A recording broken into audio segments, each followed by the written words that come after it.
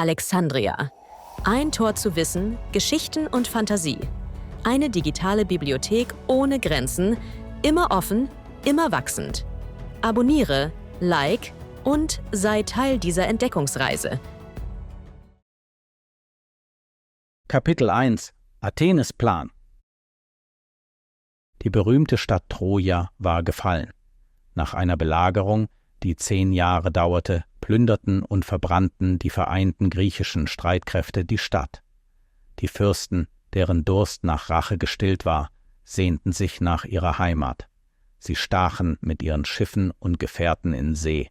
Einige kehrten sicher zurück, während andere von stürmischer See umhergeworfen wurden und jahrelang umherirrten, ohne jemals ihre Heimat zu erreichen. Agamemnon, der tapferste der überlebenden Helden, erlebte ein noch schlimmeres Schicksal. Mit Freude betrachtete er erneut seine angestammte Heimat und dankte den Göttern für seine sichere Rückkehr. Voller Eifer eilte er in die Arme seiner geliebten Frau Klytämnestra, ohne zu ahnen, dass sie ihn betrogen und in seiner Abwesenheit einen anderen Mann geheiratet hatte. Sie empfing ihn mit vorgetäuschter Zärtlichkeit und reichte ihm ein erfrischendes Getränk. Er legte seine Kleidung ab, trank tief aus dem vertrauten Becher und streckte sich auf den weichen Kissen aus. Doch während er schlief, stürzte sich der Komplize seiner Frau mit einem Schwert auf ihn und tötete ihn. Die Geschichte der edlen Penelope, der schönen Frau des Odysseus, war ganz anders. Odysseus, der König von Ithaka, einer Insel vor der Westküste Griechenlands, war in den Krieg gegen Troja gezogen. Seit seiner Abreise hatten viele junge Fürsten aus Ithaka und den benachbarten Inseln um Penelope geworben, in der Hoffnung, sie zu heiraten. Sie war jung und schön und besaß großen Reichtum an Schafen, Rindern, Ziegen und Schweinen. Wer sie heiratete, würde nicht nur ihr Vermögen erlangen, sondern auch die Herrschaft über Ithaka übernehmen. Begierig darauf, diese Macht zu erlangen, versuchten die Freier, sie zu überzeugen, in das Haus ihres Vaters zurückzukehren, um dort als Witwe offiziell um ihre Hand angehalten zu werden. Sie behaupteten, Odysseus werde niemals zurückkehren. Doch die treue Ehefrau konnte ihren geliebten Mann nicht so leicht aufgeben. Sie glaubte fest an seine Rückkehr. Obwohl sie Tag und Nacht in Angst und Sehnsucht weinte, gab ihr die Hoffnung Kraft. Jahre vergingen und der Krieg zog sich weiter hin. Schließlich erreichte Ithaka die Nachricht, dass Troja gefallen sei und die Krieger nach Hause zurückkehrten. Penelopes Herz erfüllte sich mit neuer Hoffnung. Doch ein weiteres Jahr verging, dann noch eines, und kein einziges Schiff brachte ihren Ehemann zurück. Penelope befragte jeden Fremden, der nach Ithaka kam, nach Neuigkeiten über Odysseus. Seine Gefährten waren längst heimgekehrt, Nestor nach Pylos, Menelaos nach Sparta. Doch niemand wusste, was mit Odysseus geschehen war oder ob er überhaupt noch lebte. 9 weitere Jahre musste Penelope in ihrem Kummer ausharren. 19 Jahre waren vergangen, seit sie ihren Ehemann zum letzten Mal gesehen hatte. Er hatte sie mit einem Säugling zurückgelassen, der nun zu einem stattlichen jungen Mann herangewachsen war. Telemachos war ihr einziger Trost, doch er war zu jung und zu schwach, um sich gegen die arroganten Freier zu behaupten. Mit der Zeit wurden die Freier immer dreister und schmiedeten einen grausamen Plan, um Penelope zur Heirat zu zwingen. Sie verbündeten sich mit mehr als 100 benachbarten Fürsten und versammelten sich jeden Morgen in Odysseus Palast. Dort schwelgten sie in seinen Herden, tranken seinen Wein und plünderten seine Vorräte. Ihr Plan war einfach. Wenn sie genug von Odysseus Reichtum verprassten, würde Telemachos gezwungen sein, seine Mutter aus dem Haus zu treiben, sodass sie keine andere Wahl hätte, als zu heiraten. Von diesem Moment an waren die großen Hallen von Odysseus Palast von morgens bis abends mit diesen ungebetenen Gästen gefüllt. Sie befahlen den Dienern des Königs, ihnen zu gehorchen, nahmen sich, was sie wollten, und verspotteten die Haushaltsangehörigen mit lautem Gelächter. Die Herden schrumpften, das Getreide und der Wein gingen zur Neige, und niemand konnte sie aufhalten. Penelope saß in ihrem oberen Gemach an ihrem Webstuhl und weinte. Jedes Mal, wenn Telemachos unter den Freiern erschien, verspotteten sie ihn. Ein Gott hatte dieses Unglück über das Haus des Odysseus gebracht. Poseidon, Herrscher des Meeres, war wütend auf ihn und suchte Rache. Er trieb Odysseus über die weiten Ozeane, von Norden nach Süden und von Osten nach Westen. Er zerstörte seine Schiffe, tötete seine Gefährten und zwang ihn, durch tückische Strudel und fremde Länder zu reisen. Während seine Feinde zu Hause seinen Reichtum verschlangen, blieb Odysseus als Gefangener auf einer fernen Insel, weit entfernt von Ithaka. Die Insel wurde von Kalypso, einer Tochter der Götter, beherrscht. Sie wünschte sich, ihn zum Ehemann zu nehmen, doch Odysseus sehnte sich nur nach seiner Heimat, seiner Frau und seinem Sohn. Jeden Tag saß er am Ufer, blickte traurig auf die Wellen und wünschte sich nichts sehnlicher, als den Rauch seines eigenen Herdfeuers zu sehen, bevor er sterben würde. Die Götter des hohen Olymps wurden bewegt, besonders Athene, die treue Freundin des Odysseus. Eines Tages, als sich die Götter in ihren weiten Hallen versammelten und Poseidon fern bei den Äthiopiern weilte, nutzte Athene die Gelegenheit, Vater Zeus von den Leiden des Odysseus und der Penelope zu erzählen. Der König der Götter war voller Mitgefühl und gewährte Athenes Bitte. Sie sollte Telemachos in Verkleidung besuchen, um ihm Mut zu machen, während Hermes zur Insel Ogygia reisen sollte, um Kalypso zu befehlen, ihren Gefangenen unverzüglich freizulassen. Athene bereitete sich rasch auf ihre Reise vor. Sie band sich ihre goldenen Sandalen um die Füße, nahm ihren mächtigen Speer in die Hand und stieg wie der Wind nach Ithaka hinab. Sie erschien am großen Tor von Telemachos in der Gestalt von Mentor, dem König der Taphians. Dort staunte sie so über die ungezügelten Freier, die schmausten, tranken, würfelten und schrien. Telemachos Diener bedienten sie, schnitten das Fleisch, wuschen die Tische und mischten den Wein mit Wasser, wie es alter Brauch war. Unter ihnen saß Telemachos, der sich nicht an den Ausschweifungen beteiligte, sondern von Trauer niedergedrückt war. Entschlossen erhob er sich, trat dem Fremden am Tor entgegen, ergriff fest seine Hand und nahm seinen Speer in Empfang. Mit geübter Gastfreundschaft führte er seinen ehrenwerten Gast ins Haus, wobei er absichtlich einen Platz fern der störenden Freier wählte, um eine ruhige Mahlzeit zu gewährleisten. Der Gast wurde auf einem erhöhten Sitz mit einem Fußschemel darunter platziert. Telemachos setzte sich neben ihn, und auf ein Zeichen hin brachte ein Diener eine goldene Kanne und ein silbernes Becken, um ihre Hände zu waschen, bevor er einen polierten Tisch vor ihnen platzierte. Die Haushälterin servierte Brot und Fleisch, während ein kräftiger Diener Wein einschenkte. Erst nachdem der Gast gegessen und getrunken hatte, fragte Telemachos nach seinem Namen und dem Grund seines Besuches. Athene antwortete als Mentor: »Ich bin Mentor, der Sohn des Alkimos und Herrscher der Taphians. Ich bin auf dem Weg nach Temesa und mein Schiff liegt vor Anker in der Bucht. Da Odysseus und ich alte Freunde sind, wollte ich dich besuchen, bevor ich meine Reise fortsetze.« Daraufhin teilte Telemachos seine Sorgen mit seinem Gast. Die Göttin hörte aufmerksam zu, als wüsste sie nicht längst die ganze Geschichte. Sie riet ihm, in der Öffentlichkeit Stärke zu zeigen, die Freier mutig aus dem Haus zu weisen und vor allem nach Sparta und Pylos zu reisen.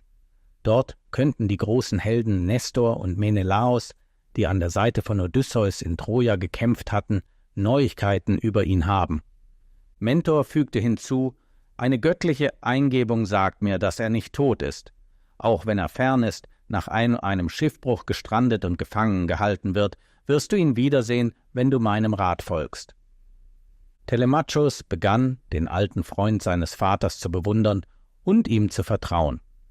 Nach dem alten Brauch der Gastfreundschaft bot er ihm ein Abschiedsgeschenk an.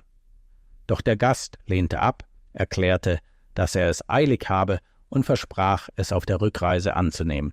Dann verschwand er plötzlich wie ein Vogel. Zum ersten Mal kam Telemachos der Verdacht, dass ihn eine göttliche Gestalt besucht hatte. Er dachte über all die Worte des Fremden nach und fasste den Entschluss, dem Rat zu folgen. Sofort erhob er seine Stimme gegen das Verhalten der Freier.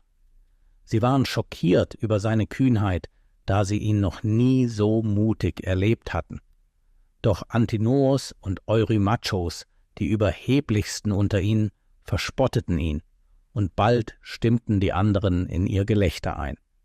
Den Abend verbrachten sie mit Gesang und Tanz, dann kehrten sie mit Einbruch der Nacht in ihre Häuser zurück. Auch Telemachos zog sich in sein Schlafgemach zurück, geführt von seiner treuen alten Amme Eurykleia, die ihm mit einer brennenden Fackel voranging. Er legte sein weiches Gewand ab und warf es ihr zu. Sorgfältig faltete sie es zusammen und hängte es an den hölzernen Pflock neben seinem Bett. Dann legte er sich nieder und hüllte sich in wollene Decken. Die alte Amme verließ den Raum und verschloss die Türen hinter sich. Kaum war der Morgen angebrochen, sprang Telemachos aus dem Bett, kleidete sich an, schnürte seine Sandalen und gürtete sein Schwert. So vorbereitet trat der würdige junge Mann hinaus. Er sandte Herolde aus, um das Volk zu versammeln, und als die Menge sich einfand, schritt er durch sie hindurch, seine Lanze in der Hand, begleitet von 2 schnellen Hunden. Zu aller Erstaunen trat Telemachos vor, gab den Herolden ein Zeichen, ihm das Zepter zu bringen, als Zeichen, dass er sprechen wollte, und begann: »Volk von Ithaka, ich spreche zu euch, denn Eindringlinge haben mein Heim besetzt. Mein Vater ist verschwunden, möglicherweise tot. Diese Männer, die vorgeben, um die Hand meiner Mutter zu bitten, sind nichts anderes als Schmarotzer. Sie essen unser Essen, trinken unseren Wein und verschwenden unser Vermögen. Bald wird mir nichts mehr bleiben. Ich brauche jemanden mit der Stärke meines Vaters, um sie hinauszuwerfen. Ich rufe euch auf, dieses Unrecht zu beenden. Denkt an eure eigene Ehre und bedenkt, dass die Götter alles sehen. Mein Vater hat keinem von euch Unrecht getan. Habe ich nicht schon genug verloren, ohne nun auch noch alles andere zu verlieren?« Bei diesen Worten übermannten ihn die Tränen, und er warf das Zepter zu Boden. Mitleid und Mitgefühl erfüllten die Versammlung. Alle schwiegen, bis auf den überheblichsten der Freier, Antinoos, der unverschämt antwortete: »Du sprichst kühn, Telemachos, doch glaubst du wirklich, du kannst uns in den Augen des Volkes schuldig erscheinen lassen? Wer trägt die wahre Schuld an deinem Unglück, wenn nicht du selbst? Warum hast du deine Mutter nicht fortgeschickt? Warum geht sie nicht von selbst? Seit mehr als 3 Jahren täuscht sie uns und hält uns mit ihren Tricks hin. Hat sie nicht gesagt: Drängt nicht auf die Hochzeit, bis ich das Leichentuch für meinen alten Schwiegervater Laertes fertig gewebt habe, damit die Frauen mich nicht tadeln, wenn der einst so reiche Mann ohne angemessene Grabgewänder bestattet wird?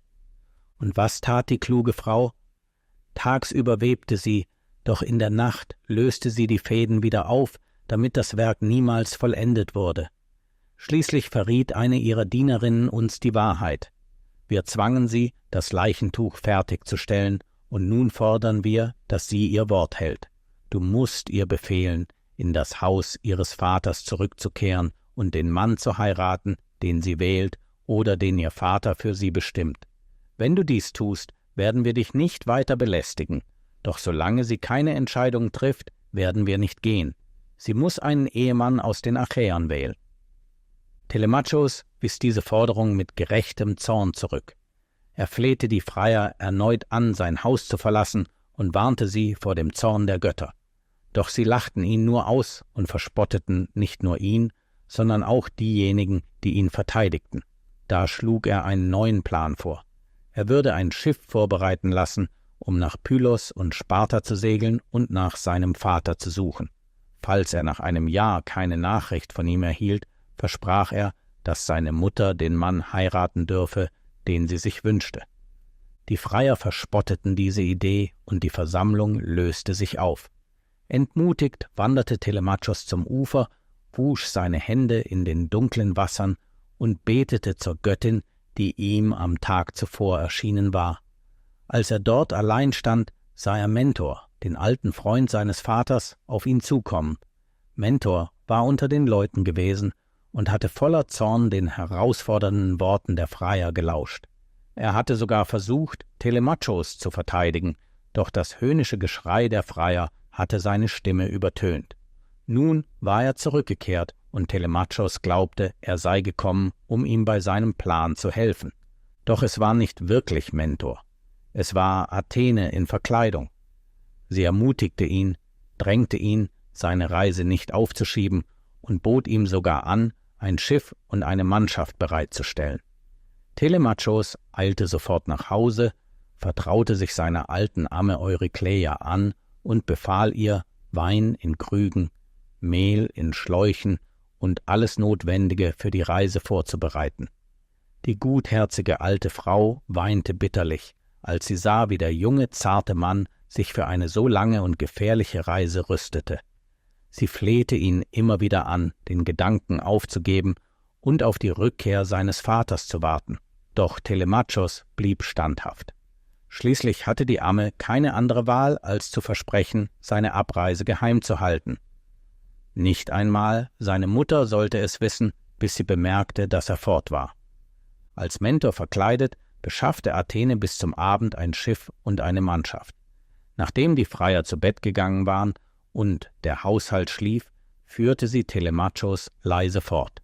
Die Mannschaft lud Vorräte auf das Schiff, stellte den Mast auf und befestigte ihn mit Seilen. Sobald die Ruderer an Bord waren, stießen sie vom Ufer ab. Athene setzte sich neben Telemachos, während die Ruder durch das Wasser schnitten. Über ihnen funkelten Sterne am dunklen Nachthimmel und warfen ein schwaches Licht auf die Wellen, während das Schiff in die Weite segelte. Hallo, wenn euch unser Hörbuch gefallen hat, vergesst bitte nicht, den Kanal zu abonnieren. Ich brauche eure Unterstützung, um euch weitere Hörbücher zu bringen. Vielen Dank im Voraus für eure Unterstützung. Kapitel 2 – Die Reise des Telemachos. Bei Sonnenaufgang sahen die Reisenden Pylos vor sich, eine kleine Stadt an der Westküste der Peloponnes, die heute als Halbinsel Morea bekannt ist.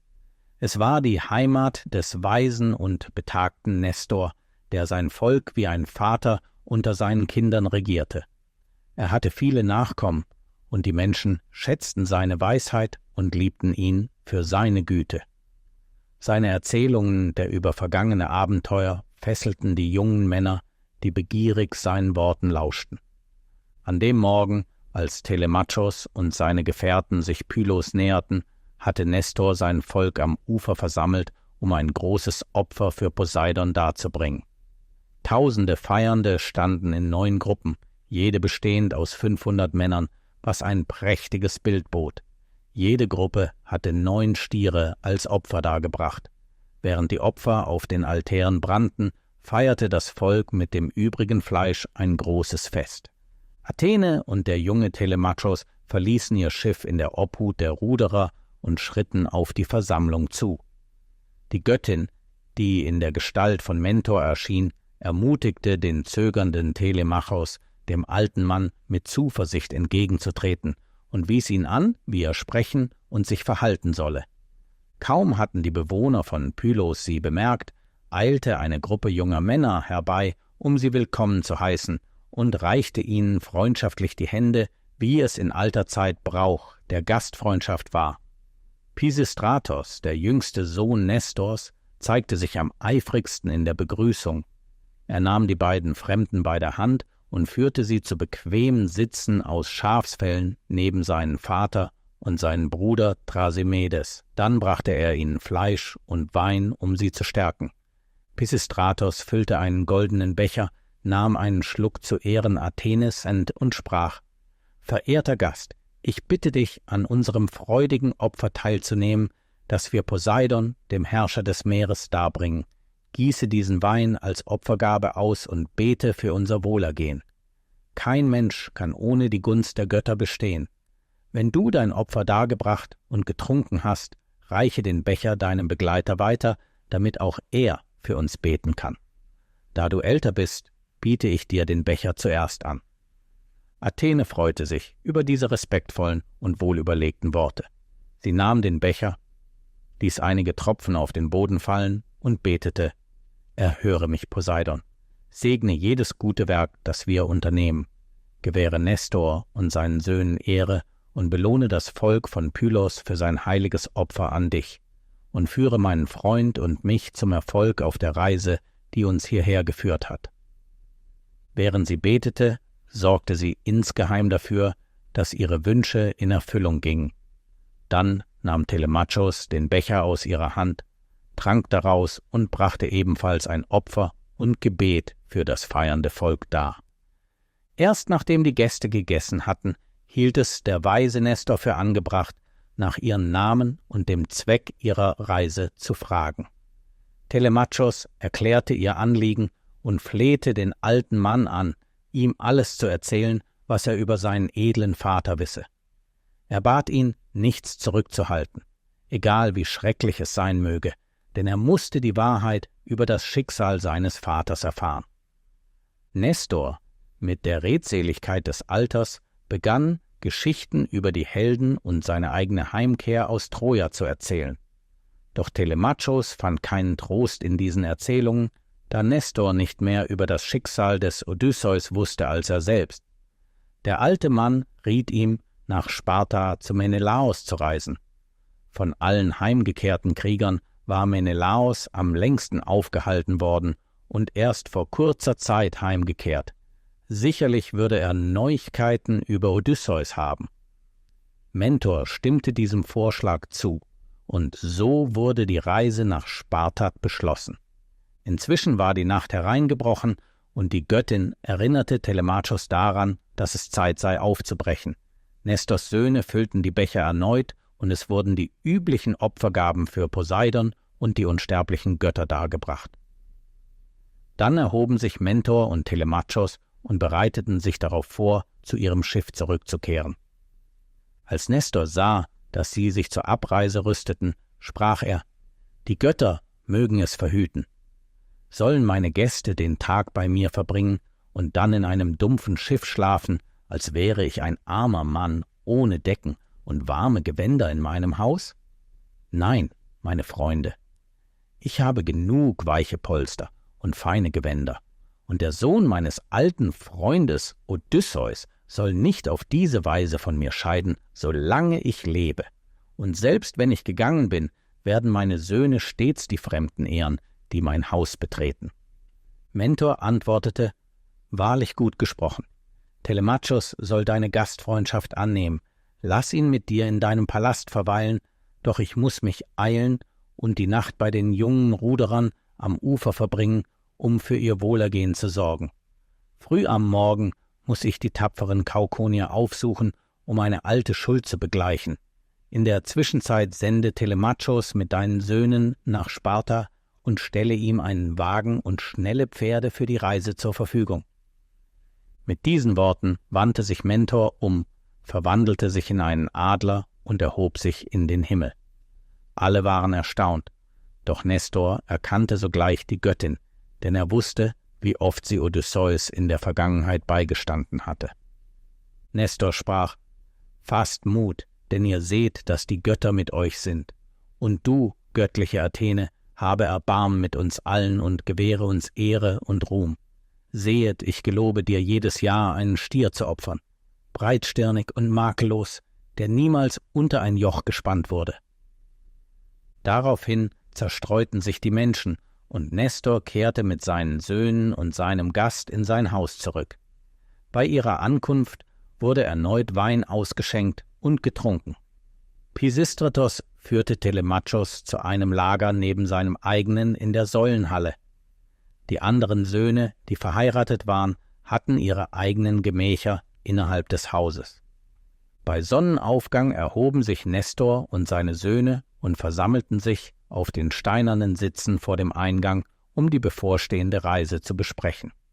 Nestor sandte daraufhin einige seiner Söhne aus, um das Opfer vorzubereiten, das er Athene versprochen hatte.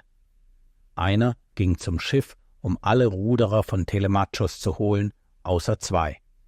Ein anderer wurde ausgesandt, um einen Goldschmied herbeizurufen, der die Hörner des Opferrindes vergolden sollte. Ein dritter erhielt den Auftrag, den Hirten zu benachrichtigen, ein geeignetes Tier zu finden und herbeizuführen. Ein vierter eilte zu den Mägden, um sie anzuweisen, das Festmahl vorzubereiten. Schon bald traf der Goldschmied ein, gefolgt von den Ruderern, und kurz darauf führte der Hirte den ausgewählten Stier herbei. Als der Goldschmied die Hörner des Tieres mit Gold verziert hatte, führten 2 von Nestors Söhnen das Tier in den heiligen Kreis. Nestor besprengte sich mit Wasser, schnitt eine Locke aus dem Fell des Stiers und warf sie auf den brennenden Altar. Dabei sprach er ein Gebet und streute geweihtes Gerstenkorn auf den Boden. Dann trat der mächtige Thrasymedes vor und führte mit einer scharfen Axt einen gewaltigen Schlag aus, der die Sehnen im Nacken des Tieres durchtrennte. Der Stier sank betäubt zu Boden. Perseus fing das strömende Blut in einem Gefäß auf, während Pisistratos das Opfer vollendete. Anschließend versammelten sich die Männer, um das Fleisch zu zerlegen. Sie schnitten die Schenkel ab, wickelten sie in Streifen aus Fett und legten sie auf das Altarfeld, damit duftender Rauch zur Göttin aufstieg. Sie besprengten das Opfer mit Wein und brieten die übrigen Stücke, indem sie auf Spieße steckten und über dem Feuer drehten. Andere junge Männer zerlegten sorgfältig das restliche Fleisch und rösteten es für das Festmahl. Als alles bereit war, trat Telemachos unter die Versammelten, strahlend wie ein Gott. Er hatte sich gebadet, mit Öl gesalbt und in einen feinen Mantel gehüllt. Die Gäste setzten sich im Kreis, um das prächtige Mahl zu genießen. Nachdem sie sich gesättigt hatten, erinnerte Nestor seine Söhne daran, dass es Zeit sei, aufzubrechen. Schnell spannten sie 2 Pferde vor einen Wagen, während ein Diener Brot, Wein und Fleisch für die Reise verstaute. Telemachos nahm seinen Platz ein, und Pisistratos setzte sich neben ihn, die Zügel und die Peitsche in der Hand. Den ganzen Tag reisten sie in raschem Tempo, bis sie bei Einbruch der Nacht Pherai erreichten, die Heimat des gütigen Diodes, der sie herzlich empfing. Am 2. Tag ihrer Reise gelangten sie zur Burg des Menelaos in Lakonien, die sie an den weiten Feldern voller Weizen erkannten. Pisistratos hielt die vor Ungeduld tänzelnden Pferde am Tor der Burg an, und die beiden Reisenden stiegen schnell ab. Drinnen vernahmen sie den Klang eines Festes. Die Stimme eines Sängers vermischte sich mit den süßen Tönen eines Saiteninstruments, und durch das offene Tor sahen sie eine Schar von Gästen. In der Mitte tanzten 2 Männer im Takt der Musik. Es war ein besonderer Tag im Palast des Menelaos. Er feierte die Hochzeit 2 seiner Kinder. Die Festlichkeiten waren so ausgelassen und laut, dass niemand das Geräusch der ankommenden Pferde bemerkte. Doch zufällig sah ein Diener die Fremden am Tor und sprach: »Draußen stehen 2 junge Männer von edler Gestalt. Soll ich ihre Pferde ausspannen oder sie fortschicken, damit sie anderswo eine Herberge suchen?« Menelaos entgegnete: »Was? Wie kannst du eine so törichte Frage stellen? Sind wir nicht selbst in fremden Ländern freundlich empfangen und mit Geschenken überhäuft worden? Geh schnell, kümmere dich um ihre Pferde und bringe sie zu uns ins Fest.« Der Diener gehorchte, und Telemachos und Pisistratos wurden in die Halle geführt. Sie staunten über den Glanz des Palastes, denn Menelaos war von seinen Reisen mit großem Reichtum zurückgekehrt. Dienerinnen begleiteten sie zum Bad, und nachdem sie sich gesalbt hatten, kleideten sie sich in feine Tuniken und Mäntel. Danach nahmen sie auf erhöhten Sitzen neben ihrem Gastgeber Platz. Sogleich brachten Diener kleine Tische mit Speisen. Einer goss Wasser aus einer goldenen Kanne in ein silbernes Becken, damit sie sich die Hände waschen konnten, während ein anderer Wein, Fleisch und Brot servierte. Menelaos sprach: »Nun esst und trinkt mit uns. Danach sollt ihr mir erzählen, wer ihr seid, denn ich sehe, dass ihr keine gewöhnlichen Männer seid.« Mit diesen Worten legte er ihnen eine besonders köstliche Portion gebratenen Fleisches auf die Teller, sein eigenes bevorzugtes Stück. Die jungen Männer ließen sich die Speise schmecken. Während Menelaos sie beobachtete, bemerkte er, wie erstaunt sie über die Pracht der Halle und ihre Schätze waren. Er sah, wie sie sich verstohlen Blicke zuwarfen und mit leiser Bewunderung auf verschiedene Gegenstände deuteten. Dies veranlasste ihn, von seinen Reisen zu erzählen, von den Gefahren, die er während der 8 Jahre nach dem Trojanischen Krieg erlitten hatte, und von den Völkern, die ihm die kostbaren Schätze geschenkt hatten, die sie umgaben. Während er sprach, erinnerte er sich oft an die Härten des Krieges. Als er schließlich vom schmählichen Mord an seinem Bruder Agamemnon erzählte, traten ihm Tränen in die Augen.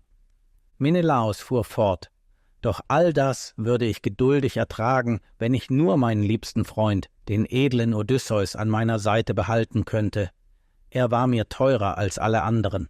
Wir teilten Freude und Leid. Wüsste ich nur, dass er in Sicherheit ist und könnte ihn bei mir haben, so würde ich ihm eine Stadt schenken, damit wir Seite an Seite leben und bis zu unserem letzten Atemzug miteinander sprechen könnten. Doch nur die Götter wissen, ob er lebt oder tot ist. Vielleicht trauern in diesem Moment sein betagter Vater, seine treue Frau und sein Sohn Telemachos um ihn, als wäre er für immer verloren. Telemachos verbarg seine Tränen hinter seinem Mantel. Menelaos bemerkte dies und zögerte. Sollte er ihn darauf ansprechen oder ihn in stiller Trauer lassen? In diesem Moment trat seine Frau, die einst wunderschöne Helena, in die Halle, begleitet von ihren Dienerinnen. Eine trug ihren Stuhl, eine andere breitete einen weichen Wollteppich für ihre Füße aus und eine dritte brachte ihren silbernen Handarbeitskorb. Sie setzte sich nahe bei den Gästen, betrachtete sie aufmerksam und sprach dann zu ihrem Mann: »Hast du unsere Gäste nach ihren Namen gefragt? Ich habe noch nie 2 Menschen gesehen, die einander so ähnlich sind wie dieser junge Mann und der edle Odysseus.« Menelaos erwiderte: »Es ist wahr. Er hat dieselben Hände, Füße, Augen und Haare wie Odysseus. Und als ich eben von unserem alten Freund sprach, füllten sich seine Augen mit Tränen, und er verbarg sein Gesicht in seinem purpurnen Mantel.« Pisistratos unterbrach: »Du hast recht, Menelaos, göttlicher Herrscher. Dies ist tatsächlich der Sohn des Odysseus, doch er ist bescheiden und wollte sich nicht gleich mit prahlerischen Worten offenbaren. Mein Vater, Nestor, hat mich mit ihm gesandt, damit du ihm Nachricht von seinem edlen Vater bringst und ihm Rat gibst, denn er ist in großer Not und hat niemanden, der für ihn eintritt und ihn beschützt.« Menelaos hätte sich gefreut, den jungen Mann zu empfangen, doch die schmerzlichen Erinnerungen an seinen verlorenen Freund überwältigten ihn. Er weinte, ebenso Helena, und Telemachos schluchzte weiter, während sogar Pisistratos tief bewegt war. Eine Weile ergaben sie sich ihrer Trauer, bis Menelaos vorschlug, das Gespräch auf den nächsten Tag zu verschieben und für den Moment ihren Kummer beiseite zu legen, um das Fest zu genießen. Dieser weise Rat wurde von allen angenommen. Ein Diener wusch den Gästen die Hände, und sie setzten ihr Mahl fort, aßen und tranken erneut. Helena, die in vielen Künsten bewandert war, goss heimlich ein magisches Pulver in den Wein. Es war eine wunderbare Essenz, die ihr von einer ägyptischen Prinzessin geschenkt worden war. Sie hatte die Kraft, alle Sorgen zu betäuben und Freude zu bringen, selbst wenn man den Tod des eigenen Vaters, der Mutter, eines Bruders, einer Schwester oder sogar eines Sohnes erlebt hatte. Nachdem sie davon getrunken hatten, fühlten sie sich heiter. Helena unterhielt sie mit Geschichten über die Klugheit des Odysseus und berichtete von ihren eigenen Erlebnissen. Sie erzählte, wie Odysseus sich einst, während sie noch in Ilios lebte, als Spion in die Stadt geschlichen hatte. Niemand erkannte ihn außer ihr, und er vertraute ihr die Pläne der Griechen an. Dann erinnerte sich Menelaos daran, wie sie im hölzernen Pferd versteckt gewesen waren und nur mit Mühe der Versuchung widerstanden hatten, Helenas Rufen zu folgen. Hätte Odysseus sie nicht zurückgehalten, hätten sie sich verraten. Während der Abend in vertrauter Unterhaltung verstrich, ließ Helena im großen Saal bequeme Lager für die Gäste bereiten, die sie mit weichen Polstern und Decken bedeckte. Ein Herold führte sie mit einer Fackel zu ihren Schlafplätzen, während Menelaos und seine Frau sich in ihre privaten Gemächer zurückzogen. Erst am Morgen fragte der Gastgeber seine Gäste nach ihrem Anliegen. Telemachos erzählte ihm von den überheblichen Freiern und bat Menelaos um jede Nachricht über seinen Vater. Menelaos sprach, nachdem er den Bericht gehört hatte: »Ach, es ist, als hätte eine Hirschkuh ihre Jungen in der Höhle eines Löwen zurückgelassen, während sie auf den Hügeln weidete.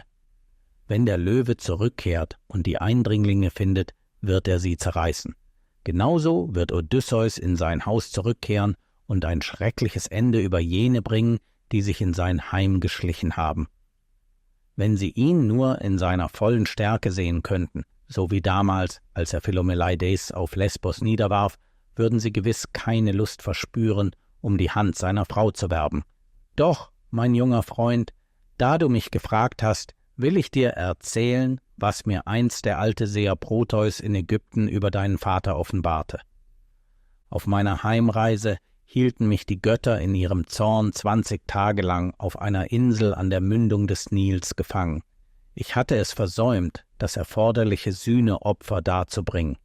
Unsere Vorräte gingen zur Neige, meine Männer verloren jede Hoffnung, und ich wäre mit ihnen zugrunde gegangen, hätte sich nicht eine Göttin meiner erbarmt.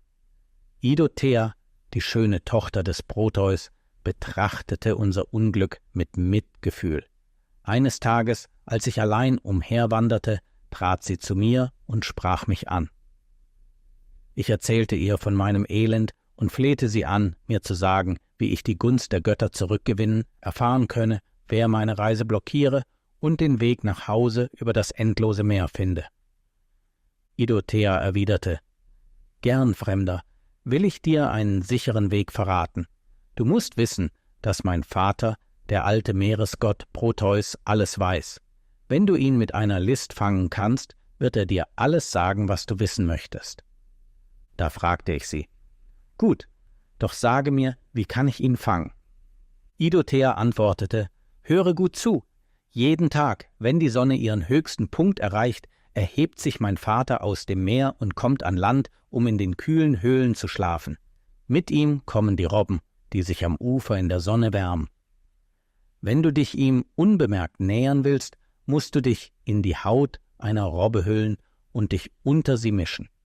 Ich werde dir helfen.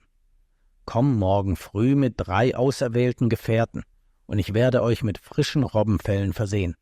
Wenn mein Vater erscheint, wird er zuerst seine Robben zählen, so wie ein Hirte seine Schafe zählt. Dann wird er sich niederlegen, um zu ruhen. Sobald er eingeschlafen ist, müsst ihr handeln. Ihr müsst ihn ergreifen und festhalten, egal wie er sich windet. Er wird all seine Kräfte aufbieten, um zu entkommen, sich in Feuer, Wasser oder wilde Bestien verwandeln. Doch ihr dürft nicht loslassen, bis er in seine wahre Gestalt zurückkehrt. Dann wird er sich fügen und euch alle Fragen beantworten.« Sobald Idothea gesprochen hatte, verschwand sie in die Tiefen des Meeres. Ich kehrte zu meinem Schiff zurück und verbrachte die Nacht ängstlich wach. Am Morgen wählte ich 3 Männer mit bewiesener Stärke und Tapferkeit aus, um mich bei dieser außergewöhnlichen Aufgabe zu begleiten. Wir gingen zum angegebenen Ort, und wie versprochen, hielt die Nymphe ihr Wort. Sie erhob sich aus dem Meer und brachte 4 frische Robbenhäute mit, hüllte uns alle darin ein und zeigte uns, wo wir uns niederlegen sollten. Freunde, ihr könnt euch unser Elend nicht vorstellen. Der ölige Gestank der Häute hätte uns überwältigt, wenn Idothea sie nicht mit süßduftender Ambrosia eingerieben hätte, um den widerlichen Geruch zu überdecken. So verkleidet blieben wir den ganzen Morgen an unseren Plätzen. Endlich, als die Mittagshitze am stärksten war, tauchte die Robbenherde aus dem Wasser auf, gefolgt von dem grauen Meeresgott selbst. Er blickte umher, musterte und zählte seine Robben, einschließlich uns, und legte sich dann unter sie. Plötzlich sprangen wir mit lauten Rufen auf und hielten ihn mit aller Kraft fest. Alles geschah genau, wie seine Tochter uns gewarnt hatte. Sofort verwandelte er sich in einen Löwen, um uns zu erschrecken. Aber wir hielten noch fester. Dann wurde er zu einer Pantherin, dann zu einem Drachen und schließlich zu einem Wildschwein. Als wir das Gefühl hatten, Borsten zu greifen, verwandelte er sich in Wasser und versuchte, sich durch unsere Hände zu schlüpfen. Als wir das Wasser blockierten, erhob er sich in die Luft und wurde zu einem mächtigen Baum. Schließlich gab der alte Zauberer seine Verwandlungen auf, kehrte in seine wahre Gestalt zurück und sagte: »Sohn des Atreus, welcher Sterbliche hat dir das Geheimnis verraten, wie man mich fängt, und was suchst du von mir?« Ich erklärte ihm meine Sorgen, und er sagte mir, ich solle nach Ägypten zurückkehren und reiche Opfer darbringen, um die Götter zu besänftigen, die ich verletzt hatte. Erst dann würde meine Heimreise gelingen. Ich stellte ihm eine letzte Frage. Was war mit meinen Gefährten geschehen? Hatten sie alle sicher ihr Zuhause erreicht? Die Antwort des Gottes erfüllte mich mit Trauer. Er sprach vom tragischen Schicksal des Ajax und erzählte mir vom brutalen Mord an meinem lieben Bruder Agamemnon. Mein Herz zerbrach und ich wollte nicht mehr leben. Aber der weise alte Gott tröstete mich und drängte mich, schnell nach Hause zu eilen, um das Verbrechen zu rächen. Schließlich fragte ich ihn nach meinem liebsten Freund Odysseus und ob er noch am Leben sei. Proteus antwortete: »Odysseus lebt, aber er ist auf einer fernen Insel gefangen, gehalten von der Nymphe Kalypso. Er sehnt sich nach seiner Heimat und weint vor Kummer, bereit, die unbekannten Gewässer zu riskieren, nur um zurückzukehren. Aber er hat kein Schiff und keine Männer, und die Nymphe, die ihn liebt, wird ihn niemals freilassen.« Mit diesen Worten verschwand Proteus wieder ins Meer. Ich folgte seinen Anweisungen und kam sicher nach Hause. Jetzt wisst ihr alles, was ich euch erzählen kann. Bleibt noch eine Weile bei mir, und ich werde euch mit wertvollen Geschenken heimschicken, 3 prächtige Pferde und einen wunderschön geschnitzten Wagen. Außerdem werde ich euch einen feinen Becher schenken, damit ihr den Göttern Opfer darbringen könnt und euch immer an mich erinnert. Telemachos lehnte das Angebot ab, da er seine Gefährten nicht im Stich lassen konnte, die ängstlich auf ihn in Pylos warteten. Am Morgen bereitete der König ein großzügiges Abschiedsfest für die beiden jungen Reisenden vor, bei dem frisch geschlachtete Ziegen und Lämmer serviert wurden. Aber Telemachos hätte dieses Mahl nicht genießen können, wenn er von dem bösen Plan gewusst hätte, der gegen ihn zu Hause gesponnen wurde. Die Freier waren zutiefst beunruhigt, als sie erfuhren, dass Telemachos es gewagt hatte, diese Reise anzutreten. Wer konnte sagen, ob er nicht mit Unterstützung von Nestor oder Menelaos zurückkehren und ihren Untergang herbeiführen würde? Bis jetzt hatte niemand viel von dem Mut des Jungen gehalten, aber jetzt, es schien, als hätte der Geist seines Vaters in ihm erwacht. Antinoos, der überheblichste der Freier, erklärte: »Nein, wir können es nicht zulassen, dass er uns herausfordert. Er muss beseitigt werden, bevor er eine wirkliche Bedrohung wird. Gib mir ein Schiff und 20 tapfere Krieger. Ich werde ihm in der Meerenge zwischen Ithaka und Samos auflauern. Wenn ich ihm dort begegne, wird er nie wieder in seine Heimat zurückkehren. Dann wird alles uns gehören.« Die anderen Freier klatschten Antinoos Beifall und verschworen sich, wie sie Telemachos Tod am besten sicherstellen könnten. Nachdem ihr Plan gefasst war, schickten sie das Schiff zum vorgesehenen Ort, um auf seine Rückkehr zu warten. Doch Medon, der Herold, hatte ihr Komplott belauscht. Er eilte, um Penelope von den schlimmen Nachrichten zu berichten. Ihr Herz war bereits schwer von Sorge, und als sie diese neue Unglücksbotschaft hörte, versagten ihre Knie, und sie sank ohnmächtig an der Schwelle ihres Zimmers zu Boden. Ihre Mägde weinten über sie, und schließlich fand die schöne Königin selbst keine Ruhe mehr. Laut stöhnte sie und konnte ihren Kummer nicht mehr zurückhalten. Zuerst dachte sie daran, ihren Schwiegervater Laertes zu rufen, doch der alte Mann war machtlos, ihr zu helfen. Sie dachte an andere Möglichkeiten, doch keine würde die Gefahr abwenden, die ihren Sohn bedrohte. Schließlich wandte sie sich an die einzige Quelle des Trostes, die ihr noch geblieben war. Sie rief die Götter um Schutz an. Sie betete inständig zu Athene, und als sie ihr Gebet beendet hatte, fühlte sie neue Kraft und Ruhe in sich aufsteigen. Sie legte sich auf ihre Couch und sank in einen tiefen Schlaf. Athene hörte ihr Gebet und wollte die edle Königin nicht ohne Trost lassen, also sandte sie ihr einen beruhigenden Traum.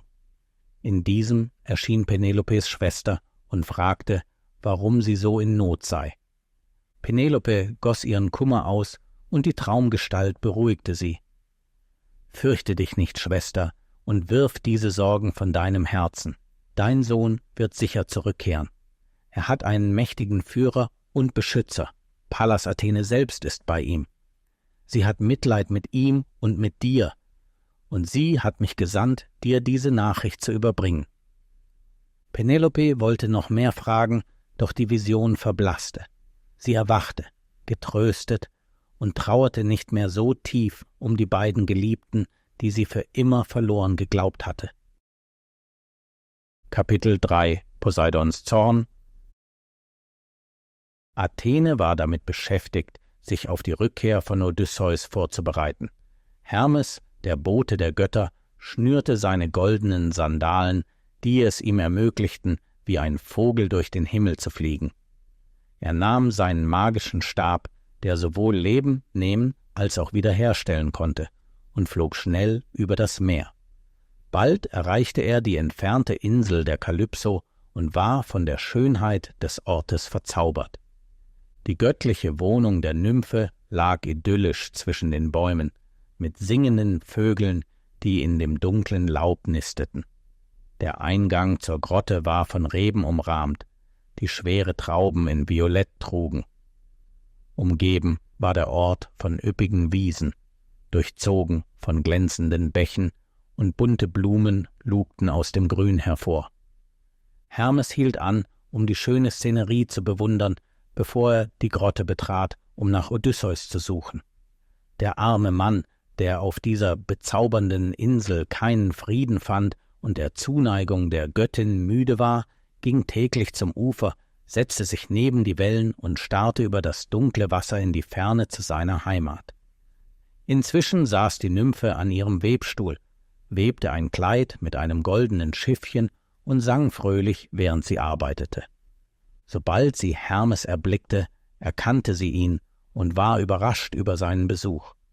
Er überbrachte den strengen Befehl von Jupiter, sie müsse Odysseus freilassen, da die Götter seine Rückkehr verordnet hätten. Dies erschreckte Kalypso, und sie begann über den Neid und die Grausamkeit der Götter zu klagen. Doch aus Furcht vor Jupiters Zorn und Strafe versprach sie zu gehorchen. In der Zwischenzeit wurde Hermes gastfreundlich empfangen, denn auch die Götter bieten einander Erfrischungen an. Sie essen jedoch keine sterblichen Speisen. Stattdessen genießen sie Ambrosia und trinken einen göttlichen Trank, den die Dichter Nektar nennen. Nach dem Festmahl wiederholte Hermes seine Nachricht und verließ dann die Insel. Nachdem Kalypso geweint und getrauert hatte, machte sie sich auf, Odysseus zu finden. Sie traf ihn, wie er nachdenklich am Ufer saß. Kalypso sprach: »Mein lieber Freund, du darfst nicht dein Leben in Trauer und Verzweiflung verbringen. Ich werde Mitleid mit dir haben und dich gehen lassen. Aber du musst dein eigenes Schiff bauen. Gehe in den Wald, wähle Bäume aus, schneide sie und forme sie mit der Axt, die ich dir gebe, und baue ein starkes Floß. Ich kann keine Ruderer bereitstellen, aber ich werde dir genug Nahrung, Trank und Kleidung geben. Ich werde dir auch einen sanften Wind senden, der dich hinaus aufs Meer trägt. Wenn es die Götter wollen, wirst du bald sicher deine geliebte Heimat erreichen.« Odysseus sprang auf, sein Herz raste vor Freude und Unglauben. Er konnte sein großes Glück kaum fassen. Odysseus sprach: »Schwöre mir, dass du die Wahrheit sprichst und nicht neue Unglücksfälle für mich planst.« Die Göttin lächelte und schwor ihm, um ihn zu beruhigen, den heiligsten Eid der Götter, bei der Erde, dem Himmel und dem Fluss Styx. Endlich glaubte Odysseus ihr. Am nächsten Morgen eilte er in den Wald. Nach 4 Tagen unermüdlicher Arbeit war sein Floß fertig, ausgestattet mit einem Mast, einem Ruder und Querbalken. Kalypso stellte das Segel bereit und füllte das Floß mit Fellen und Körben voller frischem Wasser, Wein und köstlichem Essen. Am 5. Tag ging sie mit ihm zum Ufer, und er setzte freudig die Segel. Ein sanfter Wind füllte sein Segel, als er selbstbewusst über das weite Meer steuerte, tagsüber vom Sonnenschein und nachts von den Sternen geleitet. Er reiste schnell 17 Tage, sein Herz erleuchtet von dem Gedanken, dass er sich seiner geliebten Frau und Heimat näherte. Doch am 18. Tag, als die Insel Korfu in Sicht kam, entdeckte Poseidon den kühn reisenden Odysseus, und sein Zorn flammte wieder auf. Poseidon erklärte: Die Götter müssen ihn beschützt haben, während ich abwesend war. Aber es spielt keine Rolle. Er wird noch immer Leiden und Unglück erfahren, bevor er das Land erreicht, das für seinen Zufluchtsort bestimmt ist. Kaum waren diese zornigen Worte ausgesprochen, begannen sich auf Poseidons Befehl dunkle Wolken zu sammeln. Er tauchte seinen Dreizack ins Meer und rührte es bis in die Tiefen auf. Dann rief er die Winde aus ihren Höhlen und setzte sie gegeneinander, so dass er eine dunkle Nacht über das Wasser legte. Odysseus zitterte. Er war allein auf dem weiten Meer. Land war verschwunden, und so weit das Auge reichte, umgab ihn nur noch das dunkle Wasser. Das Meer erhob sich in gewaltigen Wellen, die ihn mal in die Höhe, mal in die Tiefe stürzten. Verzweifelt klammerte er sich an sein Floß, das hin und her geworfen wurde. Ein gewaltiger Windstoß riss den Mast und das Segel fort. Dann brach eine riesige Welle, so groß wie ein Berg, über das Floß, das vollständig unterging. Odysseus verlor den Halt und wurde ins Meer geworfen.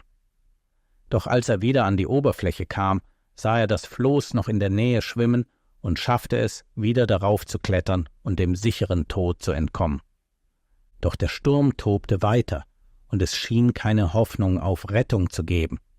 Doch das Schicksal hatte entschieden, dass er gerettet werden sollte. Leukothea, die Meeresgöttin, sah ihn in den tobenden Wellen kämpfen und nahm Mitleid mit ihm. Sie tauchte aus dem Wasser auf, kletterte auf das Floß und setzte sich neben ihn.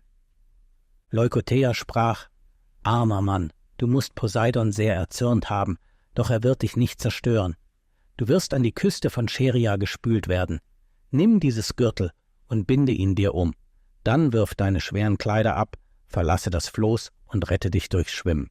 Der Gürtel wird dich sicher an Land bringen, aber sobald du das Ufer erreichst, vergiss nicht, ihn wieder ins Meer zu werfen.« Mit diesen Worten verschwand sie unter den Wellen.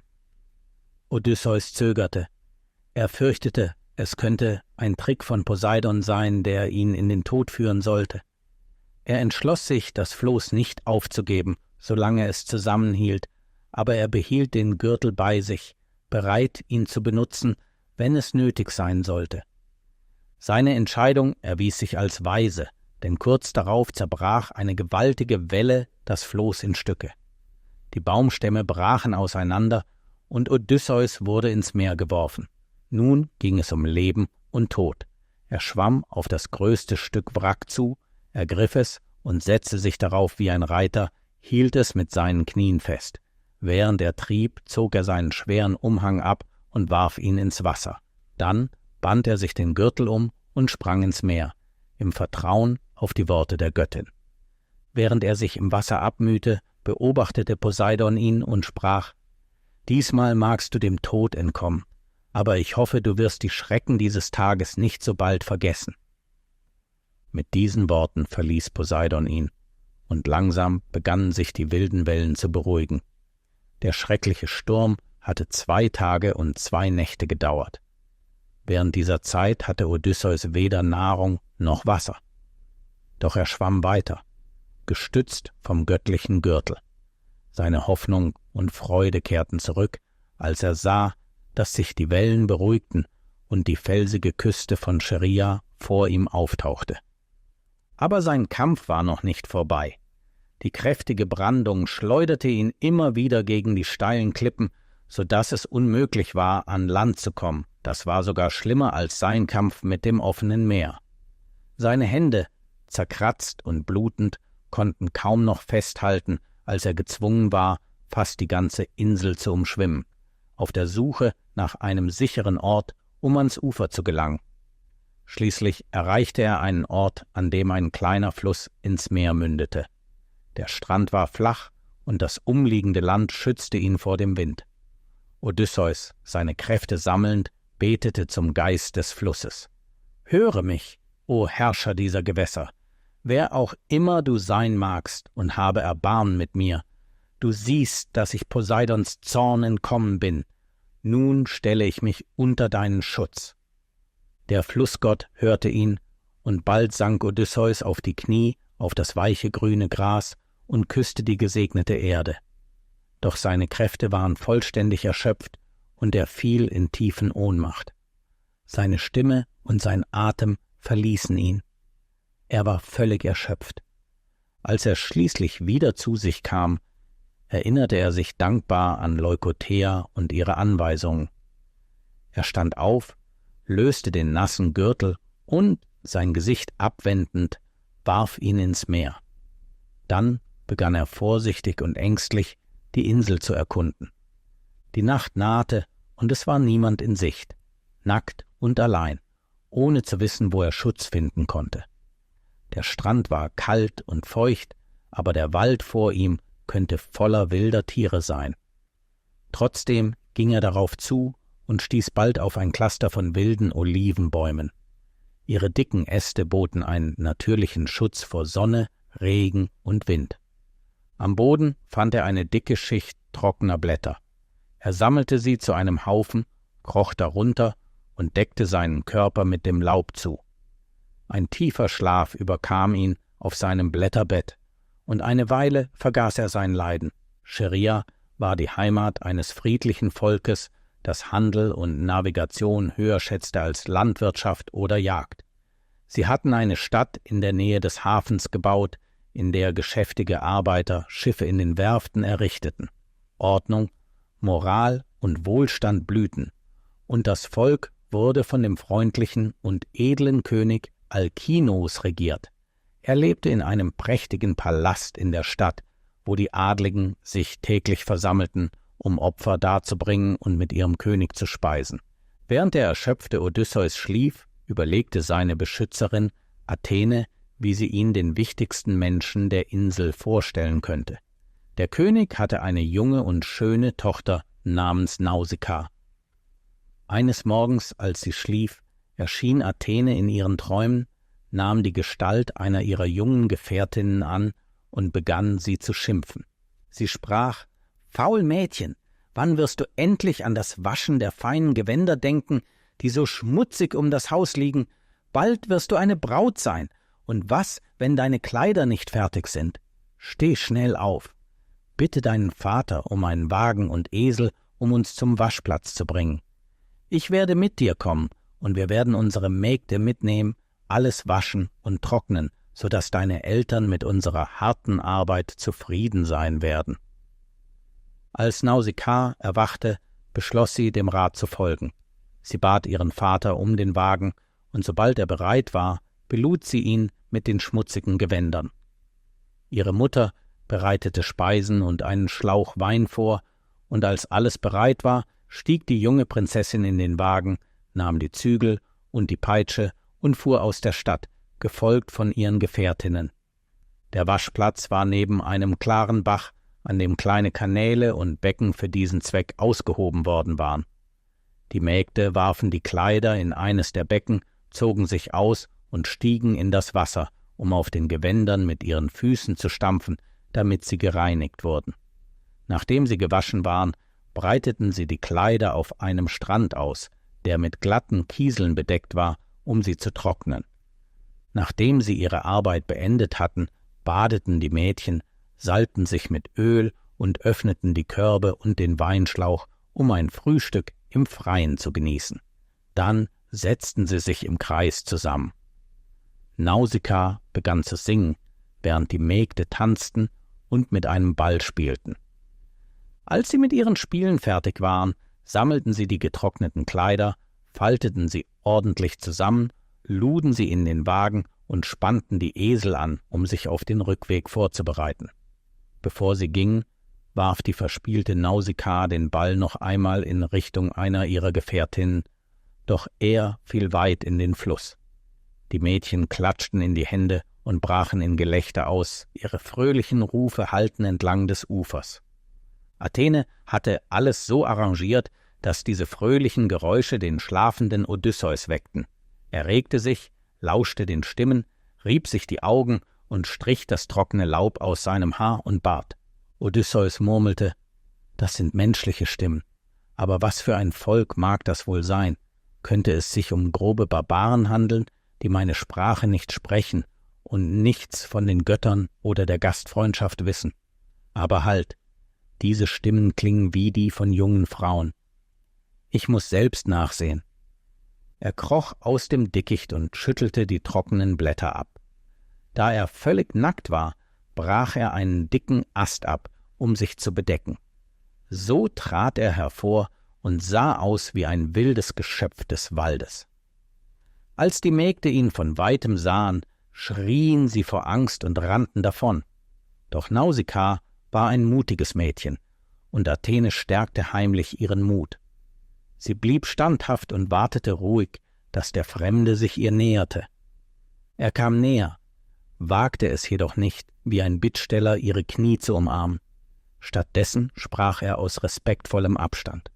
Odysseus sprach: »Demütig trete ich zu dir, Göttin oder Maid, denn ich weiß nicht, wer du bist. Deine Größe und Schönheit lassen mich glauben, dass du, wenn du eine Göttin bist, wohl Artemis sein musst. Doch wenn du ein Sterblicher bist, dann sind wirklich deine Eltern und Brüder glücklich, denn ihr Herz muss vor Freude überfließen, wenn sie dich tanzen sehen. Aber am glücklichsten wird der Mann sein, dem dein Vater dich als Braut gibt, der dich in sein Heim nimmt. Ich habe noch nie einen Menschen gesehen, der so anmutig ist wie eine schlanke Palme. Gestern warf mich das Meer an diesen Strand. Ich weiß nicht, wo ich bin, und niemand hier kennt mich.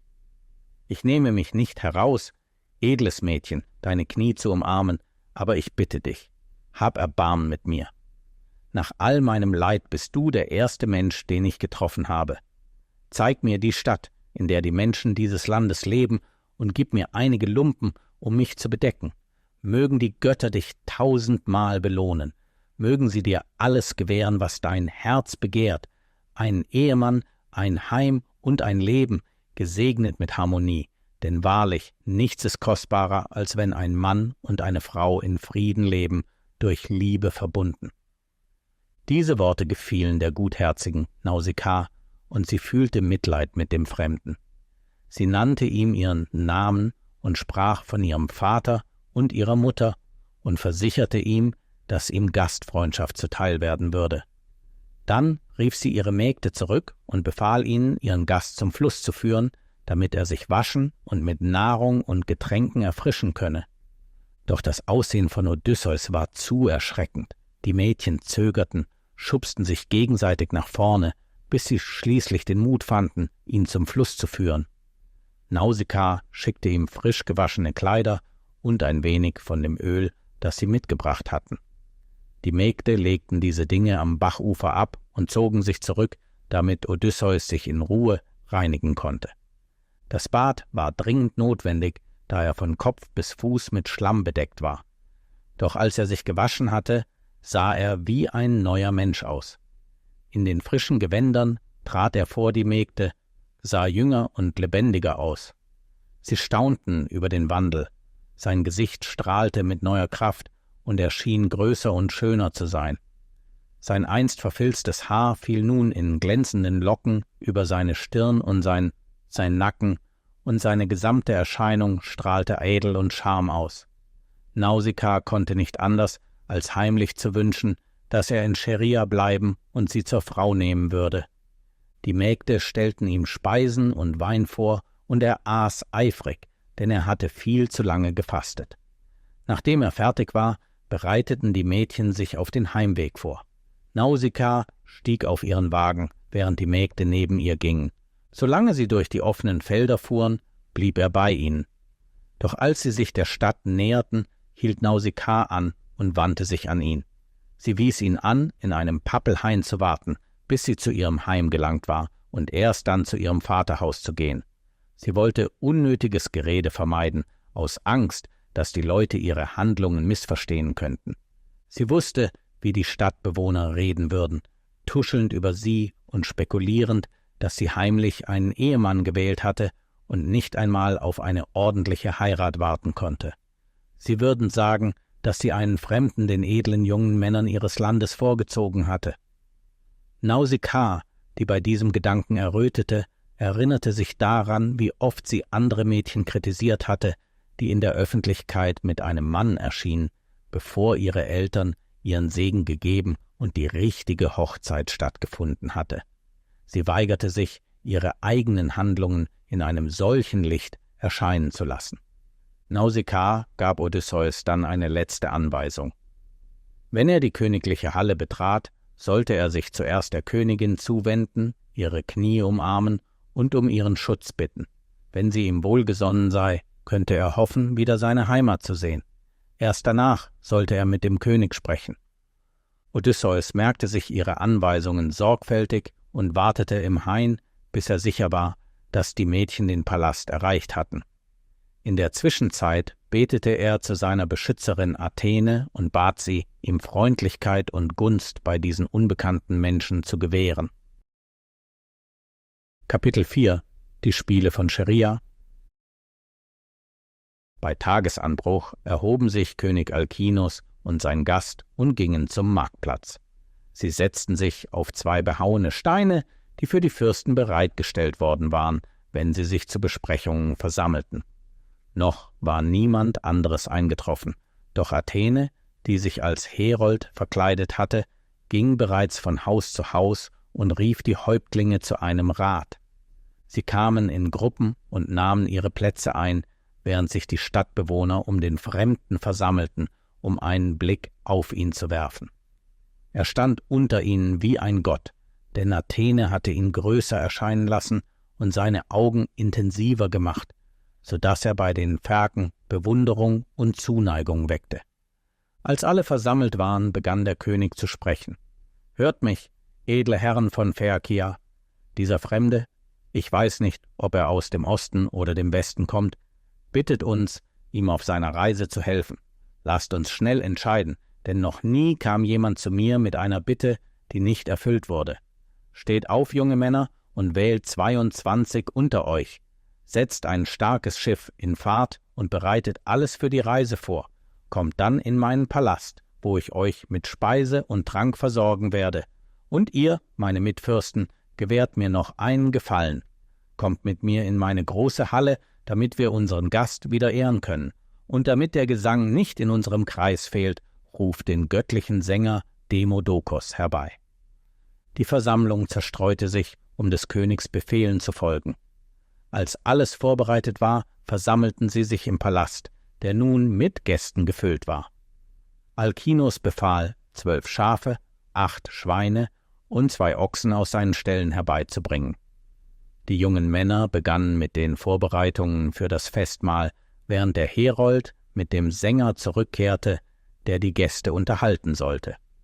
Der Sänger war blind, doch sein Geist war voller großartiger Geschichten, die er mit außergewöhnlichem Können rezitierte, während er sich selbst auf der Harfe begleitete. Der Herold führte ihn sanft am Arm in die Mitte der Versammlung, stellte einen Stuhl für ihn nahe einer Säule auf und hängte die Harfe an einen Nagel. Er führte die Hand des Blinden zu dem Stuhl, stellte einen Tisch vor ihn mit Fleisch, legte den Brotkorb daneben, schenkte ihm Wein ein und kümmerte sich um die anderen Gäste. Nachdem alle sich satt gegessen hatten, nahm der Sänger die Harfe und spielte ein Vorspiel. Dann erhob sich seine Stimme, die den Saal mit den Echos von fernen Schlachtrufen, dem Klirren der Schwerter und dem Donner der galoppierenden Hufe erfüllte. Er sang von den heldenhaften Taten des Trojanischen Krieges, und das Lied rührte die Herzen seiner griechischen Zuhörer. Dann wechselte er das Thema und feierte den Mut 2 Krieger, deren Ruhm alles übertraf, Achilles und Odysseus. Für Odysseus war es wie ein Messerstich ins Herz. Überwältigt von Erinnerungen zog er seinen Mantel über den Kopf und verbarg sein Gesicht, damit die Phäaken seine Tränen nicht sahen. König Alkinoos, der neben ihm saß, hörte seine leisen Schluchzer. Als der Sänger pausierte, sprach der König taktvoll: »Meine Freunde, ich glaube, wir haben genug gegessen und gesungen. Lasst uns hinausgehen und unsere Fähigkeiten im Wettkampf zeigen, damit unser Gast die Talente unseres Volkes bewundern kann.« Sofort erhoben sich die Anwesenden und folgten dem König, während ein treuer Diener den blinden Sänger führte. Der Marktplatz war voller Leben. Die Adligen nahmen ihre Plätze ein, die Leute versammelten sich, und die jungen Männer, die ihre Fähigkeiten im Ringen, Boxen, Laufen und Werfen demonstrieren wollten, betraten die große Arena. Zuerst fand ein Fußrennen zwischen den 3 Söhnen des Königs statt: Laodamas, Halios und Klytonaios. Klytonaios gewann. Danach folgte der Ringerwettbewerb, bei dem der stärkste Teilnehmer Euryalus war. Es folgte der Weitsprung, dann der Diskuswurf und schließlich das Boxen. In diesem anspruchsvollen Sport siegte der schöne Laodamas. Laodamas erklärte: »Hört zu, meine Freunde, sollen wir unseren Gast fragen, ob er in einem dieser Wettkämpfe geschickt ist? Er hat sicherlich eine edle Gestalt. Sieh dir seine breite Brust, die kräftigen Oberschenkel, die starken Arme und den festen Nacken an. Sein Körper zeigt die Stärke eines erfahrenen Athleten, und er ist in seiner besten Zeit.« Der Ringer Euryalus stimmte ihm zu. »Das ist eine gute Idee. Geh und fordere ihn heraus.« Laodamas tat, was ihm vorgeschlagen wurde, aber Odysseus verweigerte. »Ach, meine Sorgen wiegen schwerer auf mir als alle körperlichen Wettkämpfe. Mein einziger Gedanke ist, wie ich so schnell wie möglich nach Hause zurückkehren kann. Ihr wisst nicht, was ich alles erlitten habe.« Euryalus spottete. »Nun, mein Freund, es ist klar, dass du kein Experte bist. Du bist kein Krieger. Vielleicht bist du nur ein Agent eines Kaufmanns, der Waren verschickt und Gewinne berechnet.« Odysseus antwortete: »Das ist eine unwürdige Bemerkung. Wahrlich, die Götter verteilen ihre Gaben auf verschiedene Weise. Ein Mann kleiner Statur mag große Weisheit besitzen, während ein anderer mit einer göttlichen Gestalt wenig Verstand haben mag. So ist es auch bei dir. Du bist schön, aber du hast wenig Verstand. Wärst du nicht so jung und töricht, würde ich mich über deine groben Worte ärgern. Nein, glaube mir, ich bin kein Anfänger in diesen Wettkämpfen. Ich habe mit den Tapfersten gekämpft, bevor das Unglück mich niederwarf. Ich habe alles ertragen, was ein Mann ertragen kann, sowohl in der Schlacht als auch in Stürmen auf dem Meer. Aber trotzdem werde ich deine Herausforderung nicht unbeantwortet lassen. Gib mir den Diskus.« Er nahm den schwersten der Metalldiskusse, schwang ihn mehrmals weit in einer Bogenbewegung und warf ihn dann hoch in die Luft. Er landete weit über den Markierungen der anderen Werfer. Einer der Zuschauer eilte vor und setzte einen Marker dort, wo der Diskus gefallen war. Zurück in der Gruppe rief er aus: »Heil dir, Fremder, in diesem Wettkampf wird niemand dich übertreffen.« Odysseus erklärte: »Lass die jungen Männer versuchen, meinen Wurf zu übertreffen. Und wenn einer von euch mit mir im Boxen, Ringen oder Laufen konkurrieren möchte, soll er vortreten. Phäaken, ich bin bereit. Wer auch immer kommen mag. Außer Laodamas. Er ist mein Gastgeber, und es wäre nicht richtig, den herauszufordern, der mich willkommen geheißen und gepflegt hat. Aber ich werde niemanden der anderen abweisen, und wahrlich, ich fürchte mich nicht. Ich bin in allen Heldentaten der Stärke geschickt, aber wenn es um das Bogenschießen geht, habe ich noch keinen gefunden, der mir ebenbürtig ist. Selbst unter Feinden kann ich mein Ziel treffen, und mein Pfeil wird ihn niederstrecken. Nur ein Mann übertraf mich, als wir vor Troja kämpften, Philoktetes. Aber unter allen anderen war ich der Beste. Was das Speerwerfen betrifft, ist meine Zielgenauigkeit präziser als die derer, die mit Bögen schießen. Beim Laufen jedoch könnte einer von euch mich wohl überholen, denn die Härten des Meeres und mein langes Fasten haben mich stark geschwächt.« Die Phäaken verstummten. Keiner von ihnen wagte es, den Helden herauszufordern. Da sprach der König: »Würdiger Fremder, wir glauben deinen Worten, denn du sprichst nicht aus Arroganz, sondern weil der junge Mann dich beleidigt hat. Höre mich an, damit du gut von uns sprichst, wenn du nach Hause zurückkehrst. Wir sind nicht besonders geschickt im Boxen oder Ringen, aber Jupiter hat uns große Schnelligkeit im Laufen gewährt, so dass wir schneller sind als alle anderen Völker und Herrschaft über das Meer. Wir erfreuen uns auch sehr an Festen, Musik und Tanz sowie an feiner Kleidung und warmen Bädern. Jetzt lasst diejenigen von uns, die im Tanz geschickt sind, vortreten, damit der Fremde euer Talent erleben kann.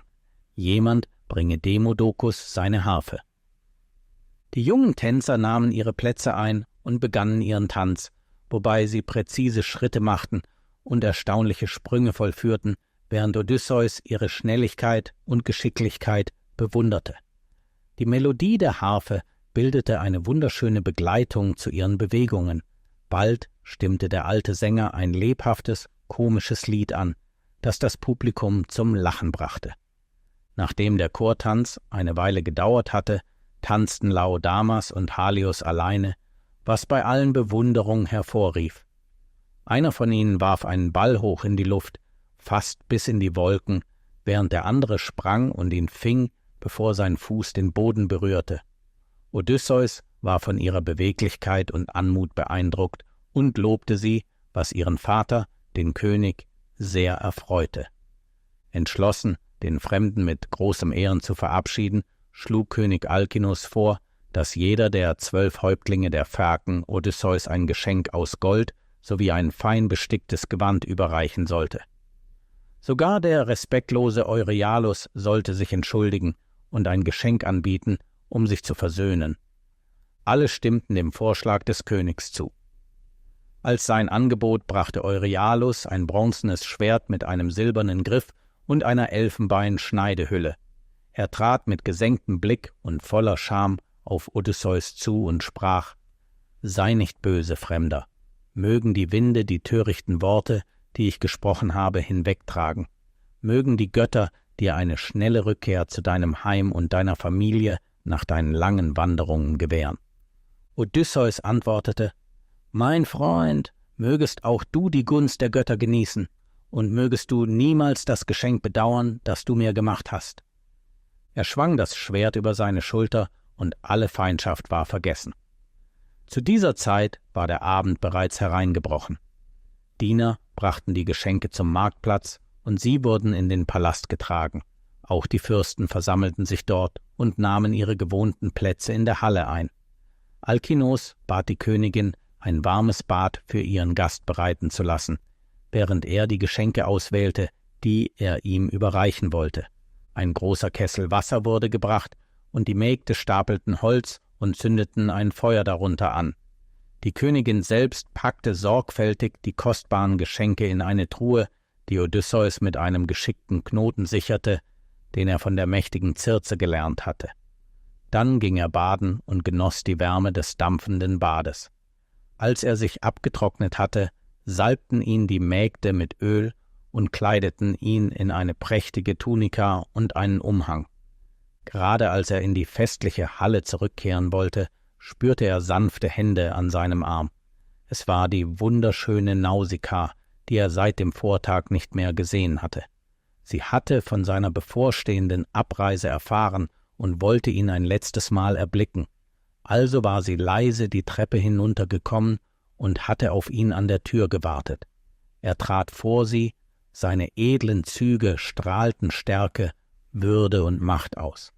Nausika flüsterte: »Heil dir, Gast, wenn du wieder zu Hause bist, erinnere dich an das Mädchen in Scheria, dem du einst dein Leben verdankst.« Sie senkte ihren Blick, und es gelang ihr kaum, ihre Tränen zurückzuhalten. Odysseus antwortete: »Wenn die Götter mir eine sichere Rückkehr gewähren, werde ich dich nicht vergessen und deinen Namen preisen, als wärst du eine Göttin, denn du hast mein Leben gerettet, sanftes Mädchen.« Traurig kehrte Nausika in ihre Kammer zurück, während Odysseus die Halle betrat und seinen Platz einnahm. Diener brachten gebratenes Fleisch und gossen den Gästen Getränke aus großen Krügen mit Milch ein. Ein Herold führte den blinden Sänger zu seinem Platz. Odysseus winkte dem Herold und schnitt sich ein kräftiges Stück von dem Fleisch vor sich. Odysseus sagte: bring dies zu Demodokos. Obwohl ich arm bin, möchte ich ihm Ehre erweisen, denn Sänger verdienen unseren Respekt. Die Muse selbst hat sie unterrichtet und ihnen ihren Gunst erwiesen. Demodokos nahm das Angebot gern an. Nachdem alle gegessen hatten, wandte sich Odysseus an den Sänger und bat ihn, das Lied vom hölzernen Pferd zu singen, den listigen Trick, mit dem Odysseus die Trojaner täuschte. Der Sänger begann seine Erzählung, ohne zu wissen, dass der Held, dessen Schlauheit er gerade pries, direkt vor ihm saß. Als also sich das Lied entfaltete, seufzte Odysseus oft und wischte sich die Tränen ab. Alkinos bemerkte seinen Kummer und unterbrach mit taktvollem Geschick den Sänger. Alkinos erklärte: »Unser Gast hört mit Tränen in den Augen. Ein tiefer Kummer lastet auf seinem Herzen. Lass den Sänger innehalten, damit wir alle fröhlich bleiben. Der Fremde, der zu uns in Vertrauen kommt, ist uns so lieb wie ein Bruder. Nun, Freund, erzähle uns wahrhaftig, was wir wissen möchten. Sprich, wie ist dein Name? Wer sind deine Eltern? Wo ist deine Heimat? Wir müssen dies wissen, wenn wir dich dorthin führen sollen, was wir gerne tun werden. Obwohl uns ein altes Orakel gewarnt hat, dass der neidische Poseidon eines Tages unser Schiff versenken könnte, wenn es von einer solchen Reise zurückkehrt. Erzähle uns auch, wohin du gereist bist und welche Völker du getroffen hast. Teile all dies mit uns und erzähle uns, warum du weinst, wenn der Sänger von Troja singt.« Kapitel 5 – Der einäugige Riese. Die Gesellschaft saß in stiller Erwartung und beobachtete den Fremden genau, als er zu sprechen begann. »Das Land der Phäaken ist in der Tat ein wunderbarer Ort, und ich kenne kein größeres Vergnügen, als in der Festhalle zu sitzen, während die Herolde von Tisch zu Tisch gehen, die Becher füllen und der Sänger prächtige Lieder über die heroischen Taten tapferer Männer singt. Denn Harfe und Stimme sind die Schmuckstücke eines Festes. Aber ihr fragt mich nach meiner unglücklichen Geschichte. Wo soll ich anfangen? Die unsterblichen Götter haben mir viel Leid gebracht. Lasst mich euch zuerst meinen Namen nennen, damit ihr mich kennt und euch an mich erinnert.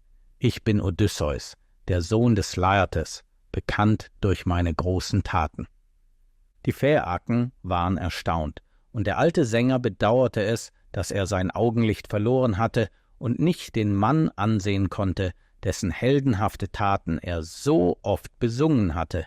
Dieser Krieger, der bekannteste unter all denen, die in Troja gekämpft hatten, hatte mit ihnen gegessen und getrunken und war nun dabei, ihnen von den unglaublichen Heldentaten zu erzählen, die er vollbracht und den Entbehrungen, die er ertragen hatte.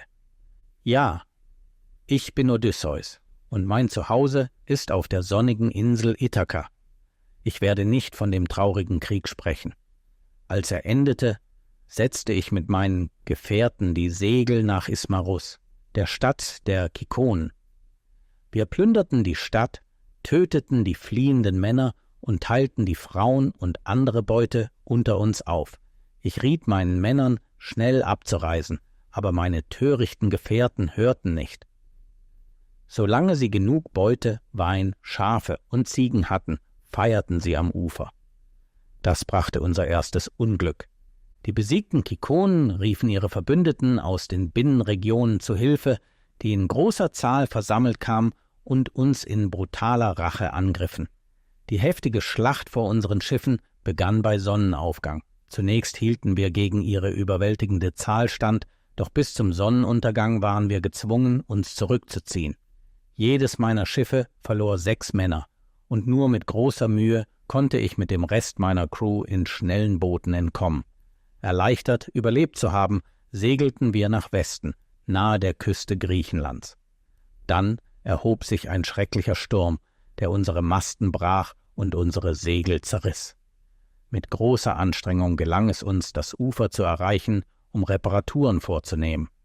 Am 3. Morgen setzten wir wieder die Segel, voller neuer Hoffnung, aber ein weiterer Sturm kam von den Höhen von Malea und trieb uns weit hinaus ins offene Meer. 9 Tage trieben wir vor dem unerbittlichen Nordwind, und am 10. Tag wurden wir an das Land der Lotusesser geworfen. Sie sind ein sanftes Volk und leben in großem Wohlstand, denn sie besitzen eine Frucht, die Lotos genannt wird, die süßer ist als Honig und ihr tägliches Nahrungsmittel dient. Wer von ihr isst, vergisst sein Zuhause und wünscht sich, dort für immer zu bleiben. Wir landeten, um frisches Wasser zu sammeln, und bald wirkte der Lotos seine Magie. Ich musste meine Gefährten zurück zu den Schiffen zwingen, sie mit Seilen binden und unter den Ruderbänken festwerfen. Wenn ich nicht schnell fortgegangen wäre, hätte mir kein einziger Mann gefolgt. Wir ruderten wieder hinaus ins weite Meer und landeten auf einer bewaldeten Insel nahe der Küste Siziliens, die unbewohnt war, bis auf unzählige Herden von Ziegen, die in den Niederungen umherstreiften. Diese Tiere fürchteten sich nicht vor Menschen, so dass wir leicht Jagd machen und reichlich Nahrung sammeln konnten. Nachdem wir gegessen und uns ausgeruht hatten, wurde ich neugierig, die benachbarte Insel zu erkunden, die groß und fruchtbar erschien. Wir konnten Stimmen von der anderen Seite des Wassers hören und Rinder auf den Hügeln grasen sehen.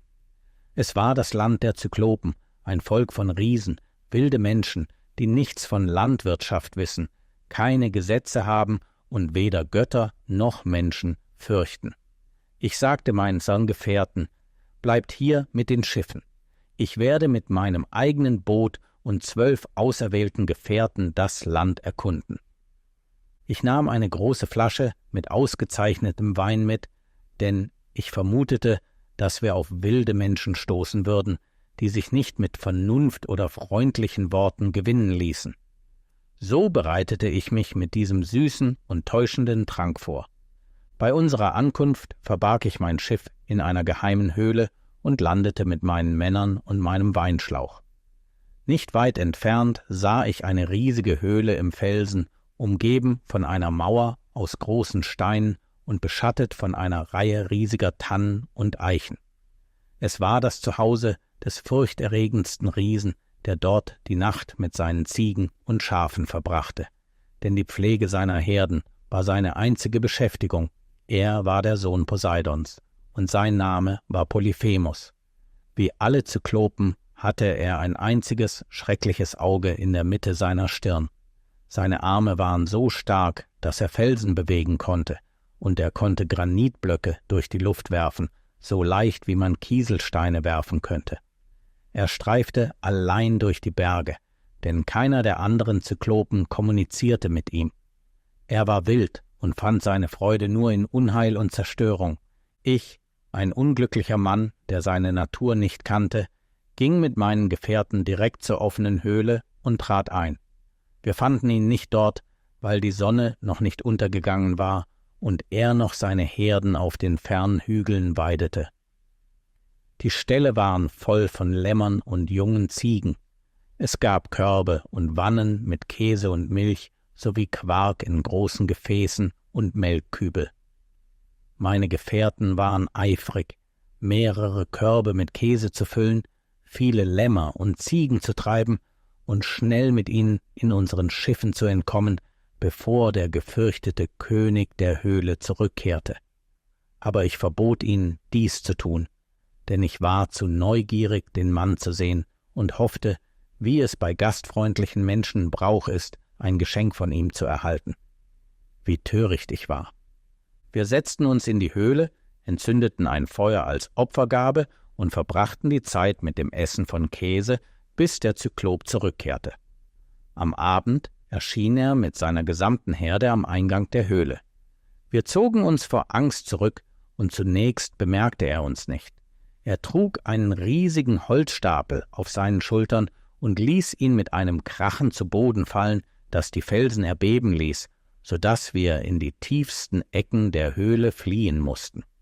Dann trieb er seine Ziegen und Schafe hinein und blockierte den Eingang mit einem massiven Felsen, den nicht einmal 22 Wagen hätten bewegen können. Wir wurden Gefangene in der Gewalt des Monsters.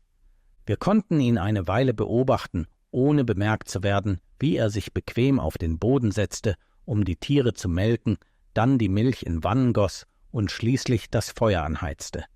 Plötzlich schossen die Flammen empor, und er entdeckte uns, wie wir uns zusammenkauerten.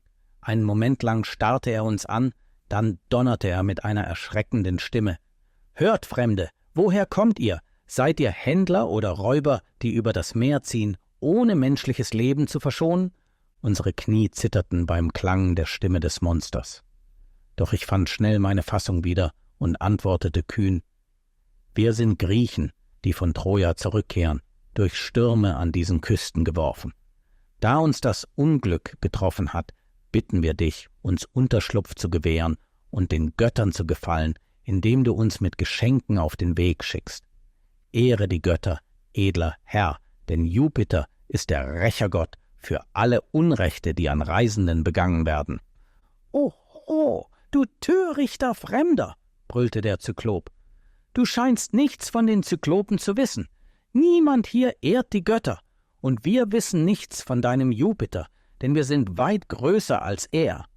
Aber sag mir, wo bist du mit deinem Schiff gelandet?« Ich spürte seinen Betrug und entschloss mich, dass er mich nicht überlisten sollte. »Mein Schiff«, sagte ich laut, »ist verloren. Hätten wir es noch, wären wir nicht hier. Die Wellen haben es zerstört, und wenn wir nicht schwimmen hätten können, wären wir alle zugrunde gegangen.« Kaum hatte er gesprochen, streckte der grausame Zyklop seine Arme aus, packte 2 meiner Gefährten und schlug sie auf den Boden.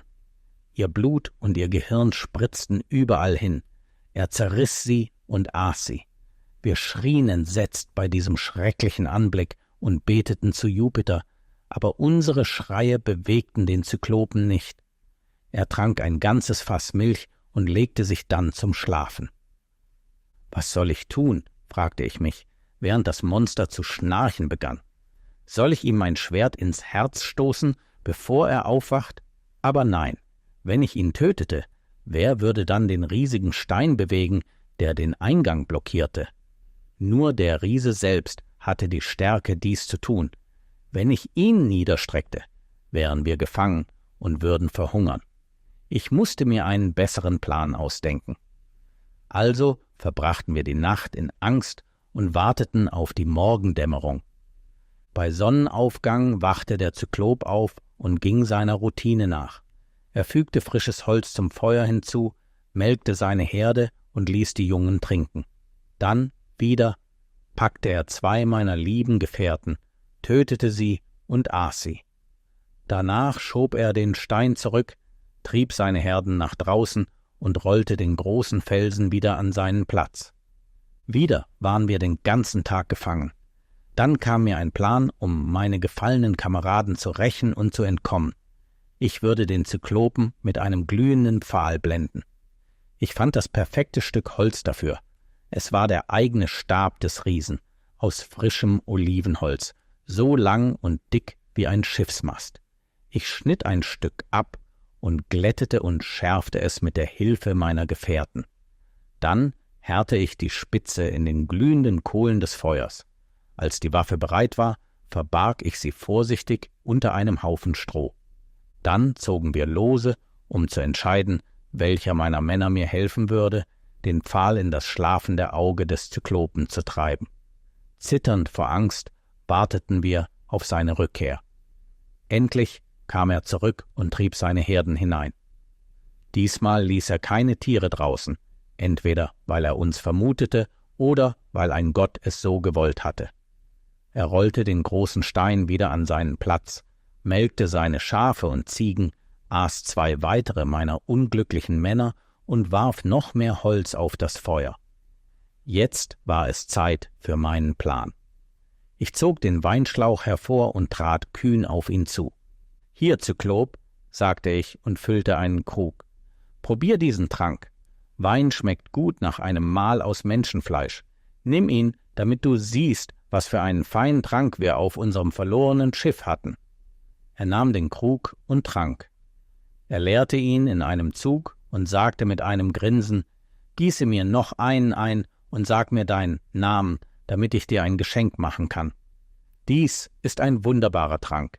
Wir haben hier auch Wein, aber er schmeckt wie Wasser im Vergleich zu deinem.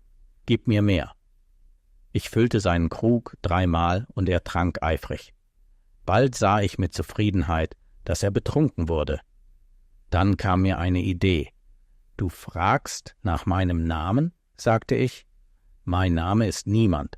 Mein Vater und meine Mutter nennen mich Niemand, und so nennen mich alle, die mich kennen.« »Gut«, sagte er, »dann soll niemand der Letzte sein, den ich esse. Das ist mein Geschenk an dich.« Mit diesen Worten fiel er auf den Rücken, überwältigt vom betrunkenen Schlaf. Er warf sich hin und her, aber bald zeigte ihm das laute Schnarchen, dass er völlig das Bewusstsein verloren hatte. Unsere Zeit war gekommen. Ich zog schnell den Pfahl hervor, stieß das Ende in das Feuer und ließ ihn so lange erhitzen, bis er rot glühte. Dann rief ich meine Gefährten, um zu helfen. Ein Gott füllte unser Herz mit Mut. Gemeinsam ergriffen wir den glühenden Pfahl und stießen ihn im Bruchteil einer Sekunde in das riesige Auge des Zyklopen. Wie wenn ein Schmied heißes Eisen in kaltes Wasser taucht, so zischte das Auge des Zyklopen, als der glühende Pfahl darin brannte. Wir drehten ihn tiefer hinein, und dickes Blut strömte heraus und übergoss sein Gesicht.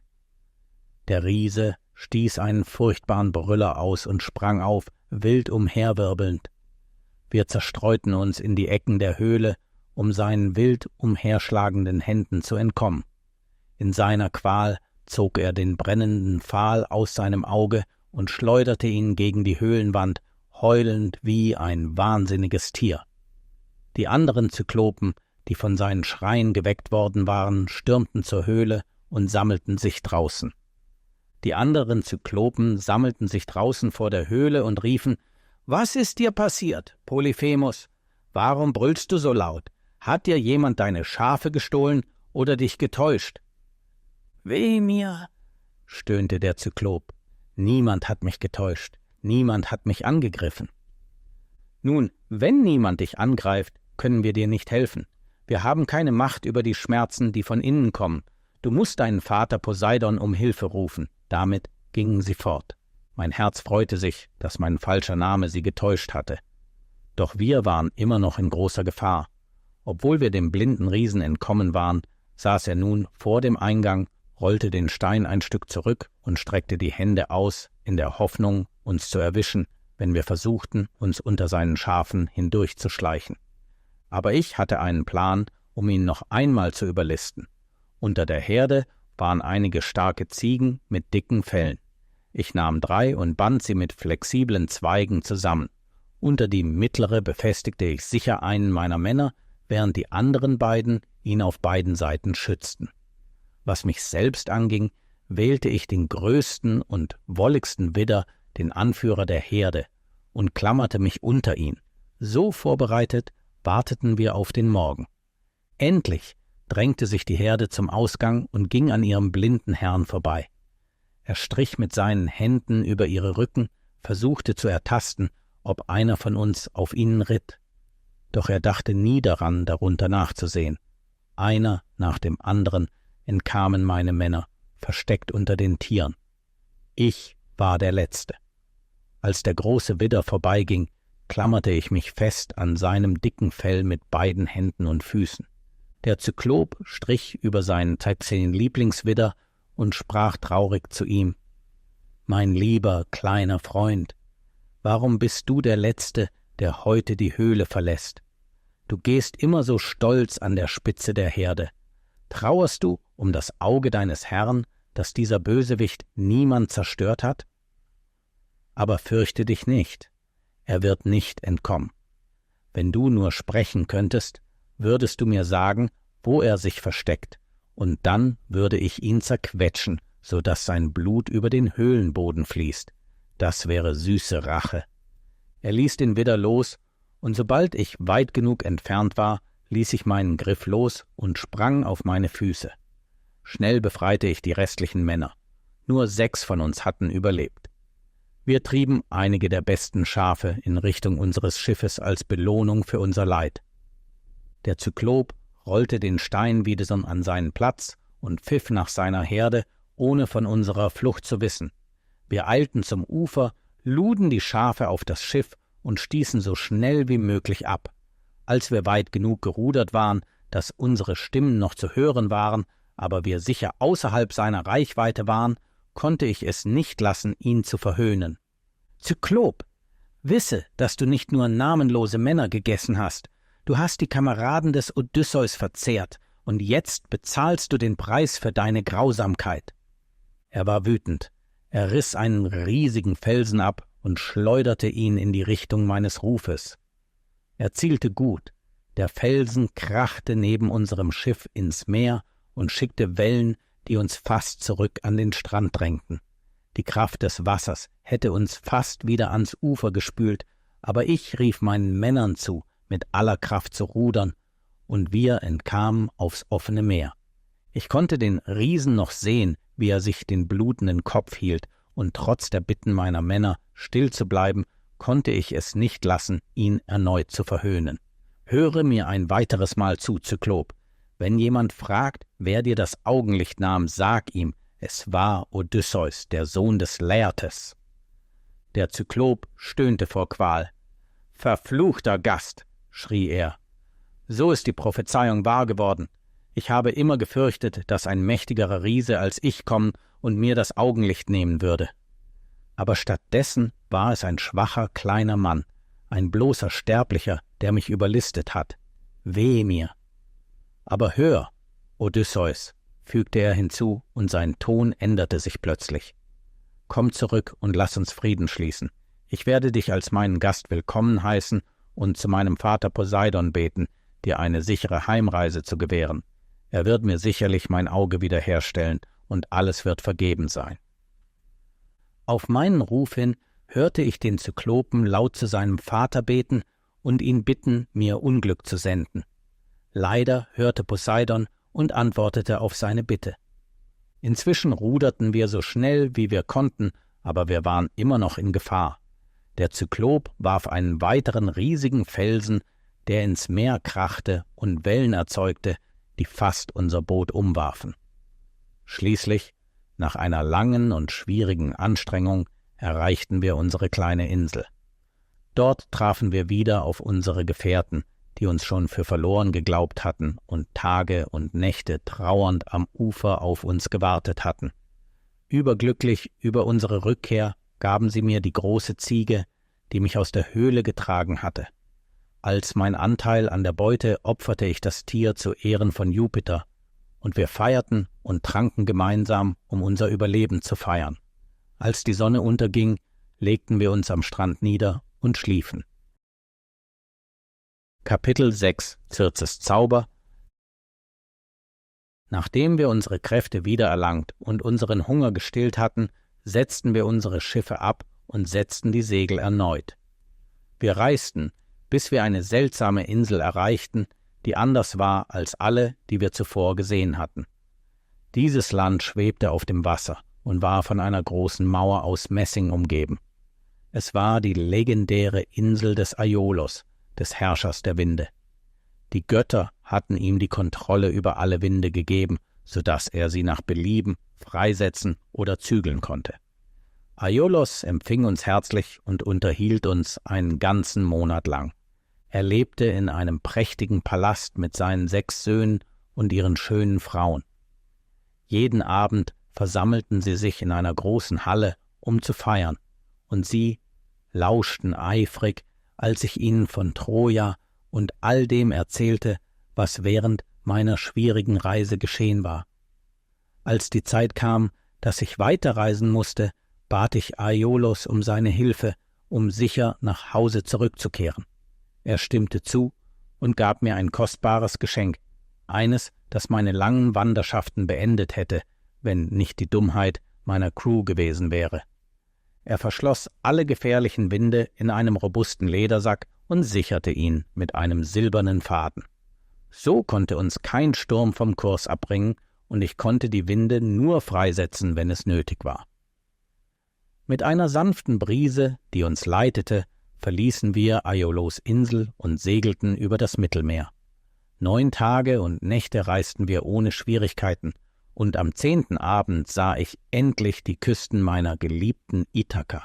Ich konnte die Feuer auf den Hügeln sehen. Es war wirklich meine Heimat. Endlich war meine Reise zu Ende.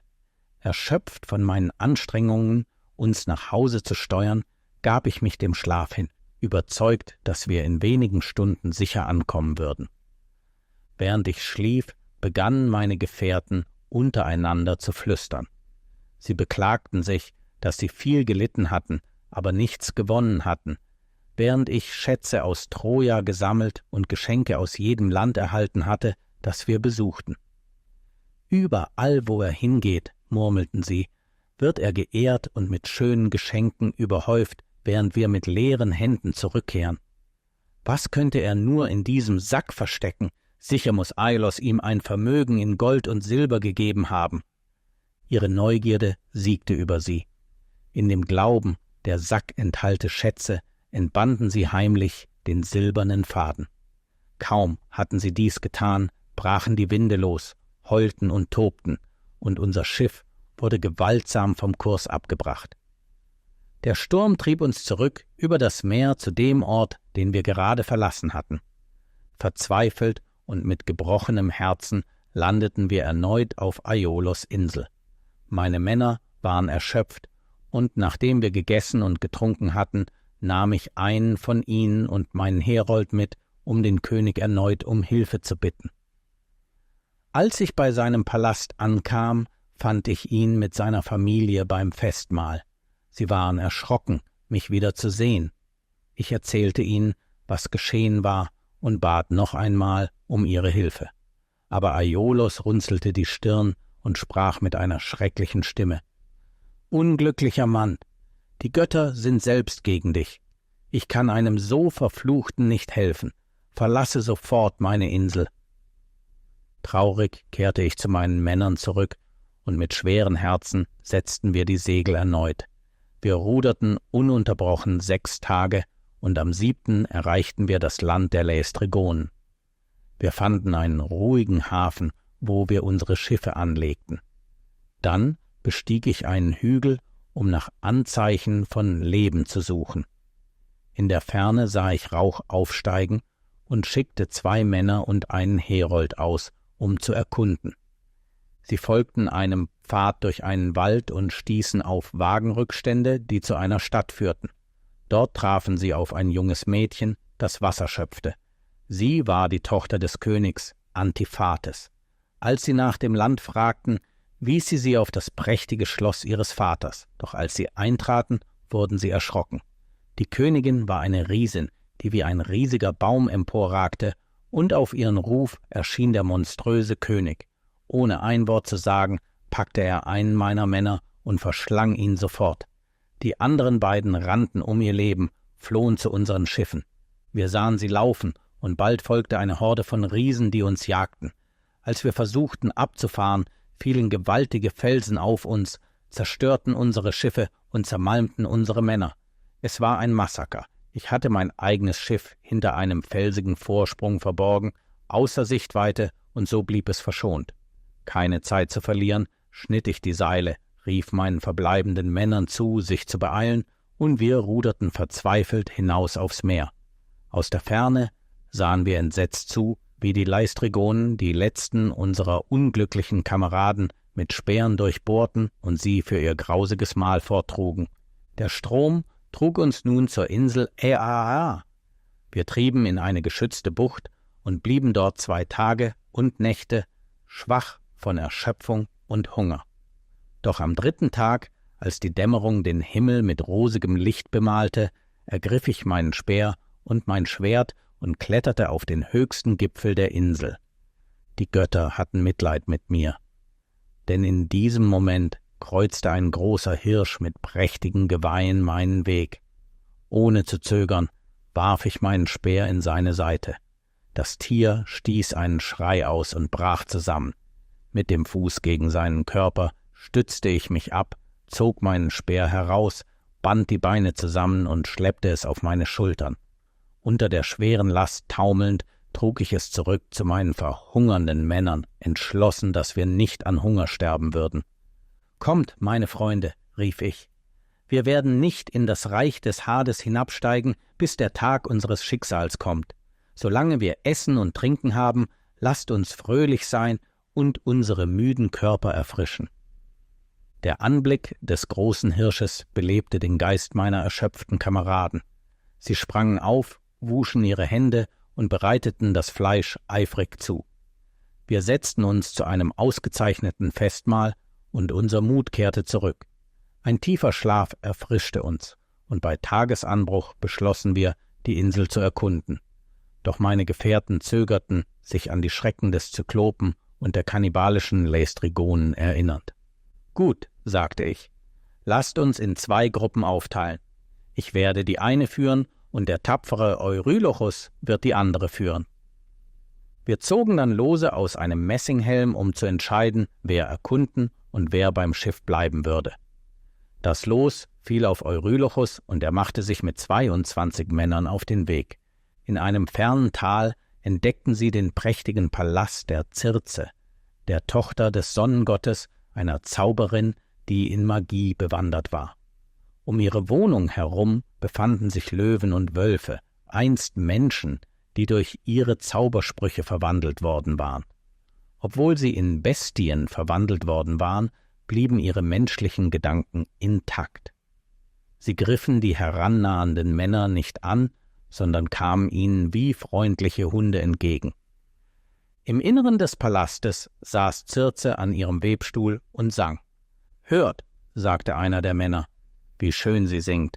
Lasst uns hineingehen.« Die Göttin, die sie belauscht hatte, trat von ihrer Arbeit zurück und öffnete die Tür. Circe sprach süß, »Kommt herein, Fremde, ich heiße euch willkommen.« Die Männer gehorchten und traten ein. Nur der vorsichtige Eurylochus blieb draußen, versteckte sich vor der Zauberin, als ob er Gefahr witterte.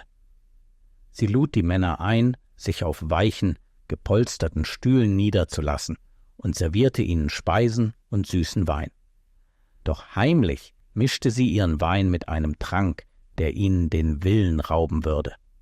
Sobald sie tranken, berührte sie mit ihrem Zauberstab, und augenblicklich wurden sie in grunzende Schweine verwandelt.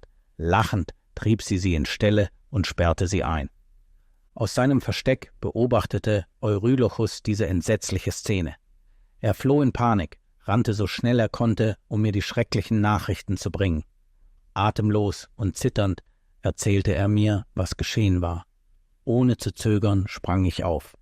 »Führe mich sofort dorthin«, befahl ich. »Ich werde unsere Kameraden rächen, wenn ich sie nicht retten kann.« Aber Eurylochus fiel mir zu Füßen, flehte unter Tränen.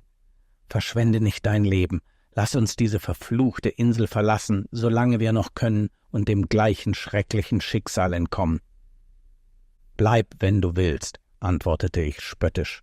»Iss und trink hier am Ufer, aber ich muss gehen.« Mit diesen Worten eilte ich zu Circes Wohnung und ging den Strand entlang. Als ich mich ihrem Palast näherte, erschien plötzlich eine strahlende Gestalt vor mir. Ich erkannte Hermes an seinem glänzenden Stab und seiner göttlichen Präsenz. Hermes sprach und nahm meine Hand. »Mein Freund, warum wanderst du allein in diesen wilden Hügeln? Weißt du, was dich erwartet? Deine Gefährten sind in Circes Ställen gefangen, in Schweine verwandelt. Hast du die Absicht, sie zu befreien? Armer Mann, ich fürchte, du wirst dich ihnen nur anschließen. Höre zu, ich wünsche dir alles Gute und ich kann dir helfen. Lass mich dich vor Circes Tricks warnen. Wenn du ankommst, wird sie einen süßen Wein mit einem mächtigen Zauber vermischen, um dich unter ihre Kontrolle zu bringen. Aber nimm dieses Kraut, es wird dich vor ihrer Magie schützen.« Hermes reichte mir eine Pflanze mit einer milchig weißen Blüte und einer schwarzen Wurzel. Hermes erklärte, das ist Moli. Seine Kraft wird verhindern, dass Circes Zauber dich beeinflusst. Wenn sie sieht, dass ihr Trank nicht wirkt, wird sie versuchen, dich zu verzaubern, indem sie dich mit ihrem Stab berührt. In diesem Moment zieh dein Schwert und tu so, als ob du sie niederschlagen wolltest. Sie wird erschrecken und um Gnade flehen. Stimm zu, ihr Leben zu verschonen, aber nur, wenn sie einen feierlichen Eid schwört, dir nicht weiter zu schaden. Wenn du dies tust, wird sie unterworfen sein und du wirst ihr Vertrauen gewinnen. Im Laufe der Zeit kannst du sie überzeugen, deine Freunde freizulassen. Mit diesen Worten verschwand Hermes und schwebte in den Himmel. Ich schaute ihm dankbar nach, verstaute das magische Kraut sorgfältig und prägte mir seine Worte ein. Tief in Gedanken erreichte ich bald Circes Palast. Ihr süßes Singen erfüllte noch immer die Luft. Ich rief, und sie erschien sofort, lächelnd, als sie mich willkommen hieß. Sie führte mich hinein und lud mich ein, auf einem silberbeschlagenen Stuhl Platz zu nehmen. Während sie den Wein vorbereitete, mischte sie heimlich ihren verzauberten Trank. Als sie mir den Becher reichte, tat ich so, als ob ich trinken würde, aber bevor ich einen Schluck nahm, fügte ich heimlich das Moli hinzu, das mir Hermes gegeben hatte. Ohne Furcht trank ich den Trank. Sobald ich trank, richtete Circe ihren Zauberstab auf meinen Kopf und befahl: »Nun, mein kleines Tier, geh und geselle dich zu deinen Freunden im Schweinestall.« Aber ich verwandelte mich nicht. Stattdessen schob ich meinen Stuhl zurück, sprang auf und stürmte mit meinem Schwert auf sie zu, als ob ich zuschlagen wollte. Sie schrie und warf sich zu Boden, hielt meine Knie fest. »Wer bist du und woher kommst du? Du bist der Erste, der sich meinem Zauber widersetzt. Kein Sterblicher hat jemals seine Macht überstanden. Bist du vielleicht der listige Odysseus, der Mann, von dem Hermes mir einst erzählte, dass er mich auf seiner langen Reise besuchen würde, um meinen Zauber zunichte zu machen? Aber sieh mich nicht so wild an, leg dein Schwert weg, setz dich neben mich, damit wir wie Freunde sprechen können.« »O Göttin«, antwortete ich, »wie kann ich einem vertrauen, der meine Freunde gestohlen hat? Ich weiß nicht, welche Pläne du gegen mich schmiedest. Wenn du wirklich kein Unheil vorhast, schwöre mir beim großen Eid der Götter, dass du keine Magie gegen mich einsetzen wirst, weder während ich wach bin, noch im Schlaf.« Ohne zu zögern schwor sie den Eid, und ich fühlte mich beruhigt. Dann zog sie mich zu sich auf die Couch, sprach sanft, während ihre Mägde, die schönen Töchter der Fluss- und Waldgötter, ein Festmahl vorbereiteten. Eine von ihnen heizte Wasser für mein Bad. Als es bereit war, wusch Circe selbst meinen Kopf und meine Schultern und kleidete mich in prächtige Gewänder. Dann führte sie mich zu einem Tisch, der mit köstlichem Essen bedeckt war. Doch ich konnte nicht essen. Ich stützte meinen Kopf auf meine Hand und fiel in tiefe Trauer. Circe drängte mich, am Fest teilzunehmen, aber ich verweigerte. »O Göttin«, seufzte ich, »wie kann ich Nahrung genießen in einem Haus, in dem meine unglücklichen Gefährten weiterhin Gefangene sind? Bis ich sie von diesem schrecklichen Zauber befreie, kannst du mich nicht mit deiner Güte trösten.« Circe war bewegt von meinen Worten. Sie ging zu den Ställen, befreite die Schweine und salbte jedes von ihnen mit einem heilenden Salb. O Freude! Die borstigen Häute und langen Schnauzen verschwanden, und meine Gefährten standen wieder vor mir, jünger und stärker als zuvor. Sie riefen vor Erleichterung und fielen mir zu Füßen, um mir zu danken. Circe führte sie dann in die Festhalle. Circe sagte zu mir: »Höre, Odysseus, bleibe eine Weile bei mir und ruhe dich aus nach all dem Leid, das du ertragen hast. Zieh dein Schiff auf den Sand, verberge deine Waffen und Schätze im Dickicht und bringe alle deine tapferen Gefährten hierher. Ich werde sie willkommen heißen.« Im Vertrauen auf den heiligen Eid, den sie geschworen hatte, machte ich mich sofort auf, meine verbleibenden Männer zu suchen. Als sie mich sicher zurückkehren sahen, liefen sie auf mich zu wie junge Fohlen, die zu ihrer Mutter eilen. Ich erzählte ihnen alles, was geschehen war, und befahl ihnen, das Schiff an Land zu ziehen, unsere Waffen sicher zu verstauen und mir zum Palast zu folgen, wo sie sich ausruhen und feiern würden.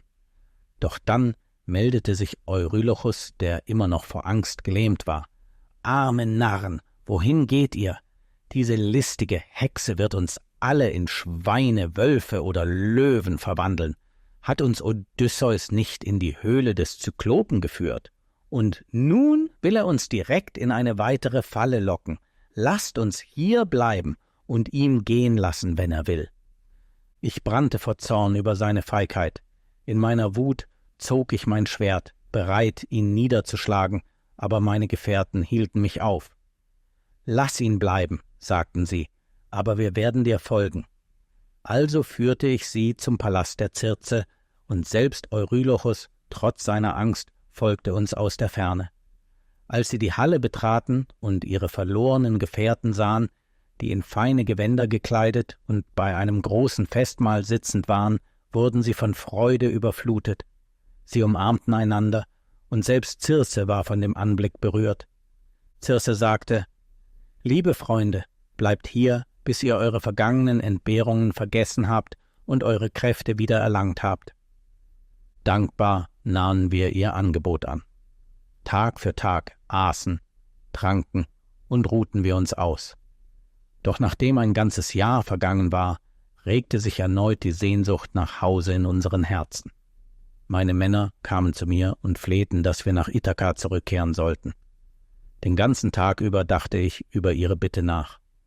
Als die Nacht hereinbrach, ging ich zu Circe, kniete vor ihr nieder und bat sie, uns nach Hause zu lassen. Circe antwortete: »Ich möchte euch nicht gegen euren Willen hier behalten, aber bevor ihr den direkten Weg nach Hause antreten könnt, müsst ihr zunächst eine wichtige Aufgabe erfüllen. Ich bitte euch, in die Unterwelt zu reisen und den Geist von Tiresias zu suchen.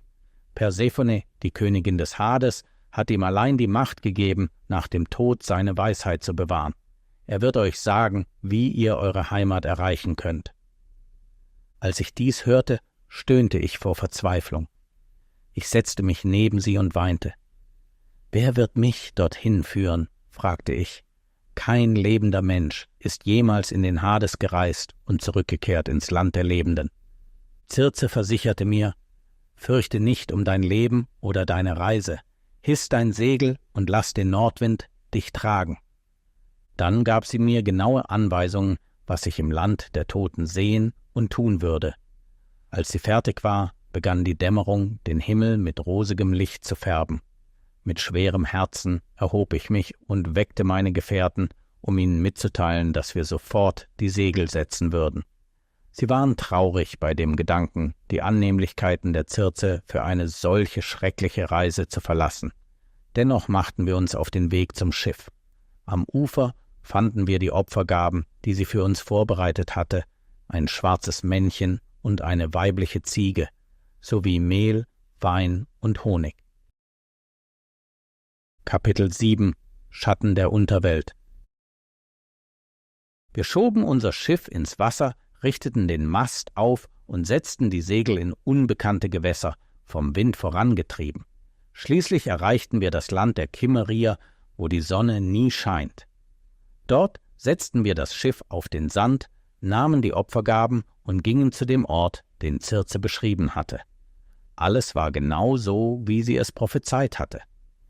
Mit meinem Schwert grub ich eine Grube, einen Ellbogen breit und tief.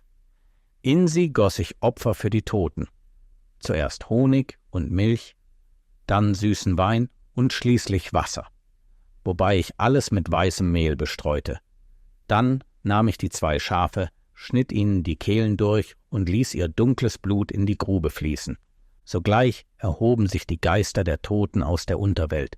Sie strömten unruhig auf die Grube zu. Junge Mädchen, alte Männer voller Kummer, Krieger, die noch immer die Wunden der Schlachten trugen. Ihre Schreie erfüllten die Luft und ein furchtbares Gefühl der Angst ergriff mich.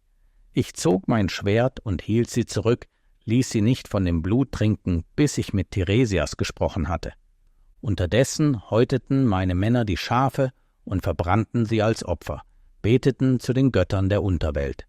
Auch ich betete inständig und gelobte weitere Opfer, falls ich jemals sicher nach Hause zurückkehren sollte. Die Schatten drängten sich von allen Seiten heran, erreichten das Blut, weinten vor Hunger. Ich blieb standhaft, das Schwert erhoben und wartete auf den Geist des Tiresias. Die Geister waren still, außer Tiresias. Er bat mich, mein scharfes Schwert wegzulegen, damit er das Blut trinken und meine Zukunft prophezeien konnte. Nachdem er getrunken hatte, stützte er sich auf seinen goldenen Stab und begann: »Tapferer Odysseus, du möchtest nach Hause, aber ein Gott wird deine Reise erschweren. Weißt du nicht, wie wütend Poseidon ist, weil du seinem Sohn das Augenlicht genommen hast? Trotzdem könntest du Erfolg haben, wenn du die heiligen Rinder des Helios auf der Insel Thrinakia verschonst. Wenn du oder deine Männer diese Rinder schädigen, wirst du kaum überleben.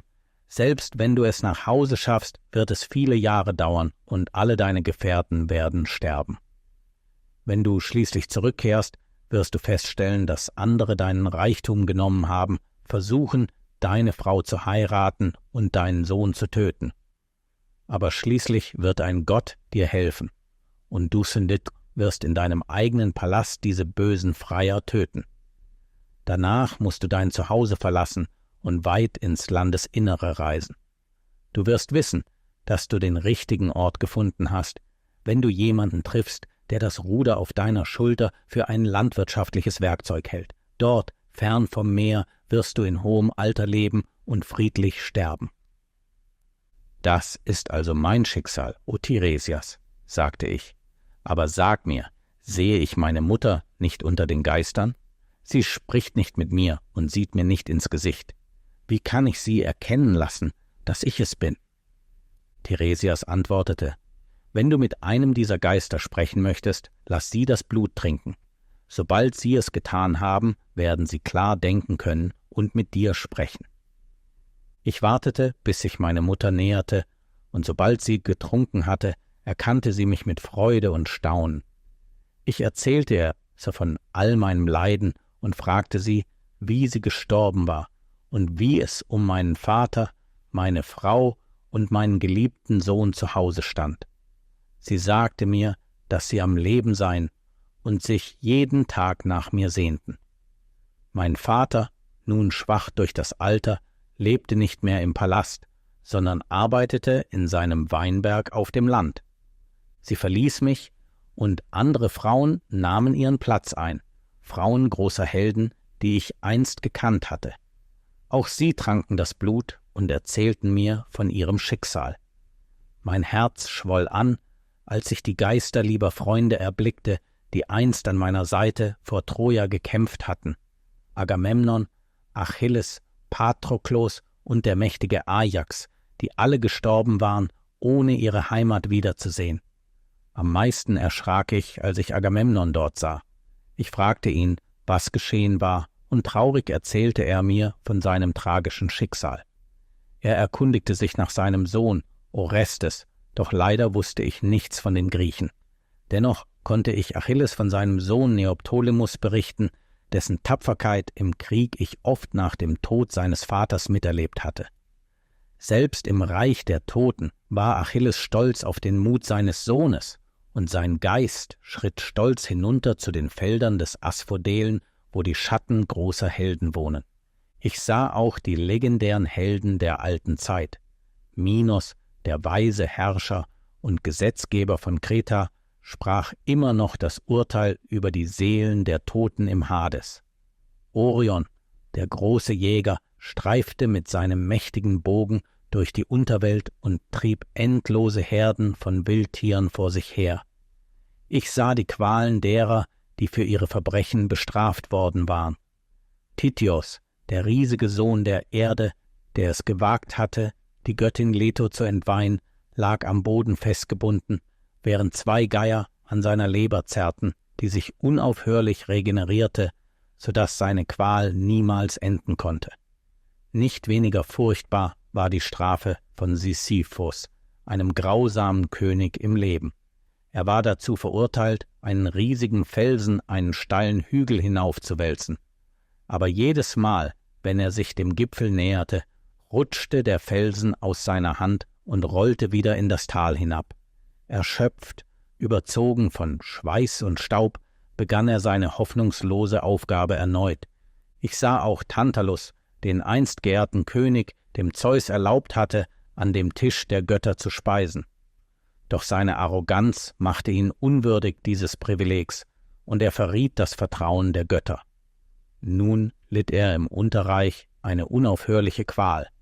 Er stand in einem Wasserbecken bis zum Hals, doch immer, wenn er sich bückte, um zu trinken, verschwand das Wasser. Über ihm hingen Zweige schwer von süßen Feigen, Äpfeln und Birnen, doch wann immer er sich nach oben streckte, ergriff der Wind die Früchte aus seiner Reichweite. Sein Durst und Hunger waren ewig, doch er konnte sie niemals stillen. Ich sah den Schatten des mächtigen Herakles. Obwohl er nun im Olymp unter den Göttern lebte, mit Hebe verheiratet und himmlische Freuden genießend als Belohnung für seine irdischen Mühen, wandelte sein Schatten noch immer durch die Unterwelt. Ich erblickte auch die Geister von Theseus und Pirithous, die in der Ferne umherzogen. Ich wagte es nicht, länger an diesem schrecklichen Ort zu verweilen. Erfüllt von allem, was ich gesehen und gehört hatte, eilte ich zurück zum Schiff mit meinen Gefährten.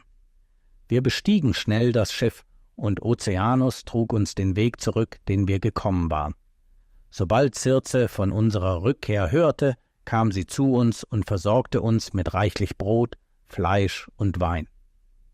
Als die Nacht begann, setzte sie sich neben mich, fern von den anderen, und gab mir weise Ratschläge für die bevorstehende Reise. Sie warnte mich vor den Sirenen, die Reisende mit ihren schönen Gesängen anlocken, nur um sie wie wilde Bestien zu verschlingen. Circe warnte mich: Du wirst dem schönen Gesang der Sirenen nicht widerstehen können, also musst du Folgendes tun: Nimm dieses Wachs und mache es weich. Benutze es, um die Ohren deiner Gefährten zu verstopfen, damit sie nichts hören können. Was dich betrifft, lasse deine Männer dich fest am Mast des Schiffes binden. Wenn du den Gesang der Sirenen hörst, wirst du bitten, befreit zu werden, aber sage deinen Männern, sie sollen dich noch fester binden. Vor uns liegt ein noch gefährlicherer Ort, an dem 2 riesige Klippen einen engen Kanal bilden. In diesen Gewässern leben 2 Monster, Charybdis und Scylla. Charybdis erzeugt einen gewaltigen Strudel am Fuß einer Klippe. Sie verschlingt ganze Schiffe und spuckt später ihre zerstörten Teile wieder aus. Halte dich von ihrer Seite fern. Stattdessen segle näher an die rechte Klippe, wo Scylla lebt. Auch sie ist gefährlich. Sie hat 6 Köpfe und jeder wird einen deiner Gefährten ergreifen.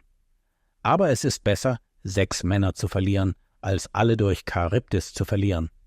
Schließlich, wenn du die Insel Thrinakia erreichst, rühre nicht die heiligen Rinder an, die dem Sonnengott Helios gehören.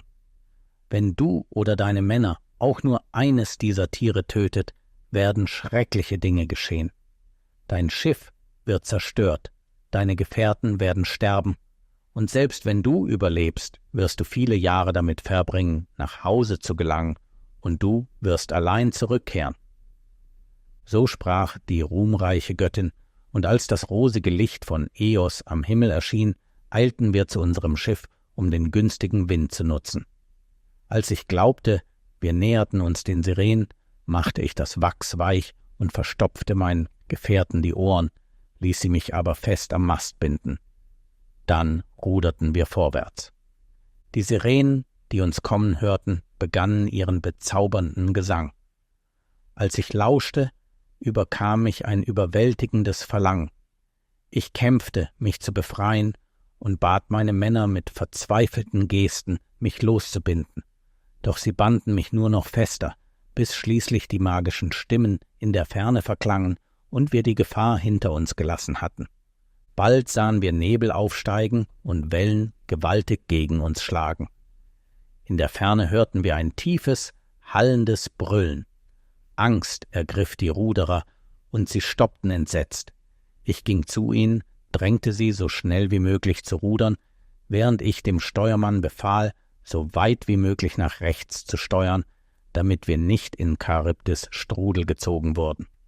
Aber ich sagte nichts über die furchtbare Scylla, denn ich wusste, dass sie, wenn sie von ihr hörten, in Verzweiflung aufhören würden zu rudern. Während ich auf dem hohen Deck stand, 2 Speere in der Hand, und in den schäumenden Abgrund starrte, hörte ich plötzlich einen Schrei der Qual von meiner rechten Seite.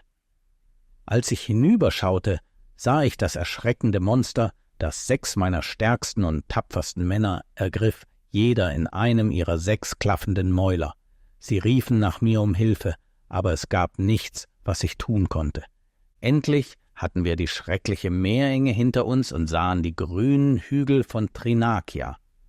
Aus der Ferne hörten wir das Rufen von Helios, heiligen Rindern und das sanfte Blöken seiner Herden.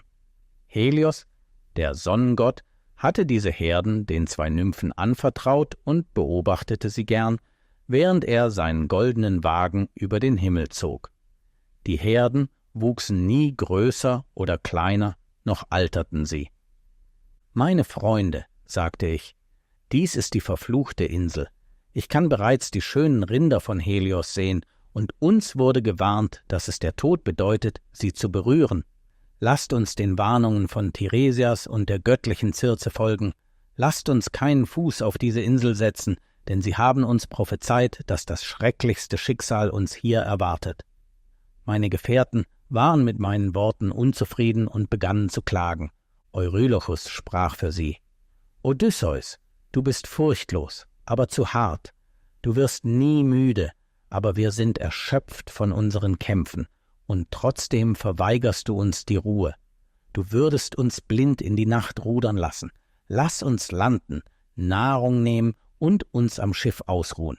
Am Morgen können wir wieder aufbrechen. Alle stimmten Eurylochus zu, und ich erkannte, dass die Götter entschlossen waren, meinen Untergang herbeizuführen. Also sagte ich zu ihnen: Ihr mögt mich zwingen, als Einzelnen unter vielen zu gehorchen, aber ihr müsst mir zuerst schwören, dass keiner von euch den heiligen Rindern schaden wird. Seid zufrieden mit den Vorräten, die uns die göttliche Circe gegeben hat. Sie schworen den Eid schnell, und der Steuermann führte uns ans Ufer.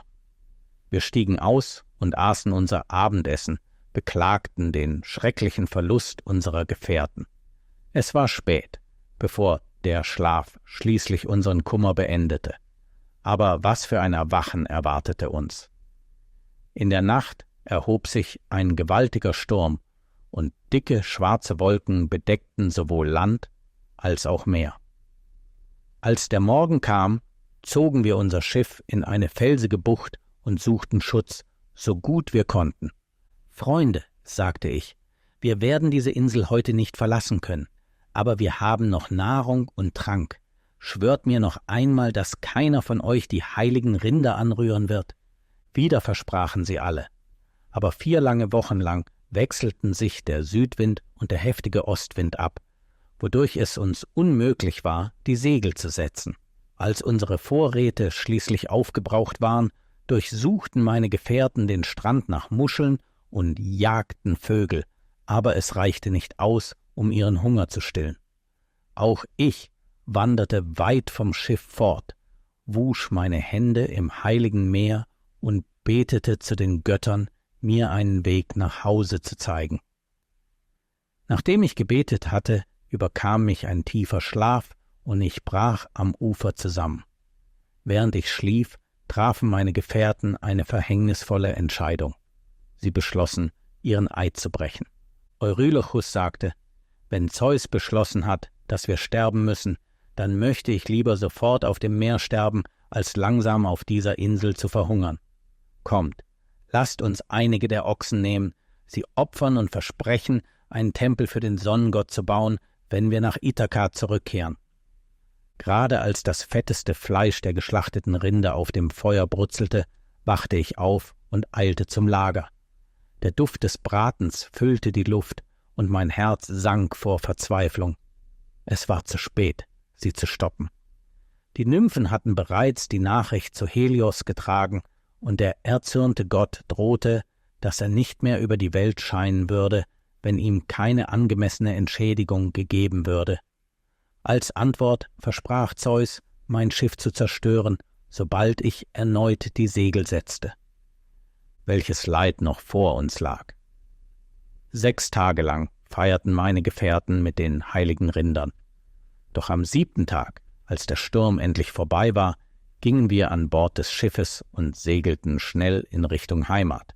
Wir waren noch nicht weit gekommen, als ein schrecklicher Westwind aufkam und dunkle Gewitterwolken mit sich brachte. Das tobende Meer warf unser kleines Schiff heftig hin und her, bis mit einem gewaltigen Knall der Mast brach und fiel, wobei der Steuermann in die Wellen gerissen wurde. Dann schlug ein erschreckender Blitz ein und spaltete das Schiff in 2 Teile. Alle meine Gefährten wurden ins Wasser geworfen, kämpften kurz und wurden dann vom Meer verschlungen. Ich überlebte allein, klammerte mich verzweifelt an den Kiel des zerbrochenen Schiffes.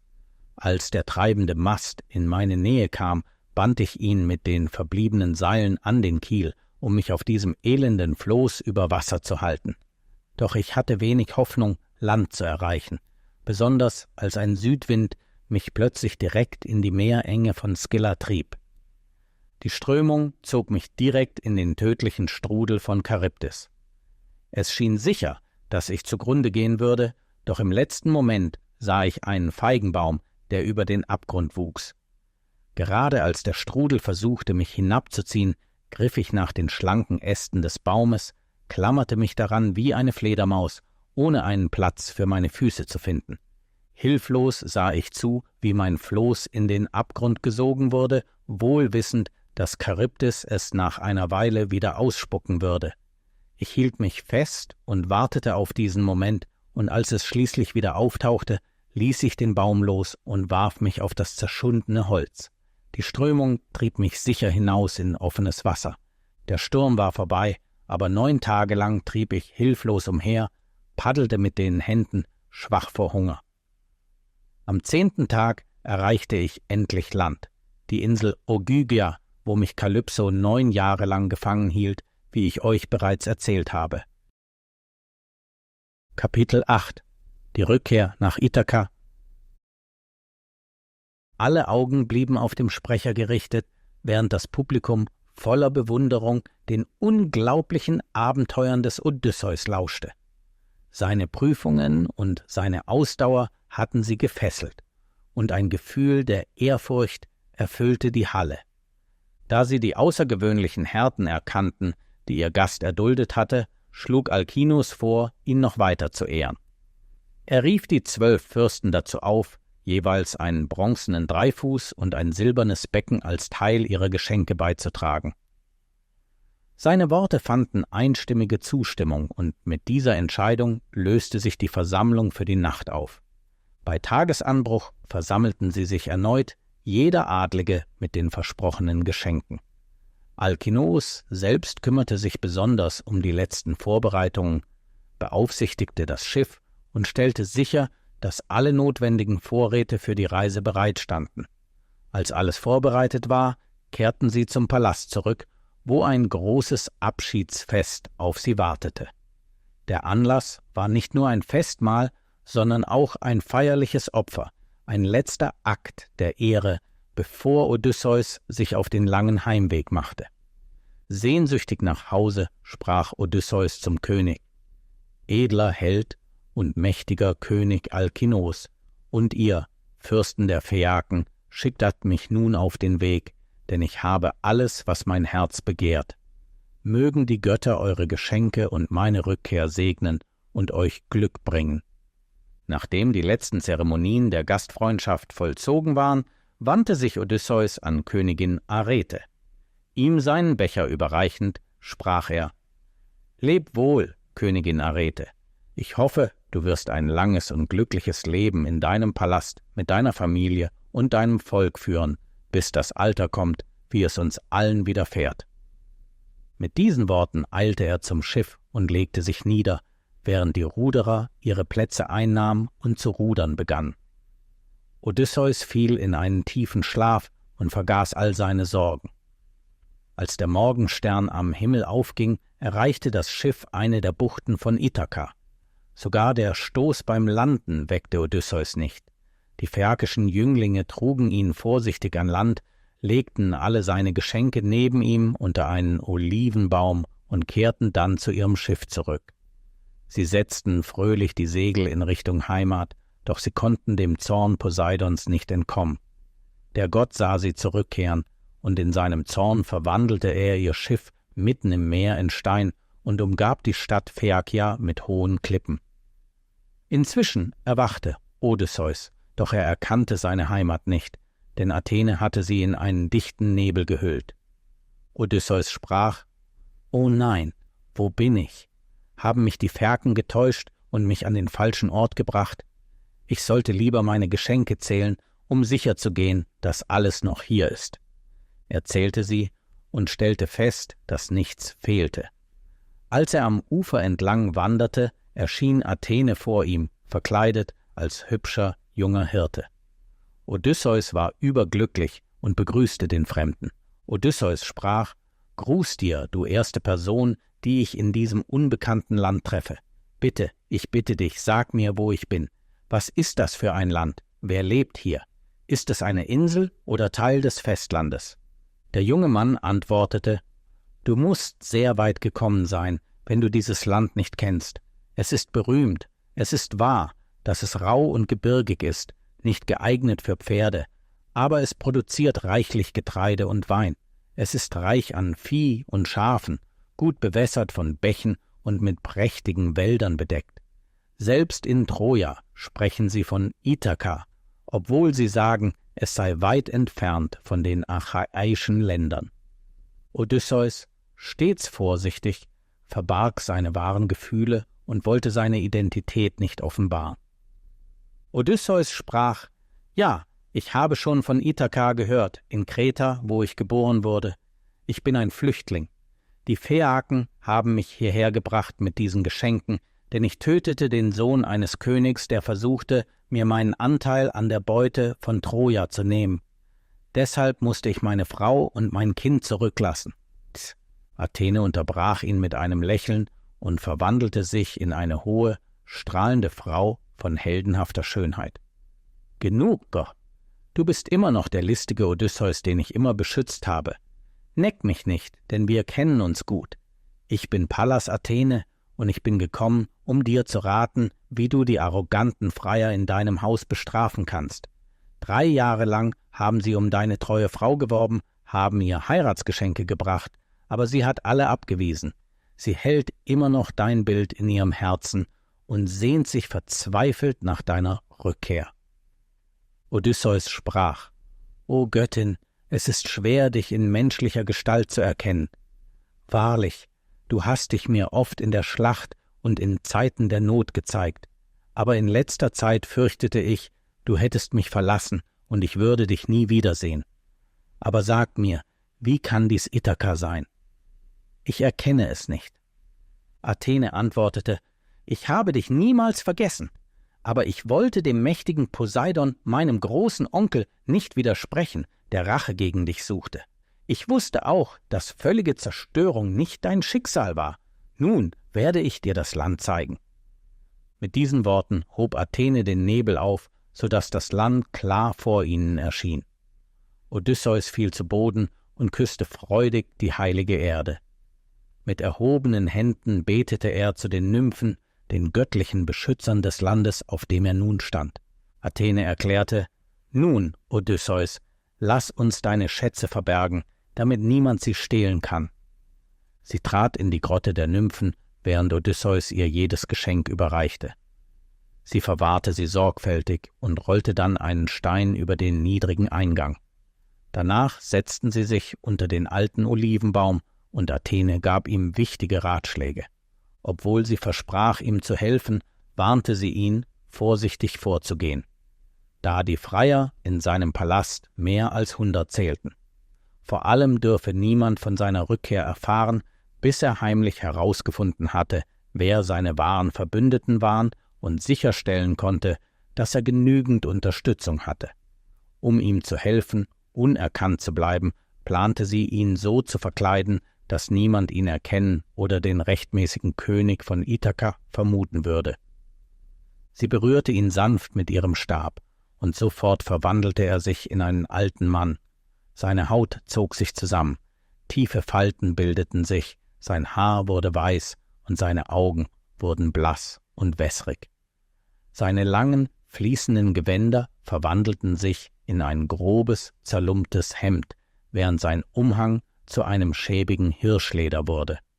Um seine Verkleidung als Bettler zu vervollständigen, gab sie ihm einen großen Sack und legte einen geknoteten Stab in seine Hand. So gekleidet wies sie ihn an, den treuen Schweinehirten Eumäus zu besuchen, der ihm treu war und sich den Freiern widersetzte. Von ihm konnte Odysseus mehr über die Situation zu Hause erfahren. Währenddessen würde Athene sich beeilen, um den jungen Telemachos abzufangen, der von Sparta zurückkehrte und von den Schiffen der Freier überfallen wurde. Sie plante, ihren Plan zu vereiteln und hoffte, Vater und Sohn bald wieder zu vereinen. Damit trennten sich ihre Wege, und Odysseus stieg den steilen Pfad hinauf, der zu der Hütte des treuen Schweinehirten führte. Eumaios war der Chef aller Herden des Königs und hatte 4 Männer unter seinem Kommando, die sich um die Herden kümmerten. In diesem Moment saß der Schweinehirte vor seiner Hütte und schnitt Leder, um Sandalen für seinen nächsten Ausflug in die Stadt zu machen. 4 scharf aussehende Hunde lagen neben ihm. Als sie Odysseus mit seinem Bettlerpaket näherten, sprangen sie auf, bellten wütend und stürmten auf ihn zu. Odysseus ließ schnell seinen Stab fallen und hockte sich nieder, um sich zu schützen, doch die Hunde hätten ihn angegriffen, hätte der Schweinehirte nicht sofort mit Steinen nach ihnen geworfen und laut gerufen, um sie zu kontrollieren. Eumaios sagte: »Wahrlich, alter Mann, du bist kaum entkommen, zerrissen zu werden, und das hätte mir großen Scham und Kummer gebracht. Ich habe genug Ärger schon. Ich sitze hier und trauere jeden Tag um meinen lieben Herrn, während ich gezwungen bin, seine besten Schweine den bösen Männern in seinem Palast zu schicken. Inzwischen mag er als Bettler in einem fremden Land umherwandern, wenn er überhaupt noch lebt. Aber komm in meine Hütte, wo ich dir Brot und Wein anbieten kann, und du kannst mir erzählen, wer du bist und woher du kommst.« Mit diesen Worten führte er Odysseus in die Hütte und bereitete ein Strohlager für ihn vor, das mit Ziegenhäuten bedeckt war. Bewegt von seiner Güte sagte Odysseus: »Möge Zeus dir das gewähren, was du dir am meisten wünschst, mein Freund, als Dank für die Freundlichkeit, die du mir gezeigt hast.« Eumaios antwortete: »Kein Gast sollte jemals abgewiesen werden, Fremder, egal wie bescheiden. Alle Fremden stehen unter dem Schutz von Zeus. Meine Gastfreundschaft mag bescheiden sein, aber du weißt, wie wenig ein Diener zu geben hat. Wenn mein guter Herr noch hier wäre, wäre alles anders. Er hätte dafür gesorgt, dass mein Alter versorgt ist, als Dank für meine Jahre treuer Dienste. Aber mein Herr ist fort. Oh, wie sehr wünsche ich, dass das ganze Haus von Helena für das Elend, das sie vielen zu ihren tapferen Männern gebracht haben, zerstört worden wäre.« Mit diesen Worten zog er seinen langen Umhang hoch, ging zu den Schweineställen und wählte 2 fette Ferkel aus. Nachdem er sie geschlachtet hatte, briet er sie langsam über dem Feuer und legte das Fleisch vor Odysseus.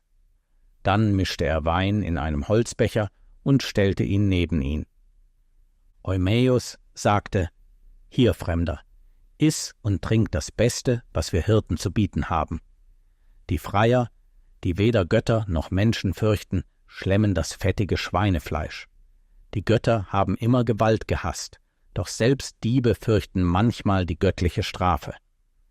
Aber diese Männer, diese verfluchten Freier, fürchten nichts. Und dennoch haben die Götter ihre Strafe verzögert. Sie müssen irgendwie erfahren haben, dass Odysseus gestorben ist, sonst wären sie nicht so kühn in ihrer Rücksichtslosigkeit. Kein König hier war so wohlhabend wie Odysseus. Er besaß 12 Herden Rinder und ebenso viele Schafe und Ziegen. Nun wird jeder der Hirten gezwungen, täglich die besten Tiere dem Palast zu schicken.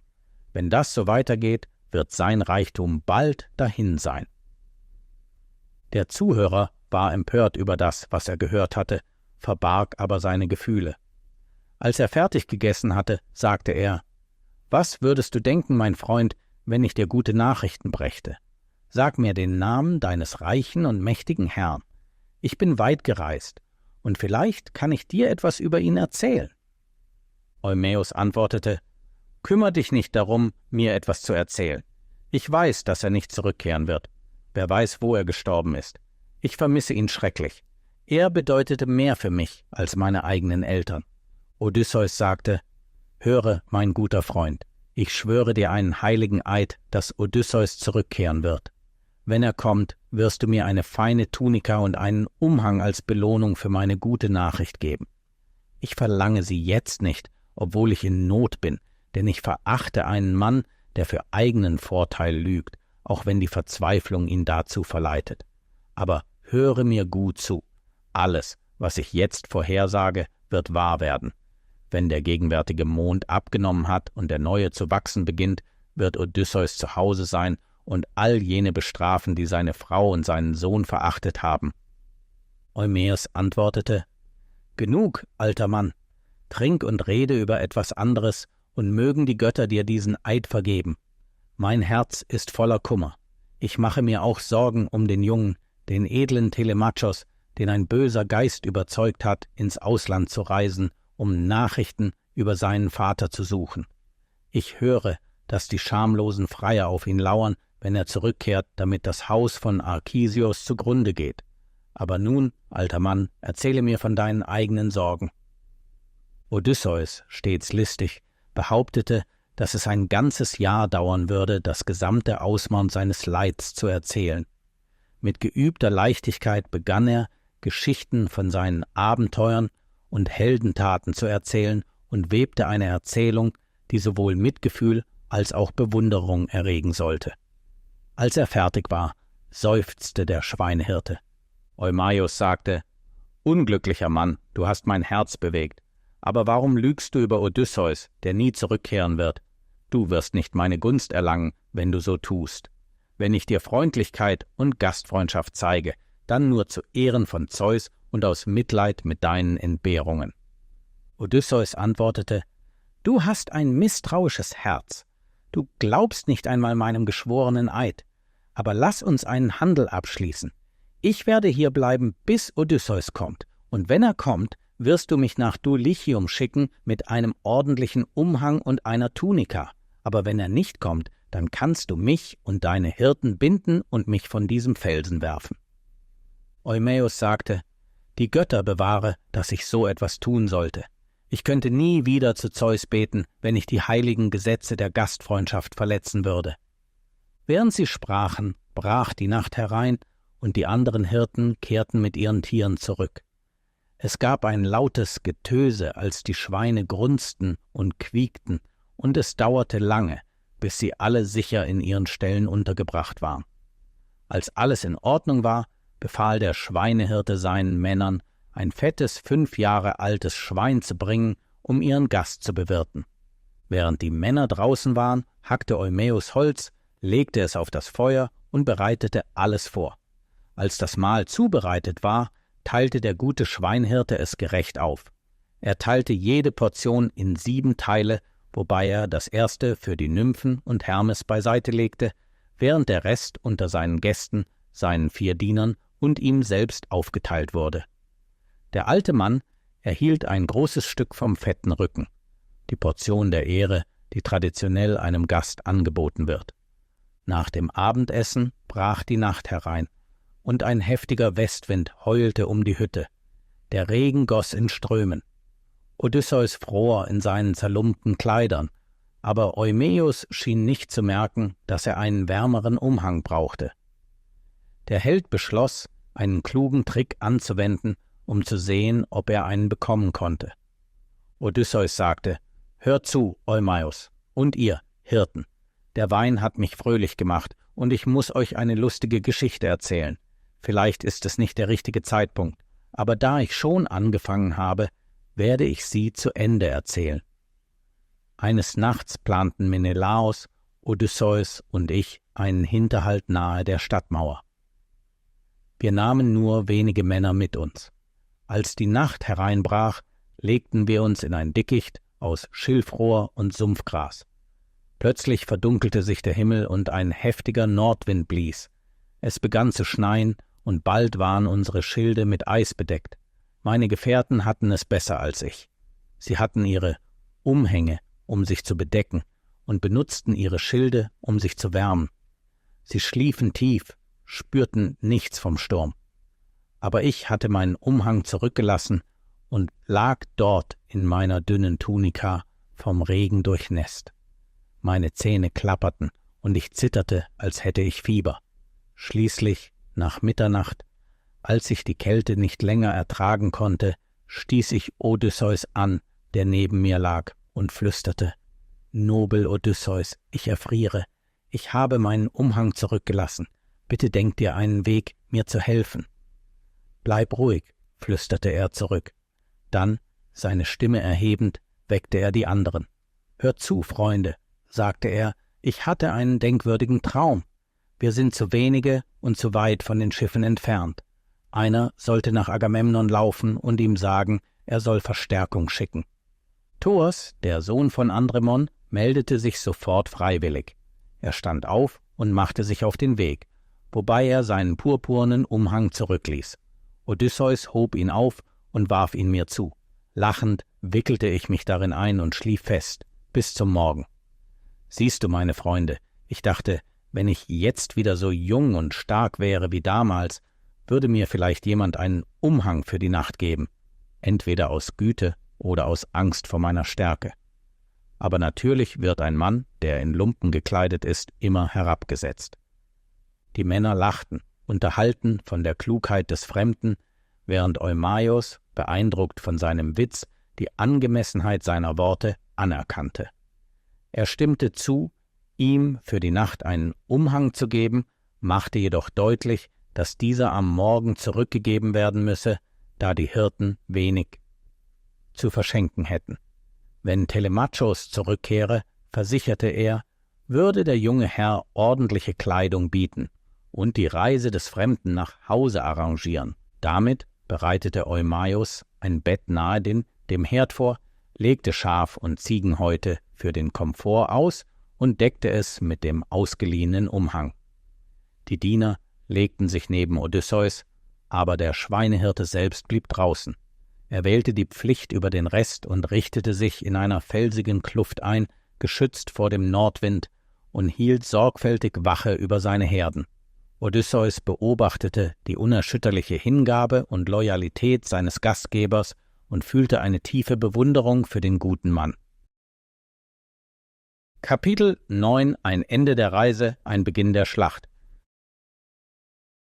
Währenddessen kümmerte sich Athene weiter um ihre Lieblinge.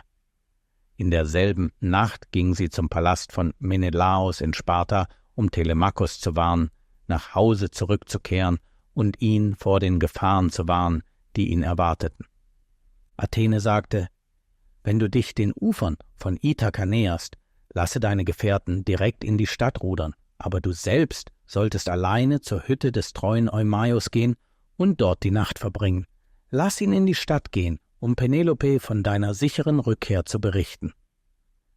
Mit diesen Worten verschwand die Göttin. Bei Tagesanbruch erhob sich Telemachos und traf Menelaos, der ebenfalls früh aufgestanden war. Sofort bat er um Erlaubnis aufzubrechen. Menelaos antwortete: Es wäre mir fern, lieber junger Mann, dich gegen deinen Willen hier zu behalten. Aber warte zumindest, bis ich dir Abschiedsgeschenke geben und die Frauen ein Mahl zubereiten kann, damit du gestärkt und erfrischt aufbrichst. Menelaos befahl den Mägden, schnell ein Festmahl vorzubereiten.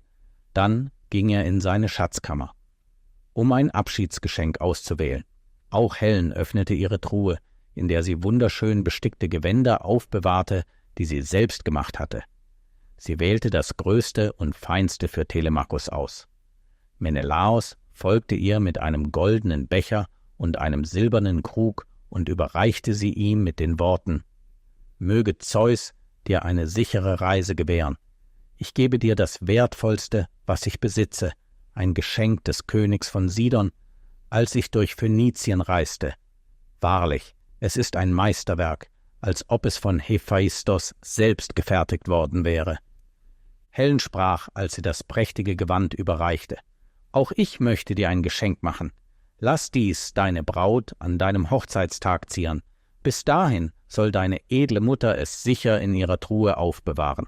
Leb wohl, und möge du in Frieden ins Land deines Vaters und in dein stattliches Heim zurückkehren. Telemachos nahm dankbar die prächtigen Geschenke an und gab sie Pisistratos, der sie still bewunderte, bevor er sie sorgfältig im Wagen verstaut. Als ihre Abreise bevorstand, setzten sie sich zu Menelaos in die Halle zu einem letzten Festmahl. Sobald das Mahl beendet war, machten sich die beiden jungen Männer auf den Weg nach draußen, voller Eifer ihre Reise zu beginnen. Menelaos begleitete sie zu ihrem Wagen, den er mit einem Becher Wein in der Hand hielt. Mit einem festen Händedruck verabschiedete er sich von ihnen, wünschte ihnen wohlbehaltene Reise und sandte seine Grüße an Nestor, den er gern als treuen Gefährten während des Krieges in Troja erinnerte. Mit den Abschiedsworten machten sich Telemachos und Pisistratos auf den Weg, reisten schnell in Richtung Pylos. Als sie sich der Stadt näherten, wandte sich Telemachos an seinen Gefährten mit der Bitte, ihn direkt zu seinem Schiff am Strand zu bringen, damit der edle Nestor ihn nicht mit seiner großzügigen Gastfreundschaft aufhalten würde. Die Zeit war von Bedeutung, und er musste ohne weitere Verzögerung aufbrechen. Pisistratus stimmte bereitwillig zu, und als sie das Ufer erreichten, wurden sie von ihren Gefährten empfangen, die sich über seine Rückkehr freuten. Ohne Zeit zu verlieren, machten sie die notwendigen Vorbereitungen, um sicherzustellen, dass das Schiff für die Abfahrt bereit war. Sobald alles an seinem Platz war, nahm Telemachos seinen Platz am Steuer, sprach ein stilles Gebet, als er eine Libation in das Meer goss und Athenes Gunst für eine sichere Reise anrief. Mit gleichmäßigen Schlägen ruderten die Ruderer in die ruhige, stille Nacht, und ihre Reise nach Hause war begonnen. Unterdessen, weit entfernt von den prächtigen Hallen von Sparta und den geschäftigen Ufern von Pylos, saß Odysseus noch immer als Bettler verkleidet in der bescheidenen Hütte von Eumaios, dem treuen Schweinehirten, und teilte ein einfaches Mahl in stiller Gesellschaft. Odysseus sprach: »Höre, Eumaios, ich bin schon lange eine Last für dich. Morgen früh plane ich, in die Stadt zu gehen. Alles, was ich bitte, ist, dass du mir einen Führer gibst, der mir den Weg zum Palast von Odysseus zeigt. Ich möchte Penelope Nachrichten bringen und mich mit den Freiern mischen, um zu sehen, ob sie mich freundlich behandeln.« Eumaios antwortete: »Was denkst du, alter Mann? Du würdest schlecht unter diesen Männern fahren, deren Arroganz keine Grenzen kennt. Sie werden dich ohne Zögern misshandeln. Du bist keine Last für mich. Bleib wenigstens, bis der Sohn von Odysseus zurückkehrt.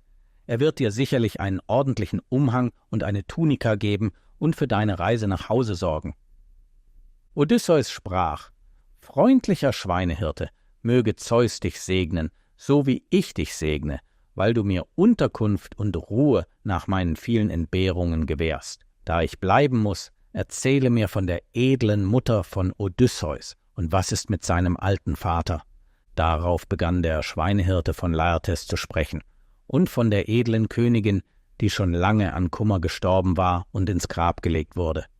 Um sie herum hatten sich die anderen Diener schon für die Nacht zurückgezogen, ihr leises Atmen erfüllte die Hütte. Als Mitternacht nahte, wandte sich Eumaios an seinen Gast und erkannte, dass es Zeit war, sich auszuruhen. Doch er gab zu, dass es einen gewissen Trost gab, seinen Kummer mit einem anderen zu teilen, besonders mit jemandem, der so weise und angenehm zu sprechen war.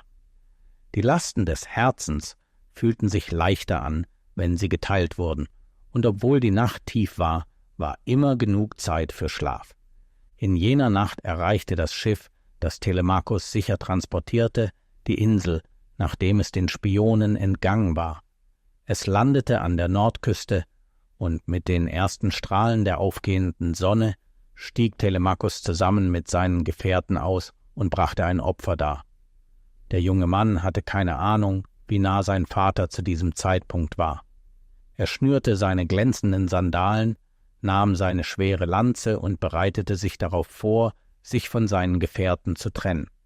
Er befahl ihnen, in die Stadt zu rudern und ein Treffen für den nächsten Tag im Palast seines Vaters zu vereinbaren, wo er sie für ihre Reise mit einem großartigen Festmahl aus Fleisch und Wein belohnen würde.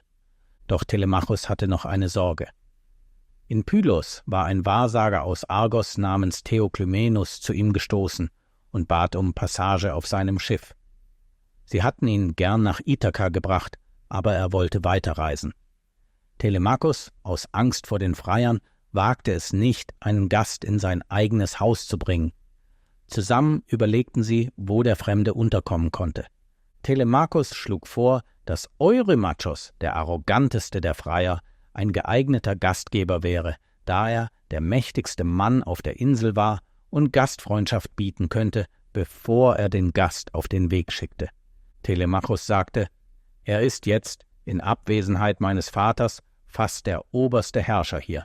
Er ist entschlossen, meine Mutter zu heiraten, damit er die Kontrolle über den Reichtum meiner Familie übernehmen, den Titel des Königs beanspruchen und den höchsten Platz in der Versammlung einnehmen kann, der rechtmäßig meinem Haus gehört. Nur Zeus weiß, ob er Erfolg haben wird oder nicht.« Gerade als er sprach, flog ein Geier auf der rechten Seite an ihnen vorbei und hielt eine Taube in seinen Krallen. Während er in der Luft an der Taube zerrte, fielen weiße Federn auf den Boden zwischen Telemachos und seinem Schiff. Theoklymenus zog Telemachos schnell zur Seite und sprach leise: »Mein Freund, was du gerade gesagt hast, wird niemals wahr werden. Dieses Zeichen der Götter zeigt, dass deine Familie immer über die Fürsten von Ithaka herrschen wird.« Telemachos' Herz war erfüllt von Freude über diese Prophezeiung. Er verabschiedete sich von dem Fremden, und einer seiner Männer führte Theoklymenus zum Haus von Eurymachos. Währenddessen machte sich Telemachos auf den Weg zur Hütte des Schweinehirten, genau wie Athene es ihm geraten hatte. Als Telemachos bei der Schweinehüttenanlage ankam, stand die Sonne bereits hoch am Himmel. Die Hirten hatten ihre Herden auf die Felder und in die Wälder getrieben, sodass Eumaios mit Odysseus am Feuer saß. Sie hatten gerade Fleisch zum Frühstück gebraten, als Telemachos im Tor erschien. Als die Hunde ihn sahen, liefen sie freudig auf ihn zu. Eumaios war so erstaunt, dass er seinen Becher fallen ließ und eilig voranstürmte, den jungen Mann mit Tränen im Gesicht umarmend. Er sah Telemachos an, als wäre er von den Toten auferstanden, und konnte lange Zeit kein Wort sagen. Schließlich, überwältigt von Emotionen, drückte er seine Freude und Erleichterung aus und gestand, dass er gefürchtet hatte, ihn nie wieder zu sehen, nachdem er von seiner Reise nach Pylos gehört hatte. Drängend, ihn hineinzuführen, beklagte er, wie selten Telemachos ihn besuchte und es bevorzugte, unter den Freiern in der Stadt zu bleiben. Telemachos, die Worte des alten Mannes beiseite schiebend, versicherte ihm, dass solche Angelegenheiten im Moment nicht wichtig seien. Sein wahres Anliegen war es, zu erfahren, ob seine Mutter einen der Freier akzeptiert und den Haushalt verlassen hatte. Eumaios schüttelte den Kopf und versicherte ihm, dass Penelope standhaft geblieben sei und Tag und Nacht trauerte, genauso wie sie es getan hatte, als er ging. Als sie die Hütte betraten, fühlte Odysseus, noch in Verkleidung, wie sein Herz vor Freude anschwoll, als er seinen Sohn sah, kämpfte aber, seine Emotionen zu zügeln. Aus Respekt erhob er sich von seinem Platz, um ihn einzuladen, aber der junge Mann hielt ihn schnell auf, bestand darauf, dass er an seinem Platz bleiben sollte und versicherte ihm, dass er einen anderen Platz finden würde. Eumaios brachte die Reste ihrer Mahlzeit heraus, und die drei setzten sich zusammen, um zu essen und zu trinken. Nach einiger Zeit wandte sich Telemachos mit einer wichtigen Bitte an den Schweinehirten. Er bat ihn, heimlich in die Stadt zu gehen und Penelope von seiner sicheren Rückkehr aus Pylos zu berichten, warnte ihn jedoch, vorsichtig zu sein, da viele der Freier gegen ihn planten. Eumaios stimmte ohne Zögern zu, schnürte seine Sandalen, nahm seinen Stab und machte sich auf den Weg in die Stadt. Als Odysseus ihm nachsah, sah er durch das halb geöffnete Tor die Gestalt eines hohen, schlanken Mädchens, das ihn zu sich winkte. Die Hunde kauerten sich in den Ecken, aber Telemachos bemerkte sie nicht. Odysseus verstand sofort, dass es die Göttin Athene war und trat nach draußen, um sie zu treffen. Athene sagte: »Edler Sohn des Laertes, die Zeit ist gekommen, dass du dich deinem Sohn zeigst. Berate dich mit ihm, wie du dein Haus von den Freiern befreien kannst. Ich werde bald zurückkehren, um dir zu helfen.« Als sie sprach, berührte sie ihn mit ihrem goldenen Stab, und sofort wurden seine zerlumpten Kleider zu einem feinen purpurroten Umhang. Sein faltiges Gesicht wurde glatt und kräftig, und sein kahler Kopf war mit dickem, glänzendem braunem Haar bedeckt. Odysseus trat zurück in die Hütte, nicht mehr als Bettler, sondern aussehend wie ein König. Telemachos starrte ihn erstaunt an und sagte zögernd: »Fremder, du hast dich verändert. Ah, ich fühle, dass ein Gott in der Nähe ist. Habe Erbarmen mit uns, Heiliger. Wir werden dir gerne Opfer und Geschenke darbringen.« Odysseus antwortete: »Nein, ich bin kein Gott. Ich bin dein Vater, derjenige, den du so lange betrauert hast. ich bin Odysseus.« Mit Freude umarmte er seinen Sohn und küsste ihn. Odysseus sagte: »Zweifle nicht länger, mein Sohn.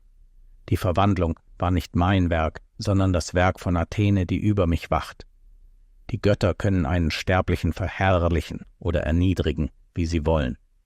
Ja, ich bin Odysseus, der 20 Jahre lang umherirrte. Und du, mein geliebter Sohn, bist mein größtes Glück. Dich hier in meinen Armen zu halten, ist mein glücklichster Moment.« Er konnte nicht mehr sagen, überwältigt von Gefühlen. Vater und Sohn weinten zusammen und umarmten sich fest. Immer wieder sahen sie sich schweigend an, bevor sie in erneute Tränen der Freude und Dankbarkeit ausbrachen. Schließlich begannen Vater und Sohn, sich zärtliche Fragen zu stellen, aber sie mussten die langen Gespräche auf später verschieben. Jetzt mussten sie sich auf die dringende Angelegenheit konzentrieren. Sie verbrachten eine lange Zeit damit, Pläne zu schmieden, wobei Odysseus Telemachos anleitete, wie er vorgehen und sich verhalten sollte, wenn er im Palast ankäme. Unterdessen war das Schiff, das Telemachos transportiert hatte, um die Insel gesegelt und hatte den Hafen in der Nähe der Stadt erreicht. Die Besatzung zog das Schiff ans Ufer. Ein treuer Gefährte trug die Geschenke von Telemachos fort, während ein anderer direkt zum Palast von Odysseus lief, um Königin Penelope mitzuteilen, dass ihr Sohn zurückgekehrt war. Doch in seiner Aufregung rief er die Nachricht törichterweise von den Freiern. Diese knirschten vor Wut über das Scheitern ihres Plans und schlüpften schnell davon, um heimlich ihren nächsten Plan zu schmieden. Kurz darauf kam auch der treue Eumaios, um ihm seine Nachricht privat zu übermitteln. Doch er merkte bald, dass er zu spät war. Die Nachricht hatte sich bereits verbreitet. Ohne Verzögerung kehrte er zu seiner kleinen Hütte zurück und erreichte sein Zuhause am Abend. Zu dieser Zeit hatte Athene Odysseus wieder in seine Bettlerkleider verwandelt, sodass Eumaios nichts von dem Geschehenen in seiner Abwesenheit bemerkte. Schnell wählte er ein Jahr altes Schwein für das Abendmahl, servierte seinen Gästen mit Sorgfalt, und nachdem sie gegessen hatten, zogen sie sich früh zurück und nahmen dankbar das Geschenk des Schlafes an. Bei Tagesanbruch erhob sich Telemachos, schnürte seine Sandalen und nahm seine Lanze. Während er sich darauf vorbereitete, zu gehen, verabschiedete er sich von Eumaios und erklärte ihm, dass er in die Stadt zurückkehren müsse, da seine Mutter nicht aufhören würde, sich Sorgen zu machen, bis sie ihn gesehen habe. Er wies den Schweinhirten auch an, ihren Gast zu seinem Haus zu bringen, damit dieser sein Glück versuchen könne, und versicherte ihm, dass ihm dort keine Hilfe fehlen werde. Odysseus, noch in Verkleidung, fand den Plan angenehm. Er bemerkte, dass ein Bettler in der Stadt, wo viele wohlhabende Leute lebten, besser zurechtkommen würde als auf dem Land. Doch die Morgenluft war kalt, und seine dünnen Lumpen boten wenig Schutz. Er bat um einen Moment am Feuer, um sich zu wärmen, bevor er aufbrach. Ohne Verzögerung machte sich Telemachos auf den Weg in die Stadt, wo er ankam, bevor die Freier sich in seinem Haus versammelt hatten. Wie es der Brauch war, stellte er seine Lanze draußen an eine Säule und trat ein. Dort fand er die alte Dienerin Eurykleia, die Staub wischte und die Kissen zurechtrückte. Als sie ihn sah, rannte sie auf ihn zu. Tränen liefen ihr über das Gesicht. Auch die anderen Mägde eilten ihm entgegen, überschütteten ihn mit Küssen auf seinem Gesicht und seinen Schultern. Kurz darauf trat Penelope ein und umarmte ihren Sohn, hielt ihn fest, während sie weinte. Sie klammerte sich lange an ihn, überwältigt von Emotionen, und bat um Nachrichten von seiner Reise und was er erfahren hatte.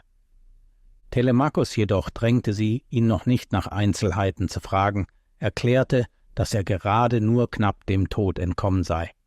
Stattdessen wies er sie an, sich zu baden, frische Gewänder anzulegen und auf das Dach zu gehen, um ein Gelübde an die Götter zu leisten, ihnen Dank zu opfern und ihre Hilfe zu erbitten, um die Schande zu rächen, die über ihren Haushalt gebracht wurde. Was ihn betraf, so wollte er zum Marktplatz gehen und den Fremden, der mit ihm gereist war, abholen. Er ging, und seine Mutter gehorchte. Als Telemachus den Marktplatz überquerte, sah er alle Freier dort versammelt. Sie begrüßten ihn freundlich, aber ihre Herzen waren voller Betrug. Er schloss sich ihnen nicht an, sondern setzte sich zu den wenigen älteren Männern, die seinem Vater treu geblieben waren, und beantwortete ihre neugierigen Fragen. Als er den Seher Theoklymenus entdeckte, stand er schnell auf, ergriff ihn am Arm und führte ihn zu seinem Haus, bevor die arroganten Freier eintrafen. Während Telemachus seinen Gast bewirtete, trat Penelope mit ihren Mägden ein. Sie setzte sich zum Spinnen und hörte sich die Erzählung ihres Sohnes über seine Reise an. Doch er verriet ihr nicht das Geheimnis der Rückkehr seines Vaters, so dass ihre Sehnsucht unerfüllt blieb. Dennoch fand sie Trost in den Worten des Sehers, der ihr versicherte, dass Zeichen darauf hindeuteten, dass ihr Mann bald zurückkehren würde. Gerade als sie sich über diese Nachricht freute, erhob sich ein lautes Getöse von den Freiern draußen. Sie hatten sich mit Wurfscheiben vergnügt und waren nun in die Halle gestürmt, um wie gewohnt zu feiern und zu trinken. Beunruhigt ging sie in ihre Kammer, und auch der Seher verließ die Halle. Unterdessen begannen die Diener im Hof, Rinder, Ziegen, Schweine und Schafe zu schlachten und ein Festmahl für die Freier vorzubereiten. Odysseus blieb bis zum Mittag in der Schweinehirtenhütte. Der Weg in die Stadt war lang, führte durch die Berge und passierte einen Brunnen, an dem die Mägde Wasser schöpften. In der Nähe stand ein Altar, an dem Reisende Opfergaben für die Nymphen des Brunnens brachten. An diesem Brunnen kreuzte der Ziegenhirte Melanthius den Weg der beiden Reisenden. Er war ein frecher und untreuer Diener, der immer bereit war, die Freier in ihren Plänen zu unterstützen. Er verachtete den Schweinehirten und alle ehrlichen Männer. Kaum hatte er Eumäus gesehen, der mit einem zerlumpten Bettler ging, verspottete er sie. »Es ist wahr, was sie sagen. Ein Bettler führt den anderen. Wie die Götter Gleiches zusammenbringen. Wohin führst du diesen verhungernden Wicht, du elender Schweinehirte? Wird er vor den Palasttüren in seinen schmutzigen Lumpen stehen, den edlen Gästen ekelhaft über die Türpfosten reiben und nach Brotkrumen betteln? Wenn du ihn mir gibst, lasse ich ihn die Ställe ausmisten und Betten für die jungen Ziegen machen. Vielleicht wird er dann etwas Fleisch auf die Knochen bekommen. Aber natürlich finden Bettler immer leichtes Brot. Ich sage dir, wenn du diesen Wicht in den Palast führst, wird ihm nichts anderes als Knochen und Gelenke an den Kopf geworfen.« Während er sprach, trat er Odysseus einen scharfen Tritt. Odysseus überlegte, ob er ihn sofort niederstrecken sollte. Es wäre einfach gewesen. Doch er entschloss sich, zurückzuhalten und tat so, als wäre er schwach und ängstlich. Eumäus aber trat dem Ziegenhirten entgegen und betete laut zu den Nymphen am Brunnen. Sie mögen Odysseus heimbringen, um den Schurken zu bestrafen. Um ihm aus dem Weg zu gehen, ließen die beiden Reisenden ihn mit seinen Ziegen vorweggehen. Als Odysseus und Eumäus sich dem königlichen Palast näherten, betrachtete der verkleidete Bettler ihn mit tiefer Emotion.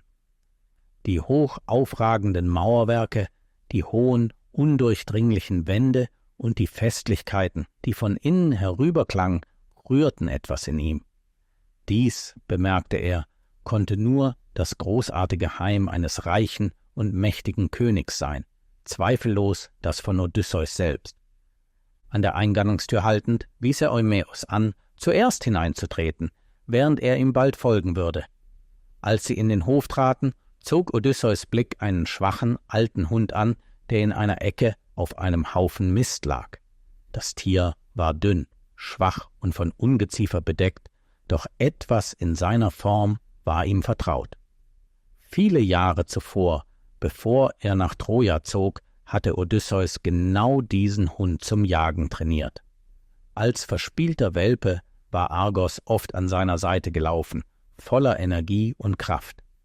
Doch in seiner Abwesenheit hatte sich niemand um das Tier gekümmert, und jetzt, zu schwach, um sich zu bewegen, kämpfte der einst mächtige Jäger nur noch damit, seinen Kopf zu heben. Doch beim Anblick von Odysseus regte sich der alte Hund. Seine Ohren zuckten und sein Schwanz wedelte schwach. Er versuchte verzweifelt, sich zu erheben und zu seinem Herrn zu gehen, doch seine Beine zitterten und versagten unter ihm. Der Anblick seines einst treuen Gefährten, der nun zu solch elendem Zustand reduziert war, überwältigte Odysseus, und er wandte sich schnell ab, um seine Tränen zu verbergen. Um sich zu fassen, fragte er Eumaios nach dem Hund, bemerkte seinen kräftigen Körperbau und wunderte sich, ob er einst schnell gewesen sei. Der Schweinhirte bestätigte, dass Argos in seiner besten Zeit tatsächlich ein bemerkenswerter Jäger gewesen war, der persönlich von Odysseus trainiert wurde. Kein Wild war schnell genug, um ihm zu entkommen, und sein Herr hatte ihn über alles geschätzt. Doch ohne die richtige Pflege war er verwahrlost, ein weiteres Opfer eines Haushalts, in dem die Diener nachlässig wurden, als ihr Herr abwesend war. Eumaios trat ins Haus, und Telemachos, der seine Ankunft bemerkte, rief ihm sofort zu und bot ihm Brot und Fleisch an.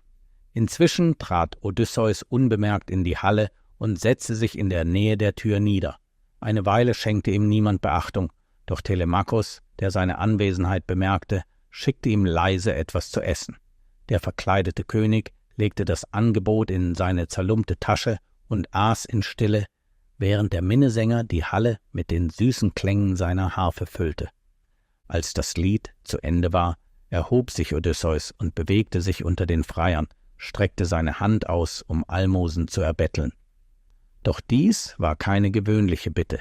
Er wollte sie testen, sehen, wer von ihnen ein gutes Herz hatte und wer wirklich grausam war.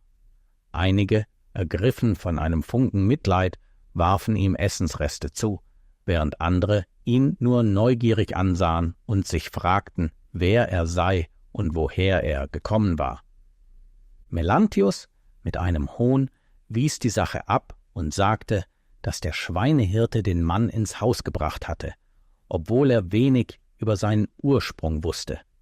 Antinoos, der dies hörte, murmelte verächtlich und fragte sich, warum Eumaios noch einen weiteren Bettler in die Stadt gebracht hatte. Er beklagte sich, dass sie bereits zu viele unnütze Mäuler zu füttern hatten, die sich an Odysseus Reichtümern labten, solange er abwesend war, und dass es keinen weiteren brauchte. Eumaios, unbeirrt von Antinoos Grausamkeit, antwortete bestimmt. Er erinnerte den Freier daran, dass er Odysseus Diener immer hart behandelt hatte, besonders ihn. Doch trotz der Beleidigungen blieb er standhaft und kümmerte sich wenig um Antinoos Meinungen, solange Penelope und Telemachos noch das Haus regierten. Telemachos unterbrach Eumaios und sagte ihm, er solle die Sache mit Antinoos fallen lassen. Er schimpfte Antinoos wegen seiner Gier und bemerkte, dass weder er noch seine Mutter sich darüber beklagten, den Armen zu helfen. Wütend nannte Antinoos Telemachos unverschämt und griff sich einen Fußschemel, um ihn auf Odysseus zu werfen. Als Odysseus sich näherte, um zu betteln und eine Geschichte von Not zu erzählen, blieb Antinoos grausam. Odysseus bemerkte die Diskrepanz zwischen Antinoos Aussehen und seinem Herzen.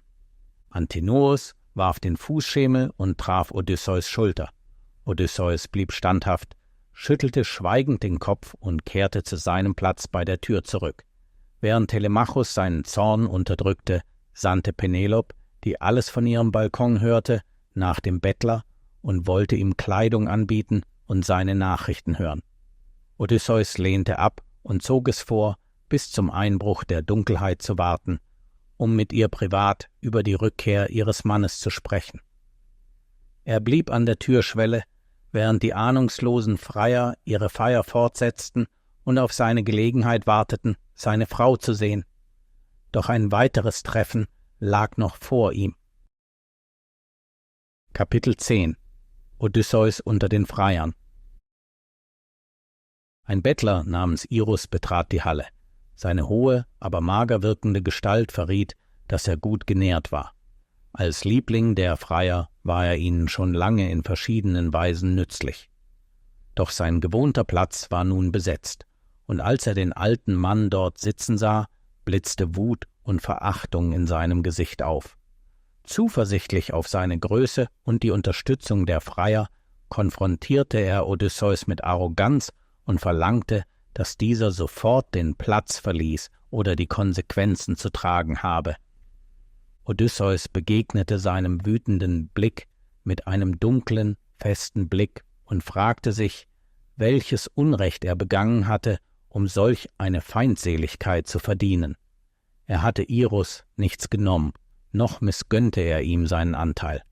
Es gab genug Platz für beide, und es ist zwar nicht nötig, von einem Kampf zu sprechen. Aber wenn es dazu käme, könnte er selbst im hohen Alter immer noch einen Schlag führen, der ihm für lange Zeit den lästigen Störenfried vom Hals schaffen würde. Iros, wütend, spottete über die Worte und wies sie als die schwachen Drohungen eines abgelebten alten Mannes ab. Er prahlte damit, dass er Odysseus Kiefer mit Leichtigkeit brechen könne, und drängte ihn, sich vorzubereiten, damit alle sehen könnten, wie er mit ihm umgehen würde. Bis zu diesem Moment hatten die Freier der Auseinandersetzung wenig Beachtung geschenkt. Doch bei Iros Ausbruch nahm Antinoos plötzlich Interesse. Amüsiert rief er den anderen zu, lachte über das Schauspiel, das sich vor ihnen abspielte. Der Gedanke an einen Kampf zwischen den beiden Bettlern erheiterten die Freier, die schnell aufsprangen und einen Kreis um sie bildeten. Antinoos, der eine Gelegenheit für ein Spiel sah, erklärte, dass der Gewinner ein schönes Stück vom gebratenen Pansen erhalten würde und von diesem Tag an das alleinige Recht auf das Betteln in der Halle hätte, sodass kein anderer Bettler an ihren Festmählern teilhaben würde. Die Freier stimmten begeistert zu, begierig darauf, den Wettstreit zu sehen. Langsam erhob sich Odysseus, tat so, als ob seine Gelenke steif wären. Er beklagte, dass es unfair für einen alten Mann sei, der durch jahrelanges Leid geschwächt wurde, gegen jemanden zu kämpfen, der jünger und stärker war. Doch der Hunger ließ ihm keine Wahl.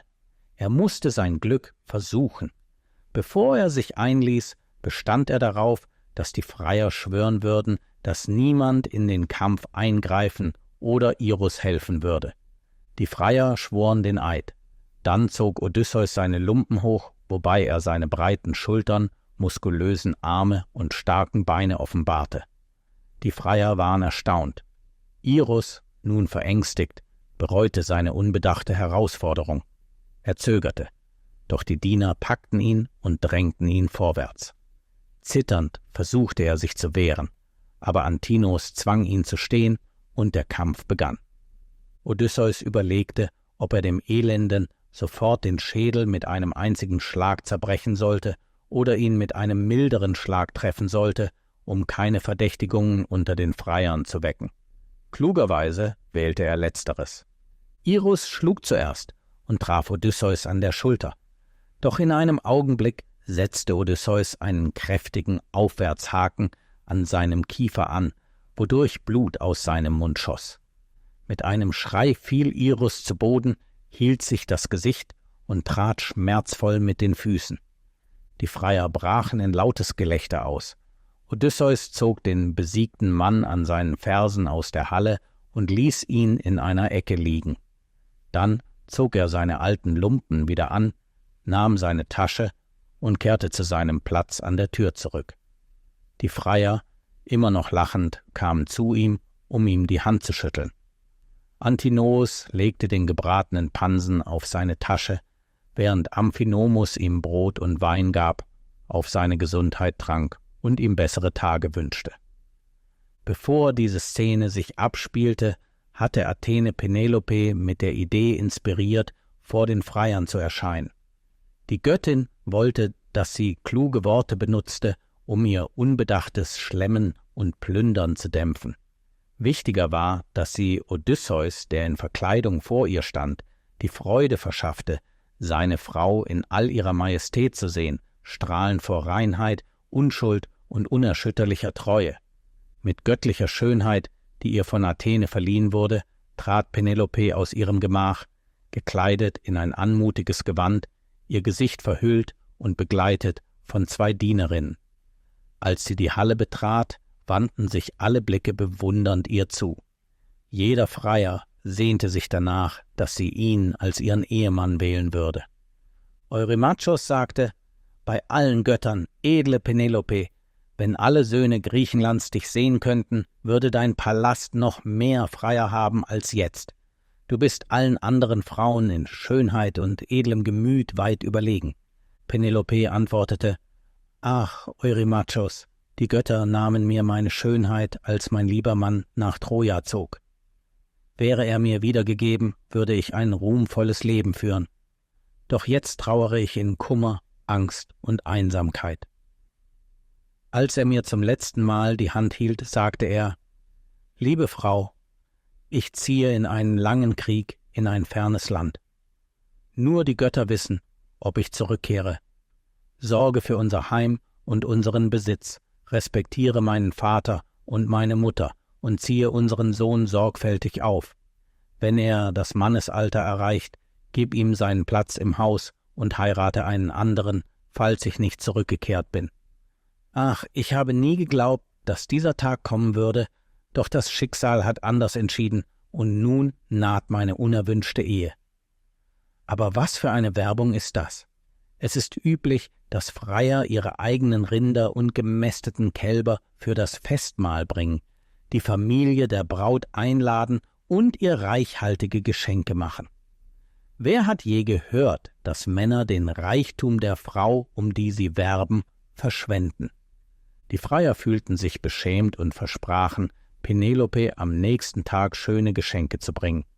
Als die Nacht hereinbrach, kamen die Mägde, um die Lampen zu entzünden.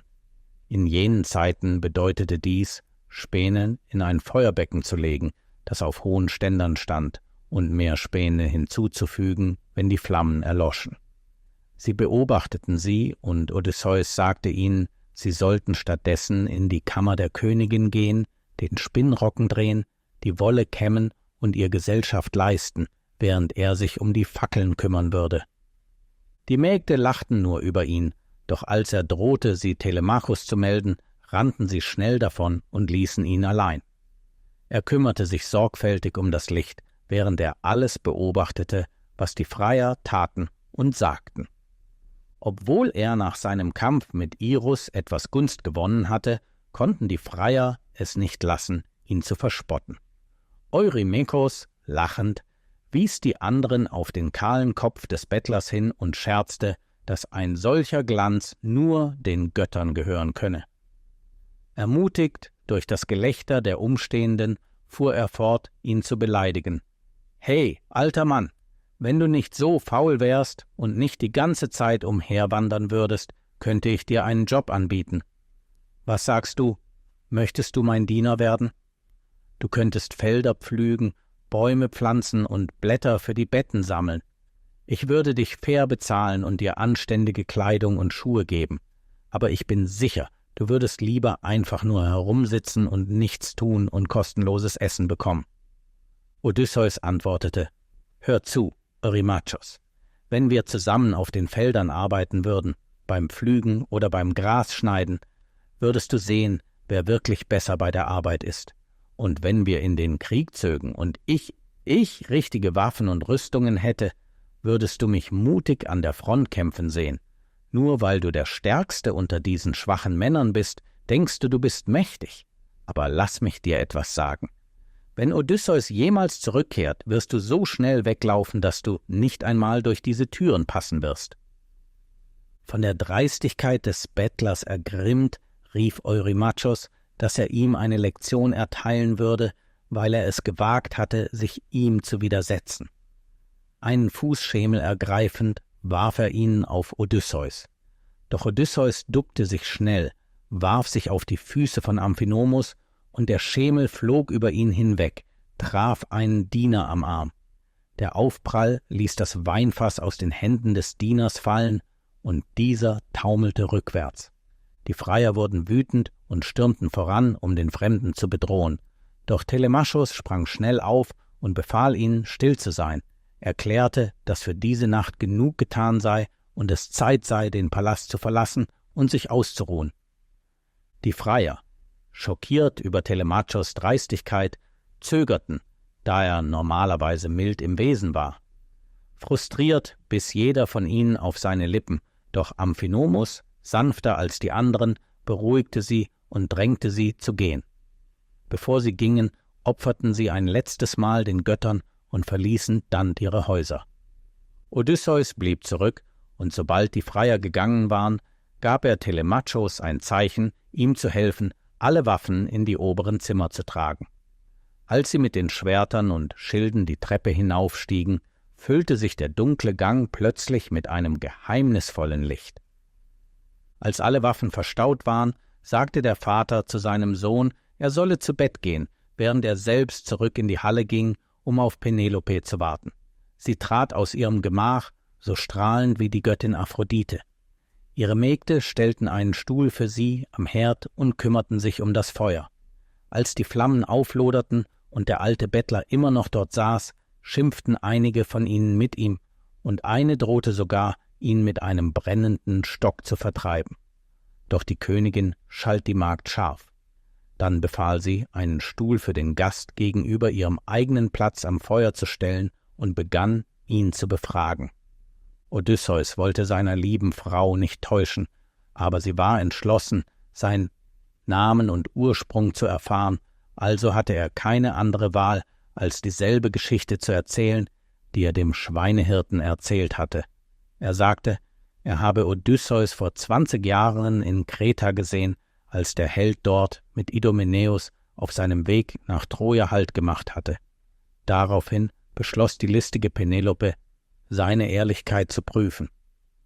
Penelope sagte, »Ehrwürdiger Gast, wenn du meinen Mann im Haus deines Vaters beherbergt hast, sag mir, was er trug und wer ihn begleitete.« Odysseus antwortete, »Ich erinnere mich genau, er trug einen prächtigen Umhang aus dunkler, zottiger Wolle, der über der Brust mit einer goldenen Schnalle befestigt war. Die Schnalle war fein gearbeitet und zeigte einen jungen Rehbock, der von einem Hund gepackt wurde. Das Design war so lebendig, dass der Hund starr wirkte und der kämpfende Rehbock mit seinen Füßen zu treten schien, als wollte er fliehen. Unter dem purpurnen Umhang trug er eine feine Tunika aus leuchtend weißer Wolle. Er war eine edle Erscheinung, und die Frauen bewunderten ihn. Was seine Begleiter betraf, so kann ich mich nicht an alle erinnern, aber den Herold erinnere ich mich gut, weil er einen Buckel hatte. Ich glaube, sie nannten ihn Eurybates. Odysseus liebte ihn über alle anderen wegen seiner Treue. Penelope sagte, »Du hast recht, er kümmerte sich sehr um ihn. Und du sagst die Wahrheit über alles. Ich habe diese Kleider mit meinen eigenen Händen gemacht und die Schnalle selbst darauf gesetzt. Mein Mann sah so gut aus, als er sie trug, aber jetzt vermisse ich ihn schrecklich. Ich habe so viele Tage geweint und auf seine Rückkehr gewartet, und diese Freier machen mein Leben so schwer. Du kannst dir nicht vorstellen, wie sehr ich jeden Tag leide.« Odysseus, überwältigt von Emotionen, blieb jedoch beherrscht. Er drängte sie, nicht mehr zu weinen, und versicherte ihr, dass ihr Leid bald enden würde. Indem er bei Zeus und dem heiligen Herd schwor, versprach er, dass Odysseus zurückkehren würde und alles so geschehen würde, wie er es vorhergesagt hatte. Penelope, von seinen Worten bewegt, rief ihre Mägde, wies ihnen an, ein Bett und Decken für ihren Gast vorzubereiten, damit er in Ruhe ausruhen konnte. Sie erklärte, dass sie ihn am nächsten Morgen baden und einölen würden, damit er würdig unter den Männern Platz nehmen und an Telemachos Seite speisen könnte. Sie warnte, dass jede Dienerin, die es wagte, ihn zu beleidigen oder zu verspotten, mit schweren Konsequenzen rechnen müsse. Odysseus, stets vorsichtig, lehnte das Angebot von feiner Bettwäsche ab und sagte, dass er seit seiner Abreise aus Kreta nicht mehr an solche Luxus gewöhnt sei.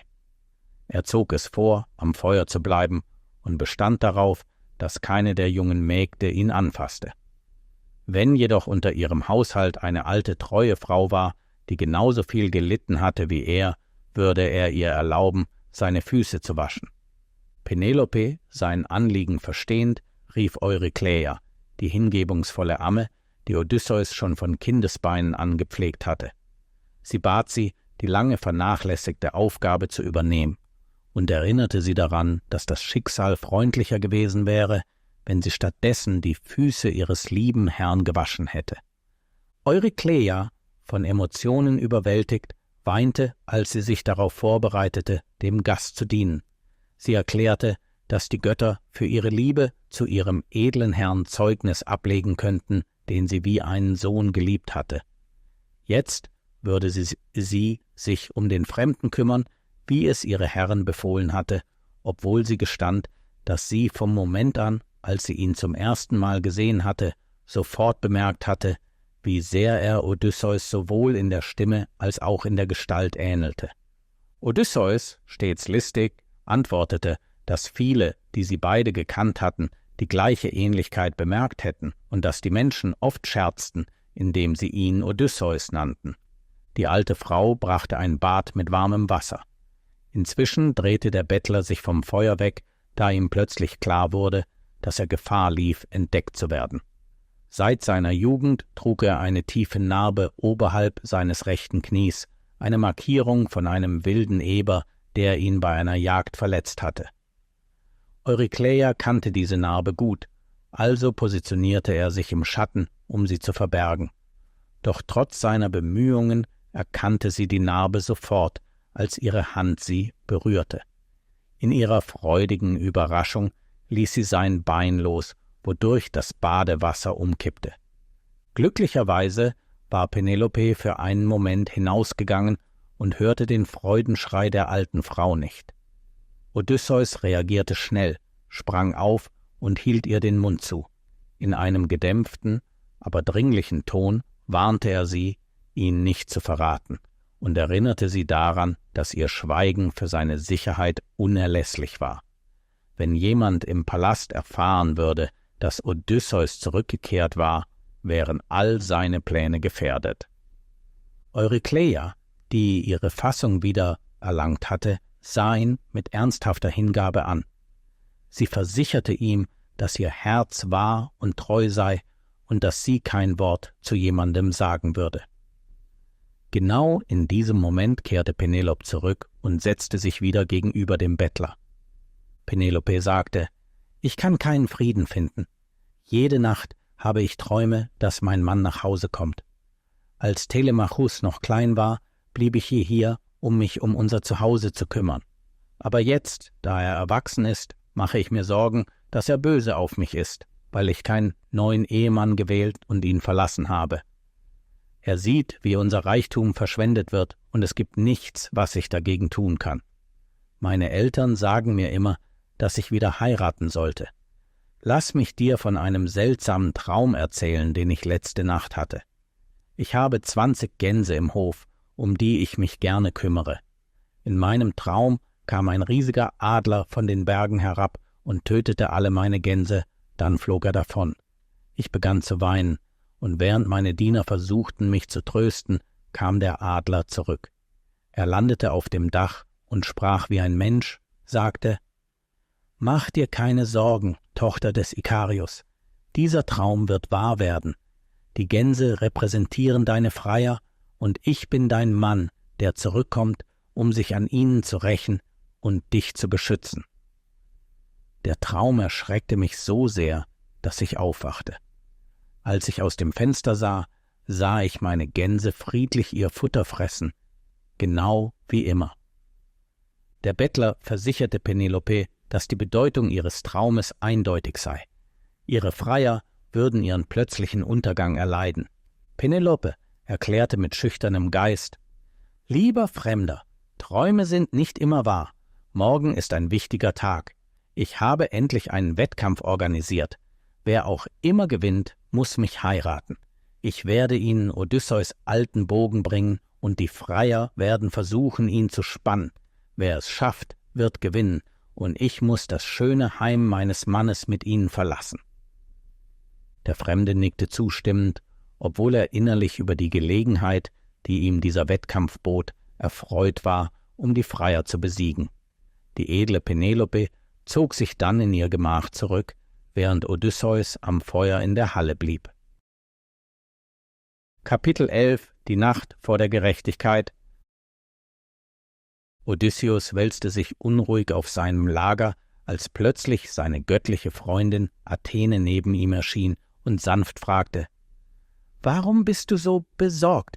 Traust du mir nicht? Ich bin die Göttin, die dich durch all deine Gefahren sicher geführt hat. Selbst wenn 50 Gruppen von Freiern versuchen würden, gegen dich zu kämpfen, würdest du sie alle besiegen. Schlaf nun und habe Vertrauen in meinen Schutz.« Odysseus schlief tief und fest, doch vor der Morgendämmerung wurde er von den herzzerreißenden Schreien von Penelope geweckt. Sie rief immer wieder seinen Namen, ihre Stimme war voller Kummer. Ein lebhafter Traum hatte sie erschüttert. Sie hatte Odysseus neben sich in voller Rüstung liegend gesehen. Nun war ihr Frieden verschwunden und sie weinte bitterlich, sehnsüchtig nach dem Mann, den sie verloren hatte. Als er ihren Kummer hörte, schmerzte es auch Odysseus im Herzen. Er erhob sich aus seinem Bett, blickte in die dunkle Nacht, in der die Sterne noch hell leuchteten. Er hob seine Hände im Gebet und flehte um ein Zeichen von Jupiter, um sich zu versichern, dass die Götter ihn nicht verlassen hatten. Fast sofort rollte ein tiefer Donner aus dem östlichen Himmel, obwohl der Himmel klar blieb.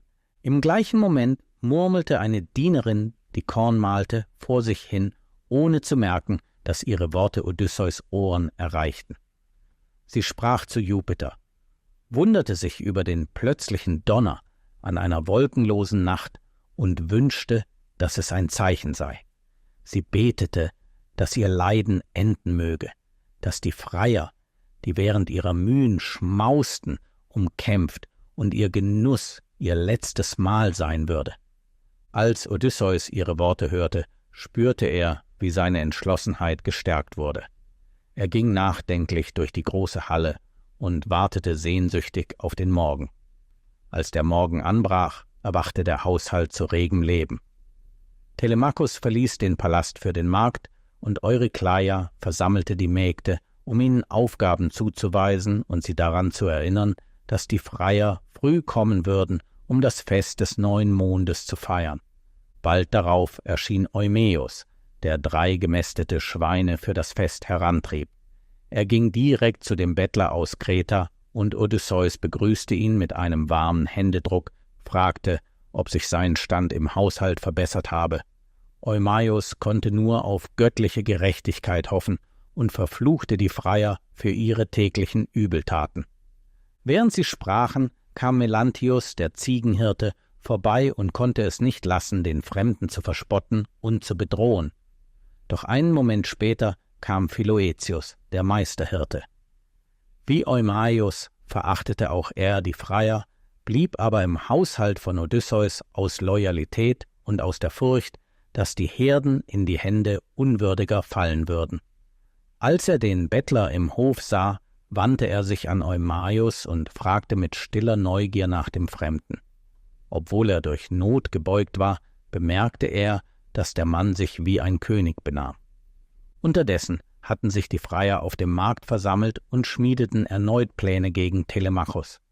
Seine Kühnheit war ihnen mit jedem Tag mehr ein Dorn im Auge. Amphinomus versuchte, sie davon abzubringen, und für den Moment stimmten sie zu, ihm am Leben zu lassen. Bald stürmte die lärmende Menge in den Palast.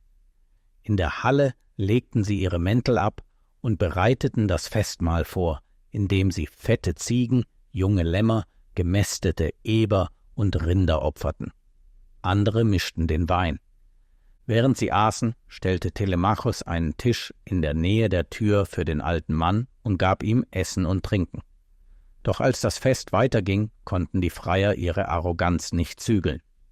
Ein junger Mann, der Sohn eines reichen Adligen von Same, Ktesippus, sprach die Gruppe an. »Hört, edle Freier, der Fremde an der Tür hat bereits seinen Anteil am Fest, aber ich werde ihm nun ein besonderes Geschenk machen. Er mag es der Magd geben, die ihm die Füße wäscht, oder einem der Diener. Siehe diesen prächtigen Huf eines Stieres, möge es ihm Glück bringen.« Er warf ihn schnell auf Odysseus Kopf, aber Odysseus wich geschickt aus. Die Freier brachen in lautes Gelächter aus, und Odysseus, obwohl er vor Wut kochte, lachte mit ihnen. Doch Telemachos sprang auf, sein Zorn entbrannte wie ein Feuer. Telemachos sagte: »Du hast Glück, dass du verfehlt hast, Ktesippus. Hättest du unseren Gast getroffen, hätte ich dich mit meiner Lanze getötet. Anstatt deine Hochzeit zu planen, würde dein Vater deine Beerdigung organisieren. Hört zu, alle. Treibt mich nicht weiter. Es ist schon schlimm genug, dass ihr an meinen Rindern schlemmt, und ich weiß, dass ihr mich tot sehen wollt. Nun, wenn das wirklich euer Wunsch ist, dann tut es. Ich sterbe lieber, als euch dabei zuzusehen, wie ihr Gäste in meinem Haus so grausam behandelt. Ihr habt nicht einmal meine Mutterdienerinnen vor eurem schrecklichen Verhalten verschont.« Eine schwere Stille senkte sich über den Raum. Dann sprach Agelaus: »Freunde, ihr habt recht, nicht zu streiten, denn Telemachos hat einige faire Punkte gemacht. Aber hört, junger Prinz, du bist jetzt erwachsen und kannst dein Haus führen. Sprich mit deiner Mutter und überzeuge sie, einen von uns zu wählen. Dein Vater kommt nicht zurück. Wir wissen alle, dass er tot ist. Sobald deine Mutter heiratet und das Haus verlässt, kannst du in Ruhe deinen Reichtum genießen, und wir werden dich in Frieden lassen.« Telemachos erklärte selbstbewusst: »Bei Zeus, ich stehe meiner Mutter nicht im Weg.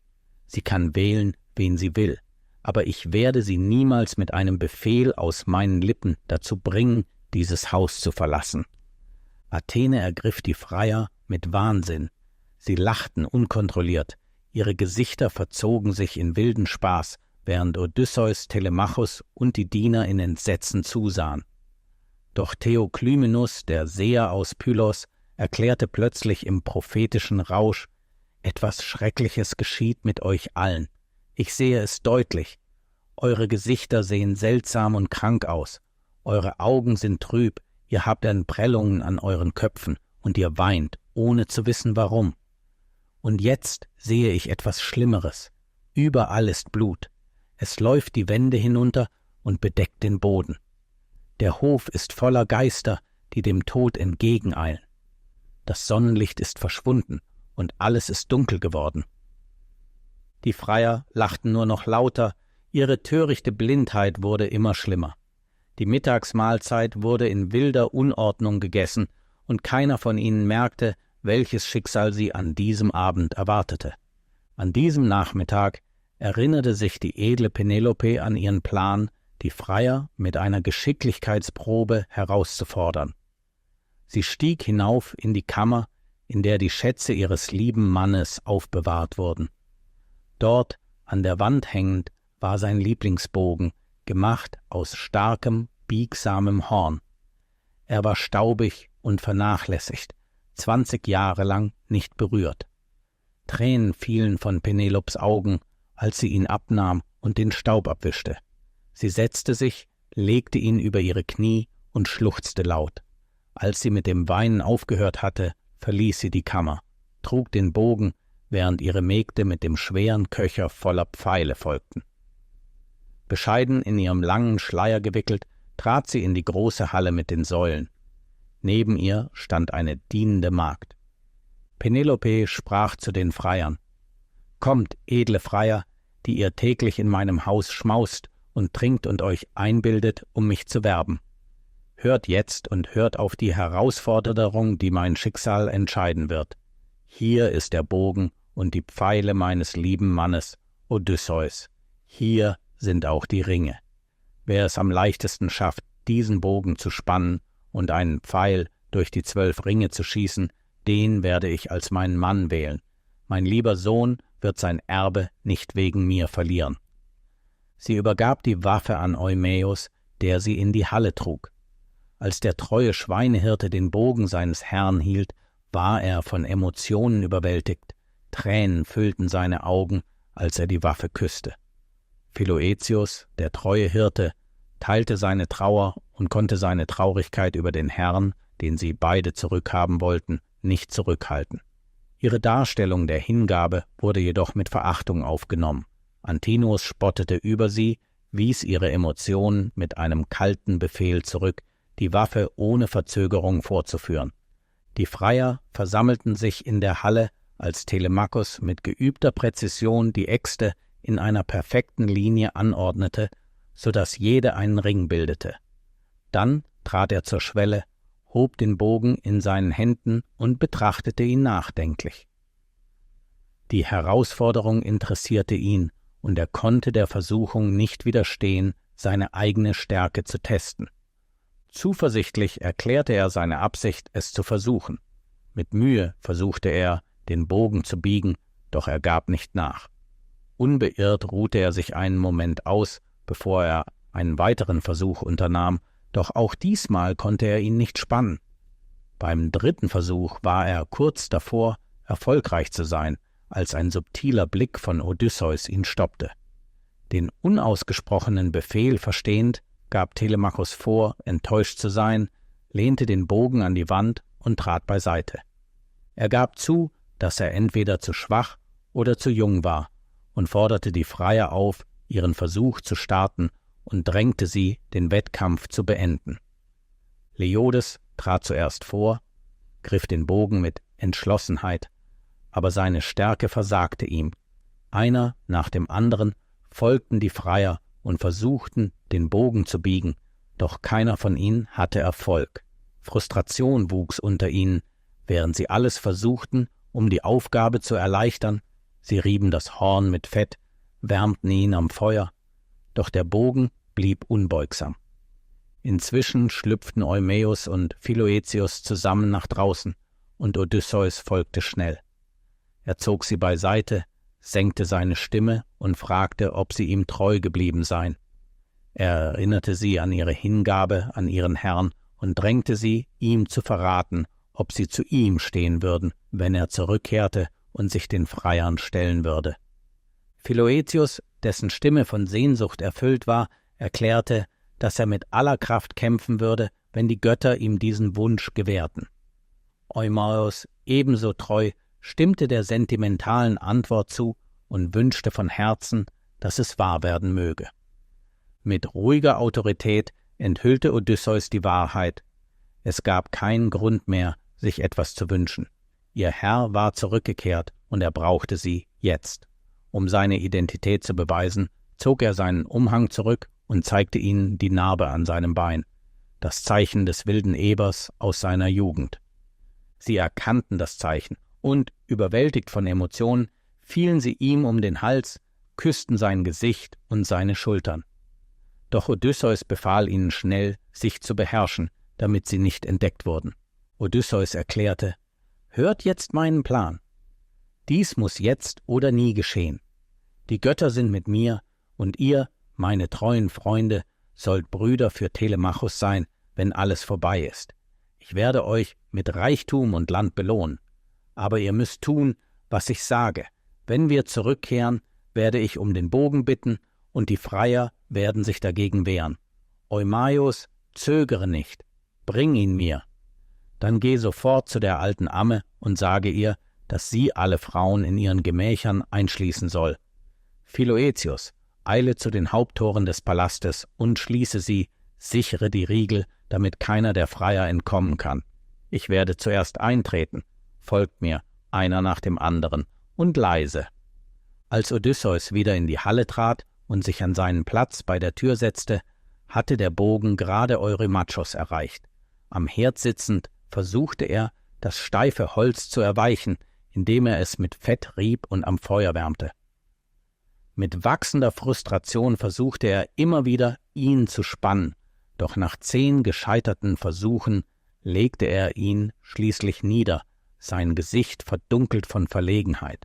Antinoos, der sich nicht mit seiner eigenen Stärke messen wollte und seinen Stolz wahren wollte, verwies die Herausforderung zunächst.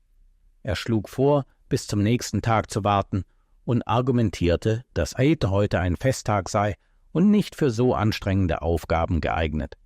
Stattdessen schlug er vor, ein Opfer an Apollo zu bringen, bevor sie es erneut versuchten, überzeugt davon, dass die göttliche Gunst ihre Bemühungen unterstützen würde. Für den Moment bestand er darauf, dass sie ihre Becher füllen, großzügig trinken und das Fest genießen sollten. Die Freier stimmten zu, und die Diener taten, was ihnen gesagt wurde.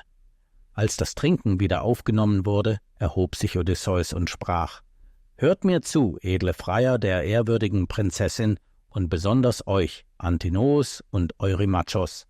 Ich habe einen Wunsch, den ich äußern möchte, obwohl es nur im Spaß ist.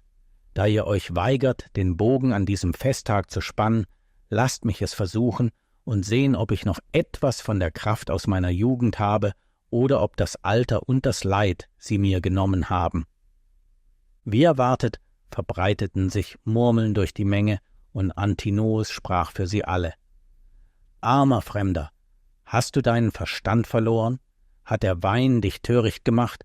Sei vorsichtig, oder du wirst auf ein Schiff gesetzt und zu König Eketus, der Geißel der Fremden, geschickt. Dort würdest du nicht mit deiner Nase und deinen Ohren davonkommen. Du solltest besser still sein.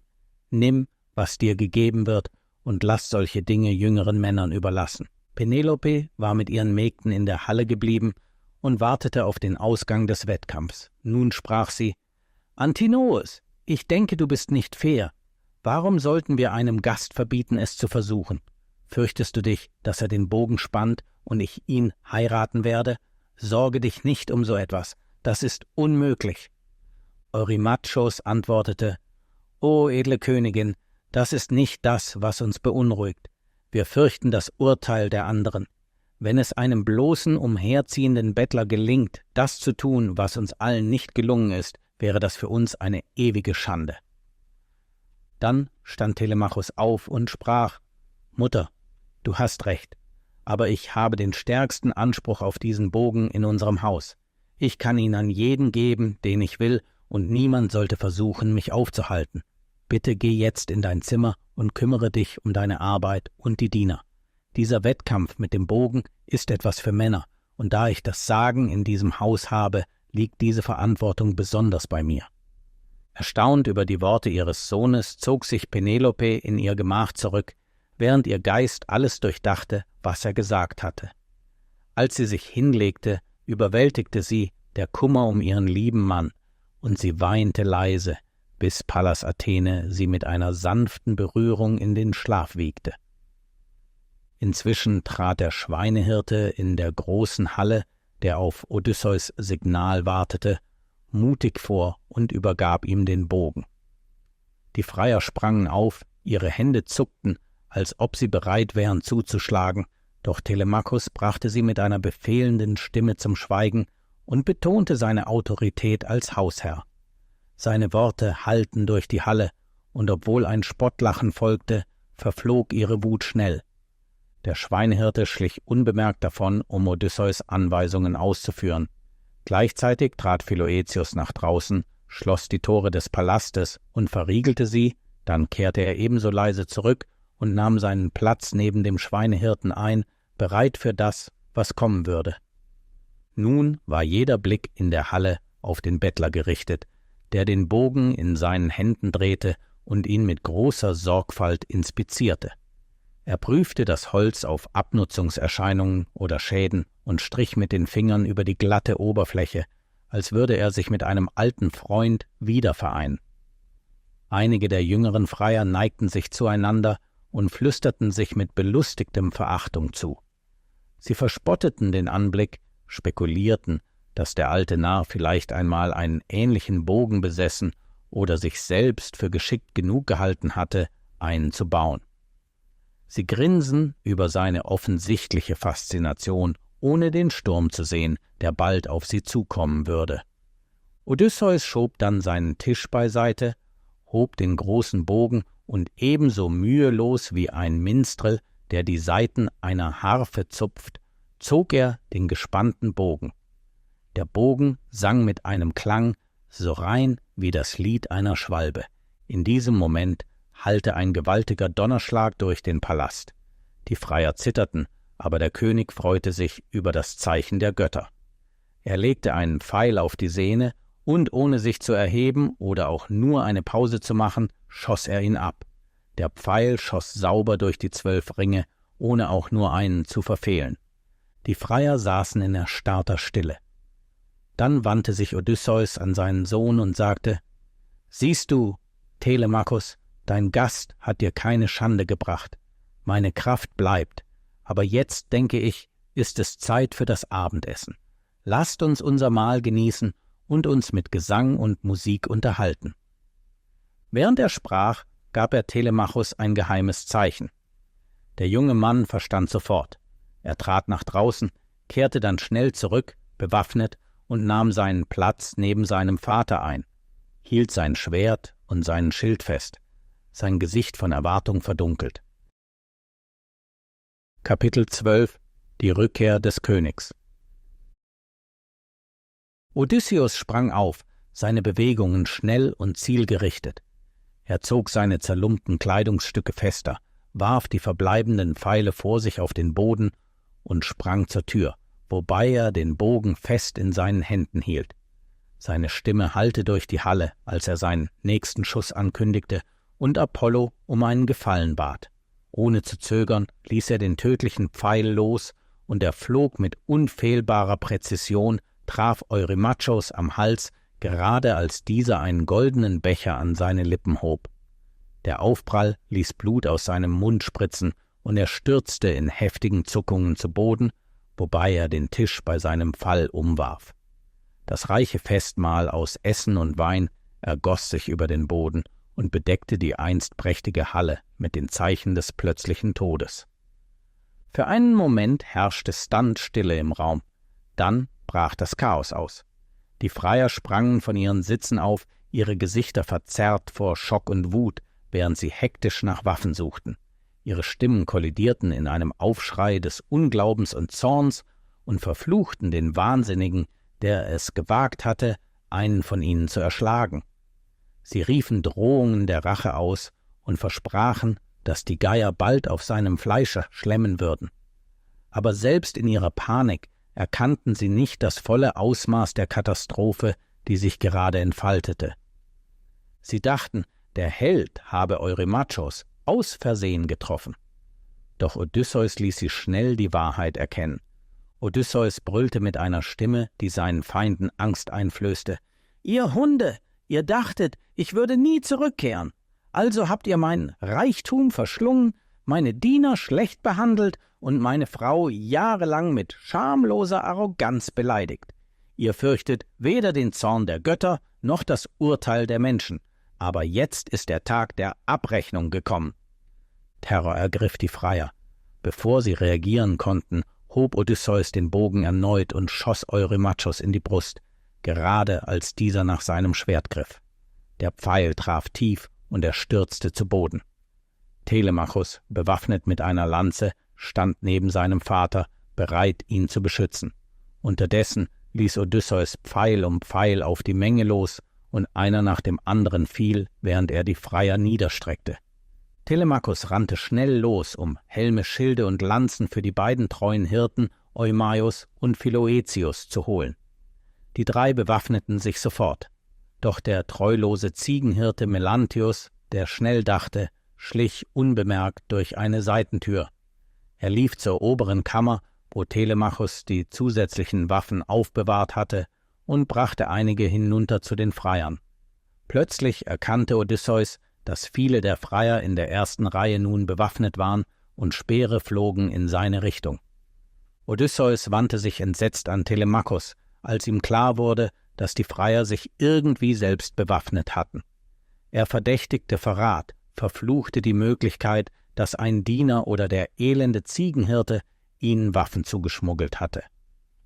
Telemachos, von Schuldgefühlen geplagt, gab seinen Fehler zu. Im Chaos der Schlacht muss er die Tür zur Waffenlager vergessen haben, wodurch der listige Ziegenhirte dem Feind geholfen hatte. Odysseus' scharfe Augen entdeckten den Verräter erneut, der sich wieder davonschlich, um mehr Waffen zu holen. Ohne zu zögern befahl er Eumaios und Philoetius, ihn zu ergreifen, zu binden und aufzuhängen, während er und Telemachos die Freier zurückhielten. Als die Freier merkten, dass Odysseus und sein Sohn momentan zahlenmäßig unterlegen waren, fingen sie wieder an, Mut zu fassen und drängten mit erneuertem Selbstvertrauen voran. Die Schlacht drohte sich gegen den rechtmäßigen Hausherrn zu wenden, bis Athene plötzlich in einem göttlichen Ausbruch von Macht erschien. In der Gestalt von Mentor stand sie von Kopf bis Fuß bewaffnet da, und mit einem mächtigen Schlag ihres Schildes trieb sie die nächsten Angreifer zurück. Ein Schwall der Angst ergriff die Freier, Doch ihre Verzweiflung verwandelte sich in Wut. Sie riefen Drohungen gegen sie aus und warnten, dass, wenn sie es wagte, gegen sie zu kämpfen, sie Odysseus' Schicksal teilen würde. Einige drängten sie zu fliehen, solange sie noch konnte, im Glauben, dass die alte Frau, die sie zu sein schien, nicht gegen sie bestehen konnte. Doch sie hatten noch nicht verstanden, welche Kraft sich in der Schlacht befand. Diese Worte erregten Athene, und sie stärkte Odysseus mit einem göttlichen Schub. Er spürte ihre Präsenz und kämpfte mit erneuerter Wut. Die beiden Hirten kehrten mit frischen Waffen zurück, und der Kampf tobte weiter. Als Athene sah, dass der Ausgang nun sicher war, überließ sie die letzte Aufgabe den tapferen Kriegern. Schließlich lagen die meisten der Freier tot da. Einige hatten ihren letzten Atemzug schon getan, während andere in Qualen auf den Lanzen lagen, die sie durchbohrt hatten, und ihr Blut über den Boden strömte. Der Anblick war erschreckend. Nur wenige lebten noch. Als Odysseus und seine Verbündeten sich darauf vorbereiteten, sie zu erschlagen, sprang plötzlich ein Mann aus einem hinteren Säulenraum und warf sich an Odysseus' Knie. Es war Leiodes, der Priester der Freier. Leiodes flehte in Angst: »Verschone mich! Ich hatte keinen Teil an den Verbrechen dieser Männer. Ich war nur ihr Priester und führte die heiligen Rituale durch, als sie deine Rinder opferten.« Odysseus antwortete rücksichtslos: »Wenn du ihr Priester warst, hast du wohl oft für Unglück für mich gebetet. Kein Zweifel, du hast meinen Untergang prophezeit und die Götter gebeten, mich zu zerstören. Dafür wirst du das Schicksal erleiden, das du verdienst.« Mit diesen Worten erhob er sein Schwert, und mit einem einzigen Schlag trennte er dem Priester den Kopf. Dieser fiel zu Boden und rollte durch den blutbedeckten Staub. Odysseus durchkämmte die Halle und suchte jeden möglichen Versteck, aber niemand blieb am Leben. Die Schlacht war vorbei. Als er die Szenerie betrachtete, empfand er sowohl Staunen als auch Entsetzen über die Zerstörung, die er angerichtet hatte. Die einst prächtige Halle, gefüllt mit Lachen und Festen, war nun mit leblosen Körpern übersät. Die Freier lagen in Haufen, wo sie gefallen waren. Schließlich ließ Odysseus sein Schwert aus seiner Hand fallen und nahm den schweren bronzenen Helm von seiner schweißnassen Stirn. Das Gewicht der Schlacht fiel von seinen Schultern, doch sein Verstand blieb scharf. Es gab immer noch viel zu tun. Er wandte sich an Telemachos und befahl ihm, schnell zu gehen und ihre alte Amme Eurykleia zu holen. Einige Fragen mussten beantwortet werden, und er vertraute ihr mehr als jedem anderen im Haushalt. Telemachos brachte die alte Frau, und sobald sie eintrat, hob sie ihre Hände vor Freude und begann zu feiern. Doch Odysseus hielt sie mit fester Stimme auf. »Schweige, Frau! In deinem Herzen darfst du dich darüber freuen, dass Gerechtigkeit geübt und Strafe vollzogen wurde, aber es ist eine Sünde, sich über die Toten zu freuen.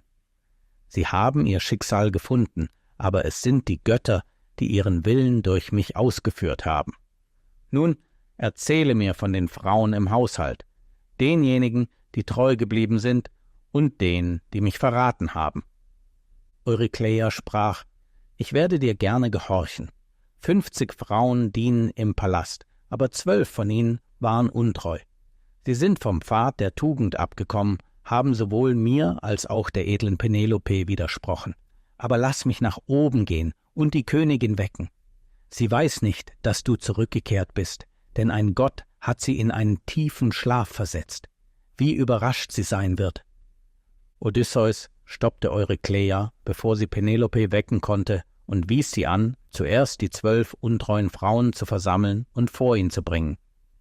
Sie eilte davon, um seinen Befehl auszuführen. Sobald sie gegangen war, wandte sich Odysseus an Telemachos und die beiden treuen Hirten und gab ihnen klare und unerschütterliche Befehle. »Wenn sie eintreffen, müssen sie uns zuerst helfen, die Halle zu reinigen. Wenn die Arbeit erledigt ist, führt sie nach draußen in den Hof, treibt sie in den engen Gang und schlagt sie mit euren Schwertern nieder. Lasst ihre Seelen mit den Schatten der Freier, denen sie gedient haben, vereinen.« Kurze Zeit später betraten die 12 Frauen die Halle, ihre Gesichter blass vor Angst. Der Anblick der blutbefleckten Halle und der leblosen Körper, die über den Boden verstreut lagen, ließ sie zittern. Ihre Strafe erwartete sie, aber zuerst befahl Odysseus ihnen, die Leichen zu entfernen und sie in der Galerie abzulegen. Es würde keine Gnade mehr geben. Die Frauen zögerten, aber unter den wachsamen Augen der Hirten begannen sie ihre düstere Aufgabe. Odysseus überwachte ihre Arbeit und sorgte dafür, dass alles richtig gemacht wurde.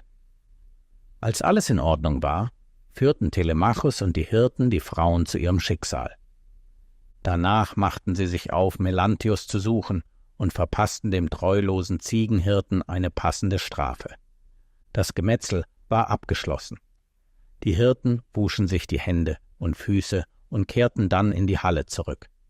Dort befahl Odysseus Eurykleia, ein Feuer zu entfachen, Schwefel zu bringen und den Palast mit seinem reinigenden Rauch zu säubern, um ihn vom Fluch des Blutvergießens zu befreien. Dann stürmten die alten Diener zu ihrem Herrn, weinend vor Freude. Überwältigt von Emotionen küssten sie ihn, und Odysseus, bewegt von ihrer Treue, drückte ihre Hände herzlich in Begrüßung. Endlich ließ Odysseus Eurykleia die lang erwartete Nachricht an Penelope überbringen. Atemlos und überwältigt eilte die alte Amme in das Gemach der Königin, die friedlich schlief. Sanft schüttelte sie und rief sie auf, aufzuwachen, ihre Stimme zitternd vor Dringlichkeit. Odysseus war zurückgekehrt. Es war vorbei. Die Freier lagen in Haufen im Hof. Hatte sie nichts gehört? Sie musste schnell kommen. Penelope regte sich, dehnte sich und rieb sich die Augen, dann seufzte sie in müder Ungläubigkeit. Die Aufregung der Amme schien nichts weiter als ein grausamer Trick zu sein. Wie konnte sie mit solch einer Geschichte wecken und ihre tiefsten Hoffnungen anspielen? Sie hatte so friedlich geschlafen, und nun wurde sie getäuscht. Nur das Alter der alten Frau bewahrte sie vor Penelopes Zorn. Aber Eurykleia bestand darauf, ihre Stimme ruhig und voller Gewissheit. Es war kein Scherz. Odysseus war zurückgekehrt, und mit Telemachos Hilfe hatte er jeden letzten Freier erschlagen. Die große Rache war gekommen, während Penelope schlief. Penelope sagte: »Ach Mutter, freu dich nicht zu früh. Du weißt, wie sehr ich mich nach Odysseus sehne, aber ich kenne auch die Wege der Götter. Sie wandern oft über die Erde, belohnen das Gute, überraschen das Böse und bestrafen lang bestehende Übel. Wenn die Freier wirklich getötet wurden, muss es das Werk eines Gottes gewesen sein, bewegt durch mein Leid. Wie könnte ein einfacher Mensch, selbst einer stärker und mutiger als Odysseus, solch eine unmögliche Tat vollbracht haben? Ich bewunderte den Verstand des Fremden, aber er erinnerte mich nicht an Odysseus. Nein, das war nicht mein kräftiger, furchtloser Mann. Aber ich werde selbst gehen und es sehen. Ich werde den Ausgang des Geschehens betrachten und mit meinem Sohn sprechen. Wenn dieser Fremde wirklich mein Mann ist, werde ich ihn an geheimen Zeichen erkennen. Wenn er jedoch ein Gott ist, wie ich vermute, werden wir Opfer bringen, um ihn zu ehren und ihm unsere Anbetung darzubringen.« Sie gingen hinunter in die Halle, wo sie Odysseus am Feuer sitzend fanden, sich an einen Pfeiler lehnend. Er blickte nicht auf, sondern wartete, dass seine Frau sprach. Sie setzte sich ihm gegenüber und saß lange in Stille. Manchmal, wenn sie ihn aufmerksam ansah, dachte sie, es könnte er sein. Doch dann, als ihr Blick auf seine zerlumpten Kleider fiel, konnte sie es nicht glauben. Telemachos, überwältigt von Emotionen, wandte sich in Unglauben an seine Mutter. Konnte sie ihren eigenen Mann nicht erkennen? War ihr Herz wirklich so unberührt? Aber Penelope, immer noch in Erstaunen erstarrt, widersprach ihm sanft. Er hatte Unrecht, sie der Gleichgültigkeit zu bezichtigen. Sie war sprachlos, unfähig, ein solches Wunder zu begreifen.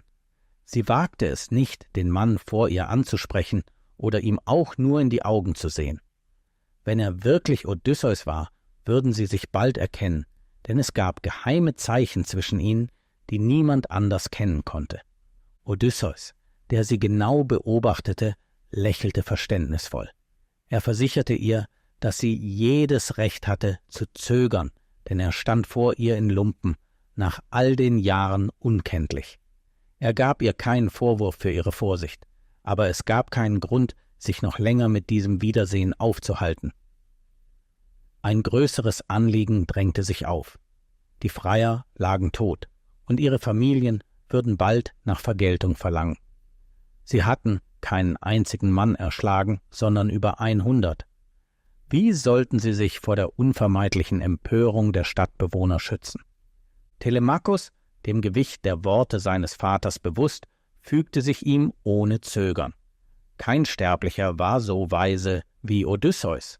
Was auch immer er entschied, sie würden folgen. Sie würden an seiner Seite stehen und ihm in jeder Hinsicht helfen. Odysseus erklärte: Dann werde ich euch sagen, was mir weise erscheint. Zuerst muss jeder von uns in die Badewanne und sich in die besten Kleider werfen. Die Frauen müssen ebenfalls ihre Festtagsgewänder anlegen, wie es sich für den Tag gehört, an dem ihr Herr zurückgekehrt ist. Der Minstrel muss auf seiner Harfe spielen, damit jeder, der vorbeigeht, denkt, Penelope feiere ihren Hochzeitstag. Dann werden wir früh am Morgen das Haus verlassen und zum Anwesen von Laertes fliehen, wo die Götter uns weiterführen werden. Der Haushalt folgte sofort seinen Anweisungen, und bald war die Halle, die vor einer Stunde noch von den tödlichen Schlägen von Odysseus Speer hallte und wie ein Schlachtfeld aussah, nun erfüllt von fröhlicher Musik und Gesang. Inzwischen ging auch Odysseus, um sich zu reinigen und seine Lumpen abzulegen. Die alte Haushälterin führte ihn zu einem warmen Bad und salbte ihm danach den Kopf mit kostbarem Öl. Als er heraustrat, stellte die Göttin Athene plötzlich seine Schönheit wieder her. Er erschien größer und stärker, die kahlen Stellen auf seinem Kopf verschwanden, und sein Haar glänzte wieder in dicken, braunen Wellen. Seine Wangen leuchteten mit frischer Farbe, und der Glanz kehrte in seine Augen zurück, die nun vor Leben brannten. Geblendet von der wundersamen Verwandlung, reichte die Haushälterin ihm eine feine Tunika und einen Umhang. Gekleidet wie ein König und Held trat der siegreiche Odysseus erneut in die Halle. Ein gedämpftes Schweigen legte sich über den Raum, als alle ihn ehrfürchtig betrachteten. Penelope sprang auf, überwältigt von Freude. Er stand vor ihr, genau wie sie sich an ihn erinnerte, unverändert seit dem Tag, an dem er sie vor vielen Jahren verlassen hatte. Doch Zweifel trübten ihr Glück. Konnte es wirklich er sein? War dies eine grausame Täuschung, die die Götter geschickt hatten? Unsicherheit ergriff sie, und sie sank wieder in ihren Stuhl, unsicher, ob sie ihren eigenen Augen trauen sollte. Odysseus trat vor, die Arme ausgestreckt, voller Eifer, sie zu umarmen. Würde sie ihn nicht wieder als ihren Mann annehmen? Hatte er all diese Jahre nach ihr gesehnt, nur um ihr Herz verschlossen zu finden? Doch als sie zögerte, wandte er sich traurig ab und rief nach Eurynome, um sein Bett vorzubereiten, damit er in Trauer ruhen konnte. Penelope, die ihn genau beobachtete, gab ihre eigenen Anweisungen. Das Bett sollte vor ihrem Zimmer aufgestellt werden, wo immer er wollte, bereit mit weichen Decken und feinen Laken. Dies war ihre letzte Prüfung, der Beweis, den sie brauchte. Nur der wahre Odysseus würde das Geheimnis ihres Ehebettens kennen. Bei ihren Worten erstarrte Odysseus. Wenn das Bett bewegt werden konnte, dann war ihre Kammer zerstört worden. Er hatte es selbst gebaut, den Rahmen aus dem Stamm des großen Olivenbaums im Hof geschnitzt. Es war fest in die Erde verwurzelt, unbeweglich, es sei denn, der Baum selbst war gefällt worden. Odysseus sagte: Wenn das Bett herausgetragen werden kann, dann hat jemand unsere Schlafkammer zerstört. Ich habe es so fest im Stamm des Olivenbaums gebaut. Penelope antwortete mit großer Leidenschaft: Odysseus, mein lieber Odysseus, jetzt weiß ich, dass du es wirklich bist, denn niemand in diesem Haus kennt dieses Geheimnis außer dir und mir. Willkommen, mein geliebter Mann, für den ich durch unzählige schlaflose Nächte geweint habe, beten zu den Göttern für deine sichere Rückkehr. Willkommen. Willkommen. Aber sei nicht böse, dass ich dich nicht sofort erkannt habe oder dem ersten Anspruch geglaubt habe, wie ein törichtes junges Mädchen. Es gibt so viele betrügerische Männer. Oh, wenn du nur die Schlacht in meinem Herzen wüsstest, während ich brannte, dich zu umarmen. Meine Kälte war nie wirklich. Sie wurde nur durch den enormen Schmerz meiner Liebe verursacht. Ihre Tränen flossen zusammen, und Penelope lehnte sich an die Brust ihres lang verlorenen Mannes, überwältigt von Glück. Sie konnte keine Worte finden, um ihre Gefühle auszudrücken, nur tiefe Seufzer der Erleichterung und Liebe. Die Mitternacht war längst vergangen, als Eurynome eine Fackel brachte, um sie zu ihrem Ruheplatz zu führen. Kapitel 13 – Das endgültige Urteil von Odysseus. Bevor der Tag anbrach, stand Odysseus nach nur wenigen Stunden Schlaf auf und weckte seine Frau, Telemachus und die Hirten. Odysseus erklärte: »Kommt schnell, meine Freunde, wir müssen die Plantage meines Vaters erreichen, bevor es hell wird. Bald wird die Nachricht von den Toden der Freier über die Insel verbreitet sein, und die Fürsten, deren Söhne nicht nach Hause zurückgekehrt sind, werden nach ihnen suchen. Wenn sie sich vereinen und ihr Volk gegen uns führen, werden wir nicht in der Lage sein, ihnen standzuhalten. Deshalb werden wir uns im abgelegenen Garten von Laertes auf dem Land verstecken. Ein Gott wird uns dann den weiteren Weg zeigen. Aber du, Penelope, musst hier bleiben, bis ich dich rufe. Geh mit deinen Mägden in die oberen Kammern und bleibe dort ruhig. Ihre Rache wird dich nicht erreichen.« Sobald Odysseus seine Worte beendet hatte, sammelten die Männer ihre Waffen und machten sich auf den Weg. Mit dem ersten Licht des Morgens erreichten sie das umschlossene Land rund um Laertes Landgut. Sein Haus stand an der Front, umgeben von landwirtschaftlichen Gebäuden, während die Arbeiter bereits auf den Feldern beschäftigt waren.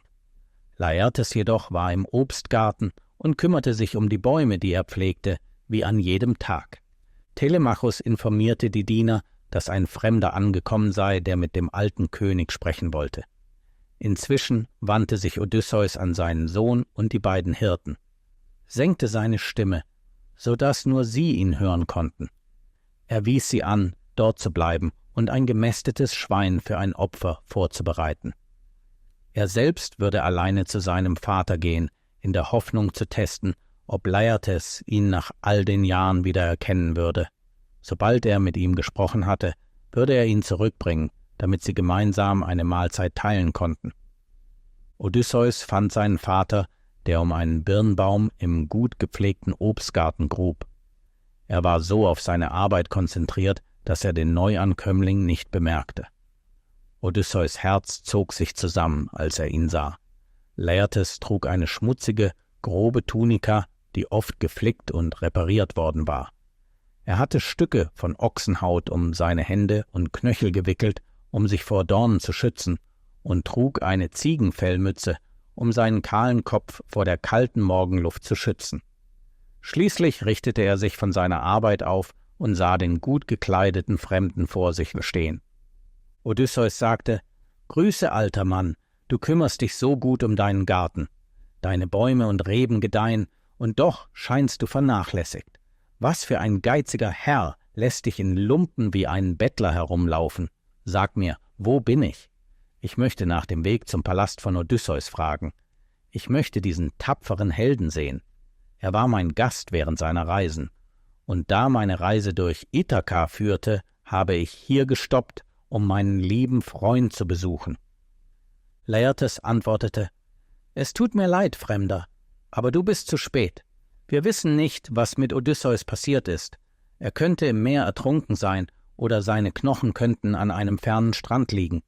Es sind 10 Jahre vergangen, seit der Krieg in Troja endete, und wir warten auf ihn jeden einzelnen Tag. Ich vermisse ihn am meisten, weil ich sein Vater bin, Laertes. Seine Mutter ist schon an Trauer gestorben, aber mir wurde diese Flucht vor meinem Schmerz nicht gewährt.« Odysseus, erfüllt von Mitgefühl, drängte Laertes nicht mehr zu weinen und versicherte ihm, dass die Götter Freude für ihn bereithielten und dass er seinen Sohn wiedersehen würde, während er noch lebte. Aber Laertes, erschöpft von Jahren des Verlangens, zögerte solche Worte zu glauben. Er bat um die Wahrheit, fragte, was der Fremde über Odysseus wusste, wo er ihn gesehen hatte und wie lange es her war. Odysseus antwortete, dass es etwa 5 Jahre her sei, dass er ihn zuletzt gesehen habe, fragte aber, ob Laertes nicht schon die Gerüchte gehört habe, die sich im Land verbreiteten.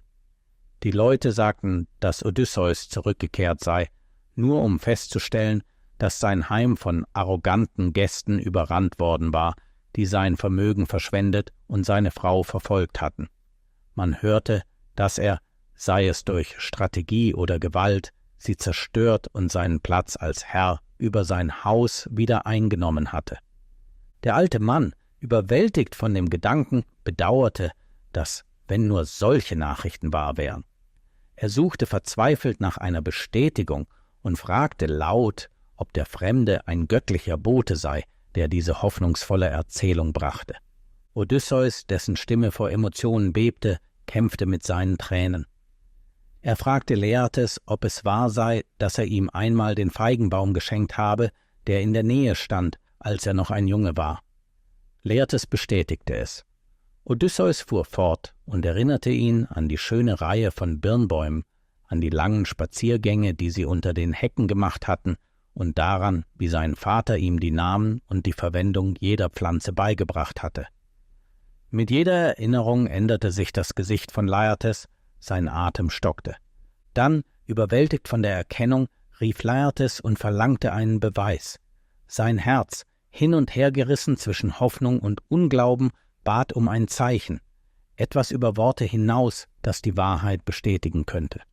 Odysseus, mit strahlenden Augen, hob seine Tunika und zeigte die Narbe an seinem Bein, die Wunde vom Eberschinken auf dem Berg Parnassos. Er erinnerte seinen Vater daran, wie er dorthin geschickt worden war, um die Geschenke zu sammeln, die sein Großvater Autolycus versprochen hatte.